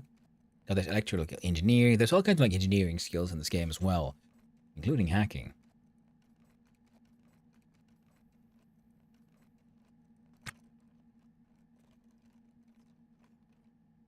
Cut open. Destroy the container access contents. Makes a structure cutter. Restore. Dismantle. Restore the thingy instead. Nothing else. I believe we can sell them for an okay amount. Oh wait, they're like a few $100. They're not that expensive. Oh well. Nothing else is good training for a dude. Kessler syndrome turns into space shield. Clever. Yeah, except it's called the ablative cascade, and it is seen as an absolute tragedy in the game. You know, there was, financial problems because, the trade between the places no longer works because you can't really get there. And then, of course, there's people like our MC here who are just born and raised in space. And they can't really get there. I mean, they can't handle gravity outside of a microgravity zone anymore.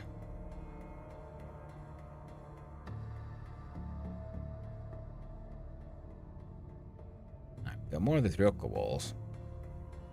Floors apparently do stack.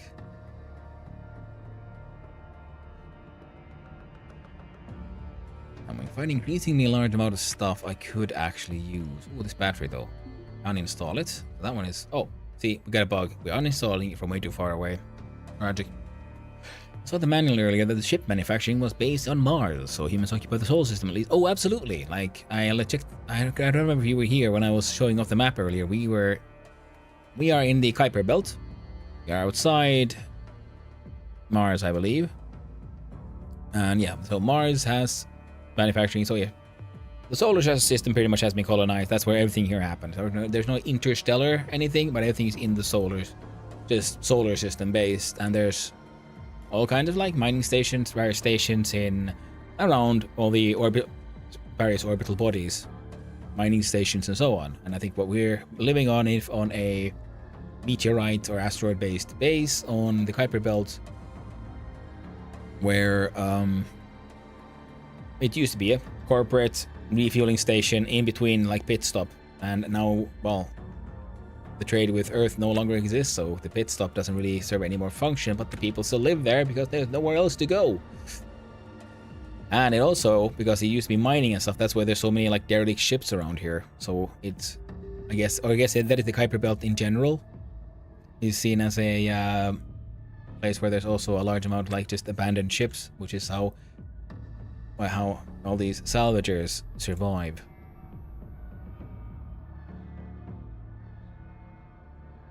There we go. Open up some space on the ground here.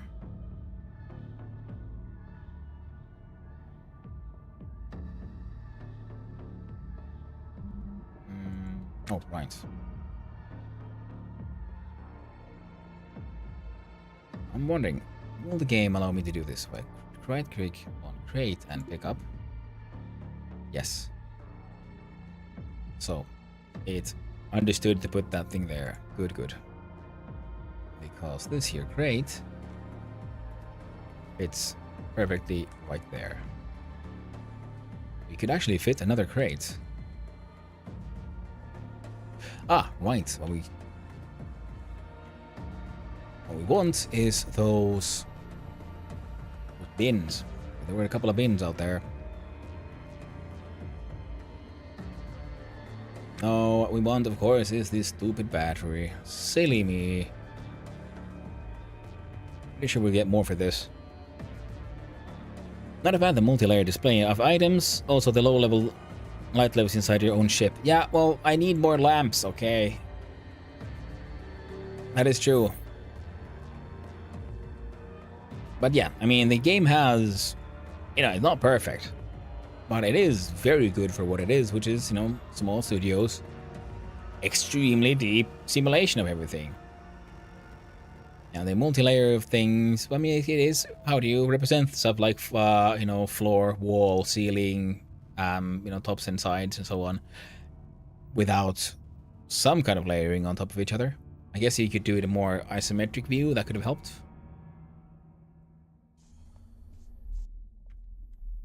But I also like how they are obviously not afraid to break norms. Everything is not just lists on a statistic, but your equipment isn't just in equipment slots, it's actually on your dude. So you see how they're interacting with their equipment and so on.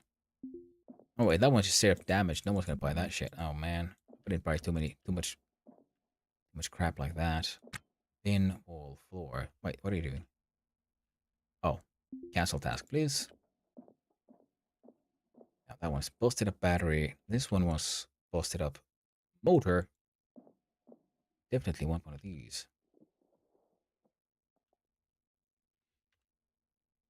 Or the switch layers to display. Yeah. So we got like L where we see like, no, was it B? I can't remember. Maybe, okay, if I go down here, yeah, see, I pressed L and now I see where power is going through power lines. So there are visual help layers, and then we have the layer for where the wear and tear of stuff. I mean, this was all various shades of red when I started. So I've gotten a lot of it fixed. But it still needs, a lot more repair. Cargo web is 2 monies. This one is bulkhead pin times 2. Does this one have anything? Like, I would love this kind of stuff, but meh.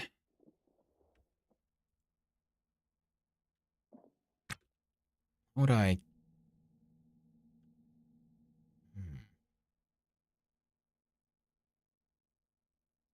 If I try to install all this cargo web. Okay, it's not a big job. Okay, so now we can experiment with, if I press, look at tasks. No? Is it orders? Yeah. So we have uninstall. Mark all of these.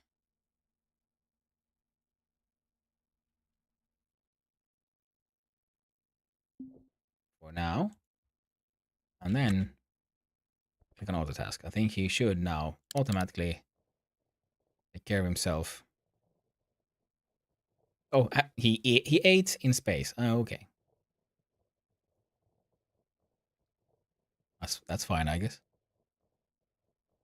But yeah, see, he's doing the uninstalling by himself, so I can just, I can give these set of orders for various things, which is very neat, which allows us then to do a lot of auto task stuff. Pause, I press I because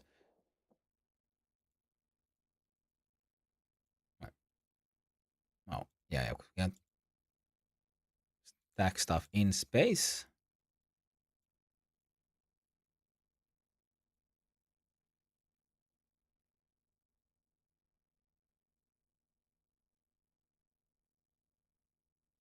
Why is one of them just all grey and white? Well, we're not touching the chunky blood, mate. I can promise you that. That was someone's chicken paste from a tube. Hey, no, it actually wasn't. I paid a ridiculous amount of money. It was chicken curry. No, it was like no, chicken skewers with spice rub. Chicken. Elaborate, but they called it chicken. I paid a lot of money for it. So I want to make I want my dude to be happy. I do have paste. Trencher's chow, as they call it, where one of them is nice. It's called just mystery meat with delicious spices. And it's like, what does this mean? Meat. I'm gonna protein pouch nonsense. Okay, 15 cargo webs is probably enough.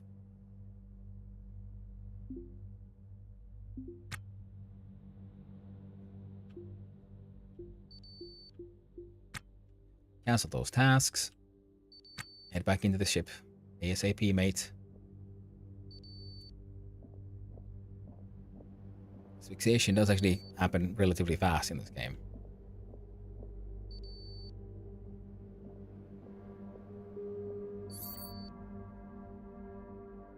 Oh shit. There we go. Someone put the helmet. Can't just have the helmet hovering in non-space. Anyway, I think that's everything we can get from this hunk of junk. Unless... Okay, there's one thing. One thing we can still get from this hunk of junk. Okay, I need to walk here, and I need to use a little cheese power. Move some of these walls from here into my airlock, so they can just hang out there. And then I realized I should probably have just put the entire thing. So this bin, go pick it up. We're hauling it back home, friendo. I could haul the entire door, but it's not worth it. It's just not cost efficient. Yeah, open those doors, and they pop, close. This thing opens, close, and here we see a take off. There we go. Nav station, use. Okay, we pause. Now we don't even need to pause. We do hail ship, and the one we would undock. Docking, remove clamps. Thrust backwards. Switch over.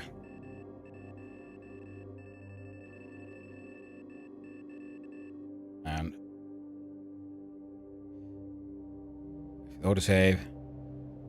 Aim for the K-leg port Azikiwe. Alright, and it is our target. Now we can do a rotate. Bearings.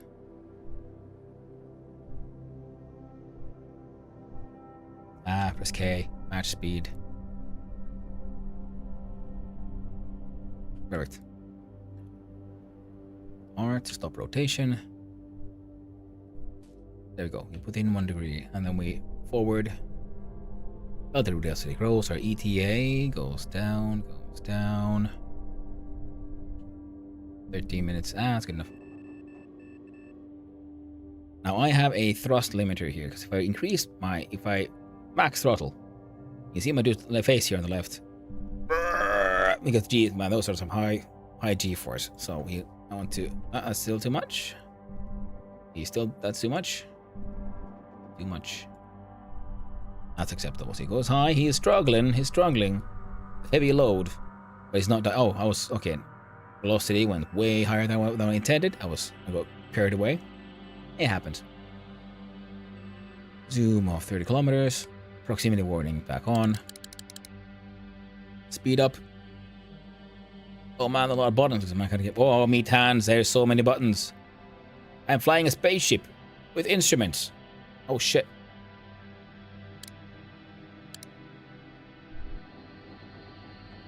I very much enjoy this game. No? Be warned, it is, at top right, here we say, very early access, 0.14 version. ETA 1 minute. We are range between almost at 10 kilometers. Start slow. Oh, I forgot my velocity was that high. We slow down. Slow down. We redirect course. I know. Range. Okay, ETA is now at 58 seconds. Good enough. We switch over. We hail ship. We click on OKLG, which is the station. We request docking. Yes, and then we request for clearance. Excellent. Go to docking. Wrong way. And we need to align our ship as we slowly and steadily approach.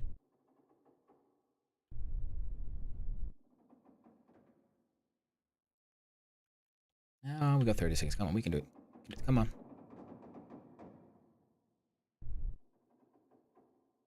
My crappy little rust bucket can barely turn. Okay, relative velocities. See, it turns to the right way better than it does to the left, which is a little annoying at times.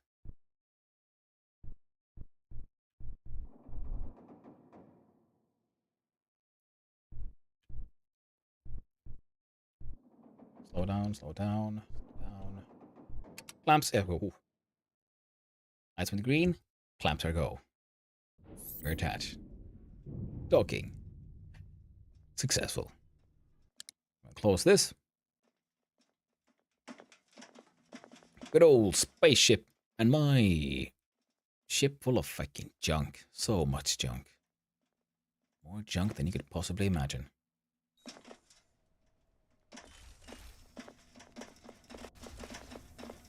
Alright, we have a license. We are licensed. Salvage. Let's see how much we can sell. Last time I started out by heading to the... this one has these walls. I kind of want them. It's okay. We can get more. Alright, go smart crates. You have nothing I want to sell. You, the truck.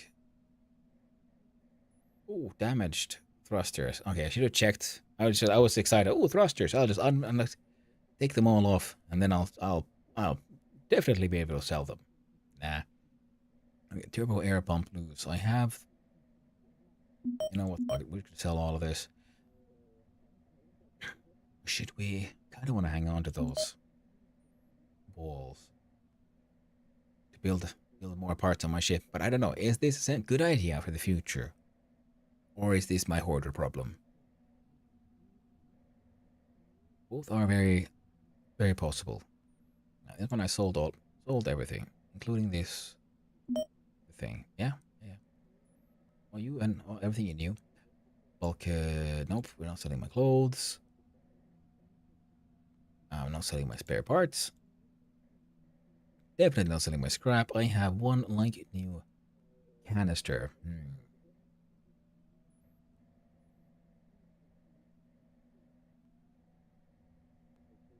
You know, I'm not going to sell my walls and floors because my ship needs them. Subfloor bin used is... What? Oh, have I removed more than one? Which is the only one I want to have of these is actually installed in my ship, which I just don't remember. I completely forgot to use. One used welder.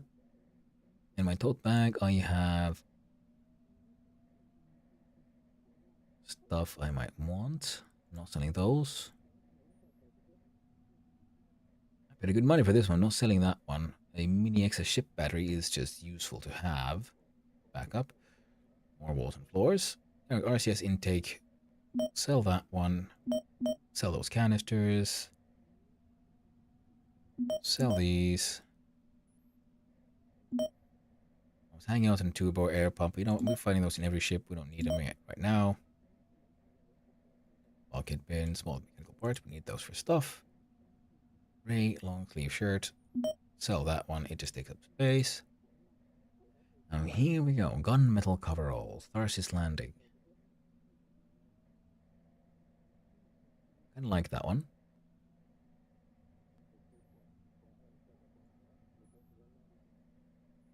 I think I'll hang on to this one for now.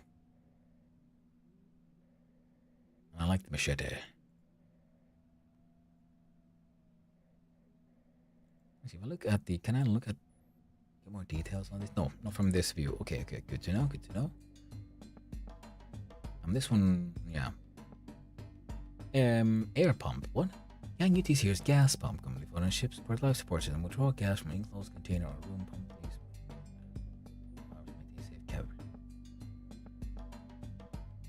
I thought it would just...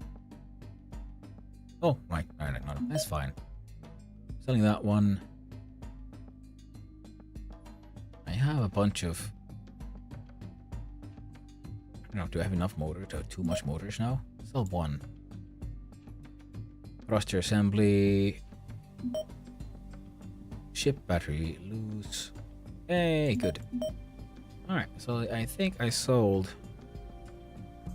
pretty much everything I have to sell. I'm making 9k, which is good, because combined with the 6, that means I can now buy an actual EVA suit, and I won't have to be worrying about, you know, dying in my random mass pressure suit. It should be more efficient with working, and I can actually then also work with my ship a little bit more.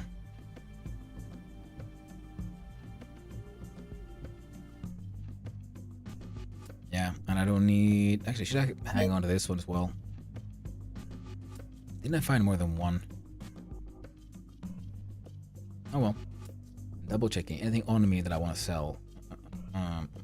We have large amount of cargo web. I'm not selling that one. Just helmet, scrap cloth, clean, used. That sounds kind of nasty. We're going to sell that one. Even more components. We have 12 like new cargo webs. I have a gun and I have a tactical knife. Yeah, 9.6k. Does the throttle not show the acceleration in G? You take out the universe one space at a time. Exactly, Captain Foodbar. I don't know. It probably does, because I just use my WASD for controlling. There we go. And I think... my lamp is still on. Oh well, that's fine. Then we're heading here. These supplies. Supply kiosk. And from here, I do believe I should be able to... Here's all our cool tools. I really want the laser torch, but that's 26,000. And I want it just because it's a neat looking tool. But instead, we should roll down. We need O2 bottles. We have CO2 filters for the EVA. Here, the Big M12 EVA suits. And helmets. And it's 12,000. I have 16,000. So let's buy...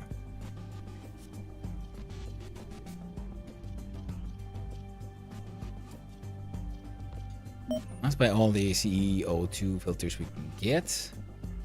Scrubber cartridges, but we're there for tools we do not have.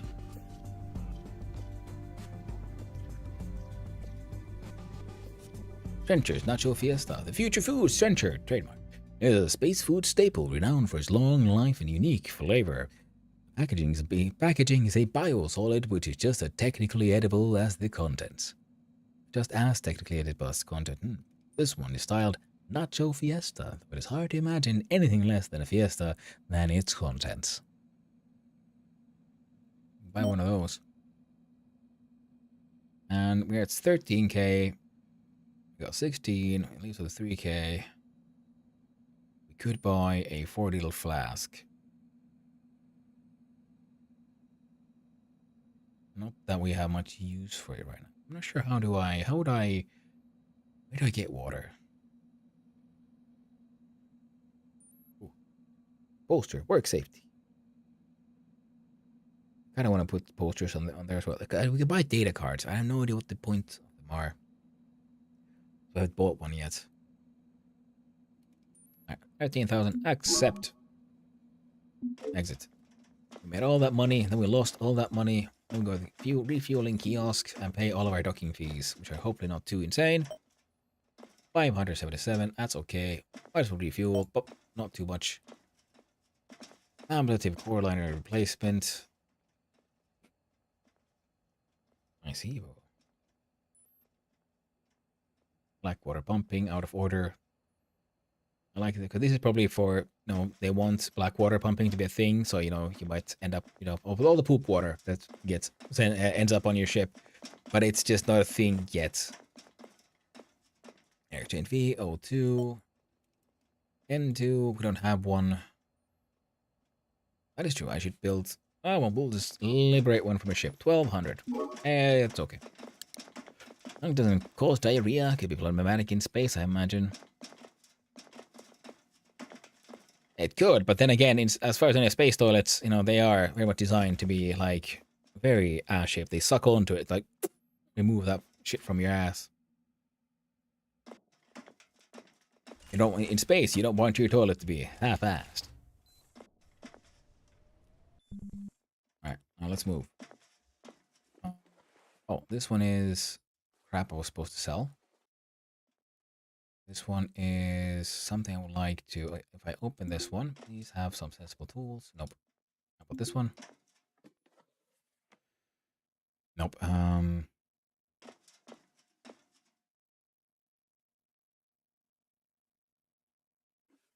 Oh, wonderful. I bought the CO2 filters and I bought a bunch and they don't stack. This one. Great. You have stuff. Now you'll get more stuff.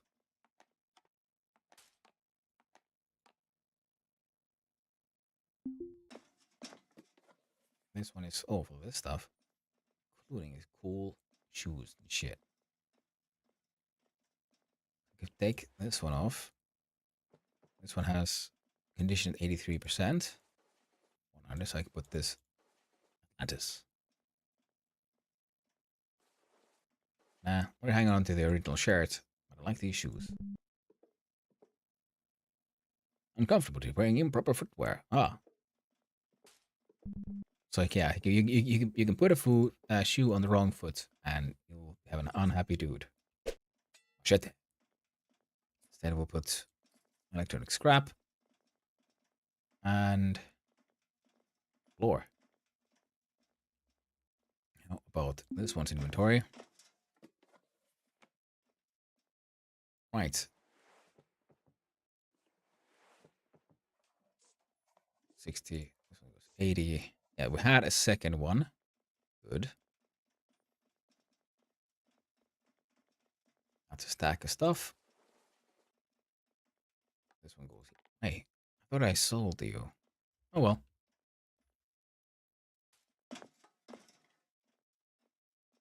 And how about this bin? What's in here?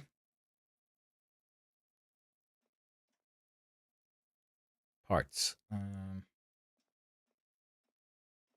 I'm okay with this. Now, where is that EVA suit? It was sent in here automatically, so it is on some slot somewhere. Ryoka. How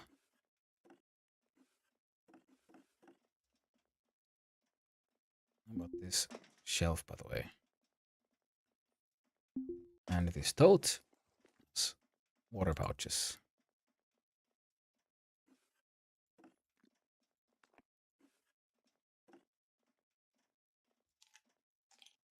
There we go.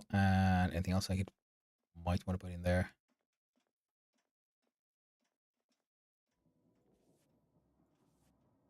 That one, I guess.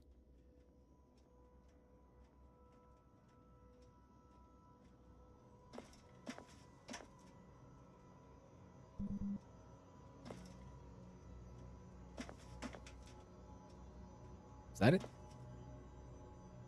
All mechanical parts. You're not supposed to be there.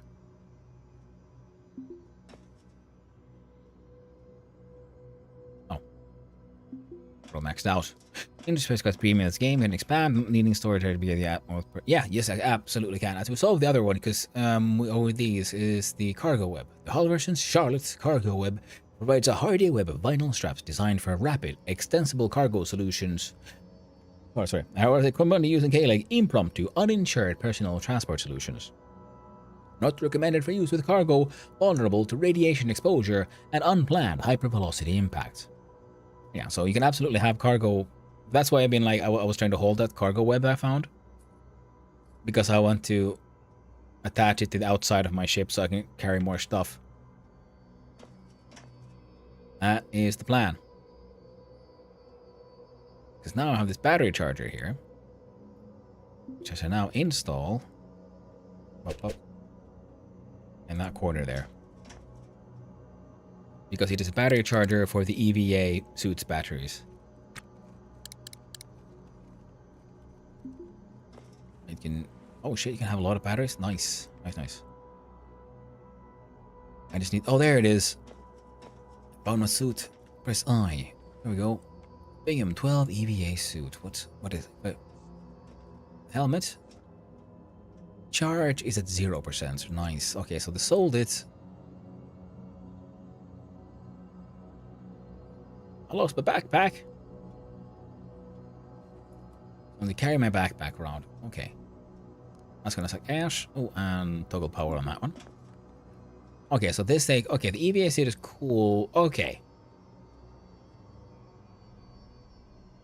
Phoebus work lamp is off. The Bingham... Okay, it's retractable. Bingham burnable cushion. EVA suit flexible. Powered sheet. Temp insulator solid. Category spacesuits and carried. A hermetically sealed suit capable of protecting the user from hard vacuum with its own onboard air rebreather and O2 tank. Even unpowered, it's better than nothing by about 4 layers of insulation. And put the helmet on. Oh, we are so cool now. Oh, we got our info there on the side. O2 stock 100%. Battery is going down. Bingham EVA, bottle compartment, filter compartment, clip point, battery compartment.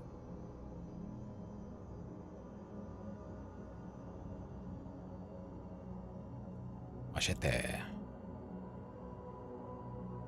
That in the clip point.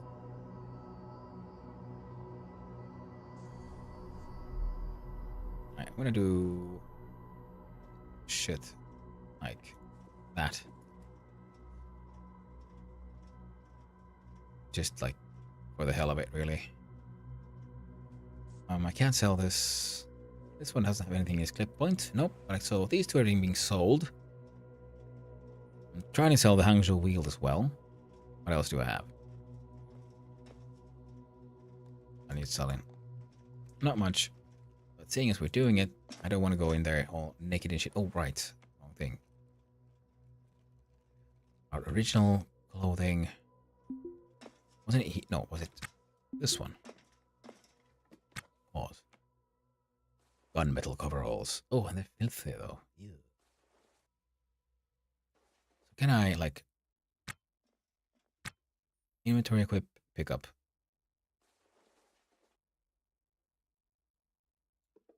Put on the shoes at least. Let's be cool like this. Yeah. T-shirt though. And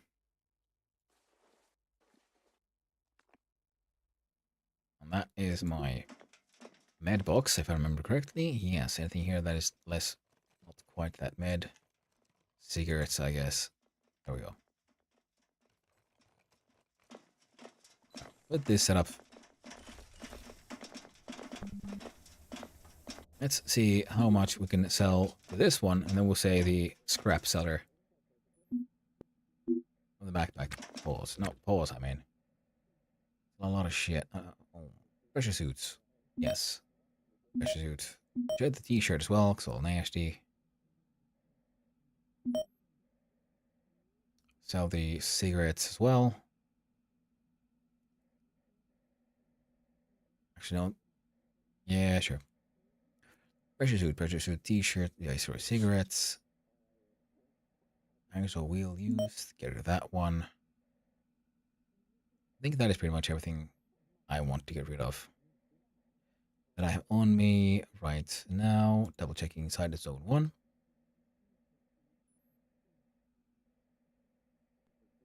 Okay. These are easy to get by. Get to. Do not need to hang on to that one.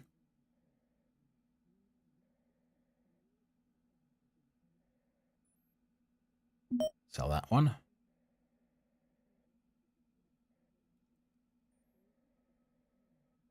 Yep. Looks about right. Oh. Can I sell cigarettes made of comeback to 2078 and not vapes? Hey, this is the cassette futurism. There are no vapes. They smoke honest, proper cigarettes. Like honest, proper space people. Okay, the RCS thing needs a little bit of a fix. Alright, maybe double check a little detail here. Sorry, terribly sorry. Good, but yeah, check my phone.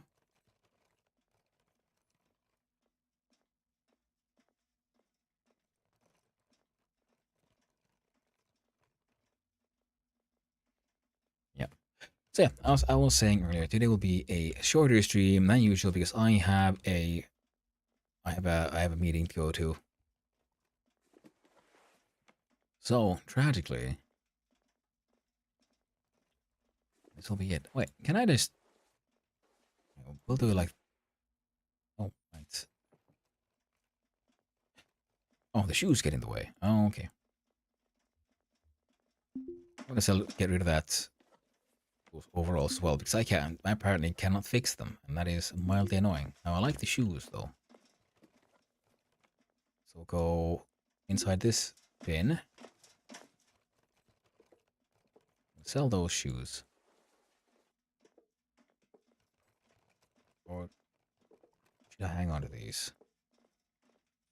Oh, that's similar condition. All right, cool, excellent. That is pretty much all I wanted to know. Up.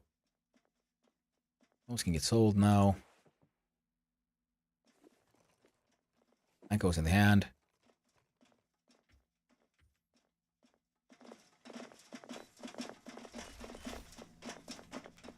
Come on.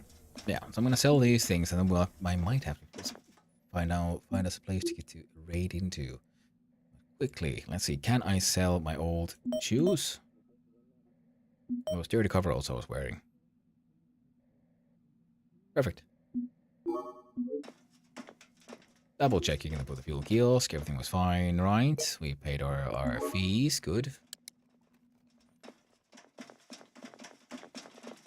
Now I also have drink bags, which will have to find a home at some point in some place. For now, they're gonna hang out in the airlock. Because why not? This. We are ready for more salvage. We have 17 more hours on our license. So as long as no one's gonna bother us while we do our kick-ass salvaging, I think we can make a lot of money very fast in this game. It's just, yeah, don't. In the beginning, it can be hard because you can get fined for doing your illegal salvaging, and I'm guessing that because we have a gross income that is being calculated as well. Right now, I can't see it, but I'm guessing it's not the first time. It's gone a little bugged out because this is like, when we trade things with gross income and then an outcome, and the incomes and expenses. So if you just sell everything only to the black market and there's no like indication of where your money is coming from, there might be issues. is my guess, considering how complex the game already is. 15k police fine, yeah. It made life a little hard, but hey, I paid it off. The lucky find, one single trade, and I got it fixed. And I gotta say, yeah, shit, dude, what a game, what a game. I'm having very much fun, and I hope you guys are enjoying it as well, because I'll be continuing with this one for, well, a few more streams ahead. In fact, I don't normally stream on Fridays, so tomorrow would be my day off, but instead, guess what, this week we get a bonus stream there, because I've been having to limit my streaming this week on account of other things. So, I'm gonna clickety-clack here. There we go. The stream is ending, and I'm raiding you out to somewhere fun, and I hope you guys had a good time, and if you liked it, hopefully I'll see you again tomorrow. Thank you for all the chatters, all the lurkers, and all the random passerby. It's been a good time. Clickety-clack on the raid channel button, and we'll see who's on right now, who is doing what, and what are they up to. Now, as usual, I will try to favor those I already know, those I follow. And I'm having a quick little look-see here. And you know what? Considering we're doing a very interesting little space content, so I'm going to raid you all out to discount the discount engineer, who does very interesting like game space like Archean, Factorio, and currently Kerbal Space Program. So we're going from a 2D space to very 3D space, and oh dear lord, he's not just doing that, is he? He has add-ons. He is playing with mods that apparently he is coding. He's using code to define how ships will behave. And that scene looks very cool. And I hope you guys enjoy it. So, as usual, I'm honored and I'm privileged to be here with you guys. And hopefully I'll see you around. And until next time, hope you have a good time. Yeah, I'll see you then. Ta-ta.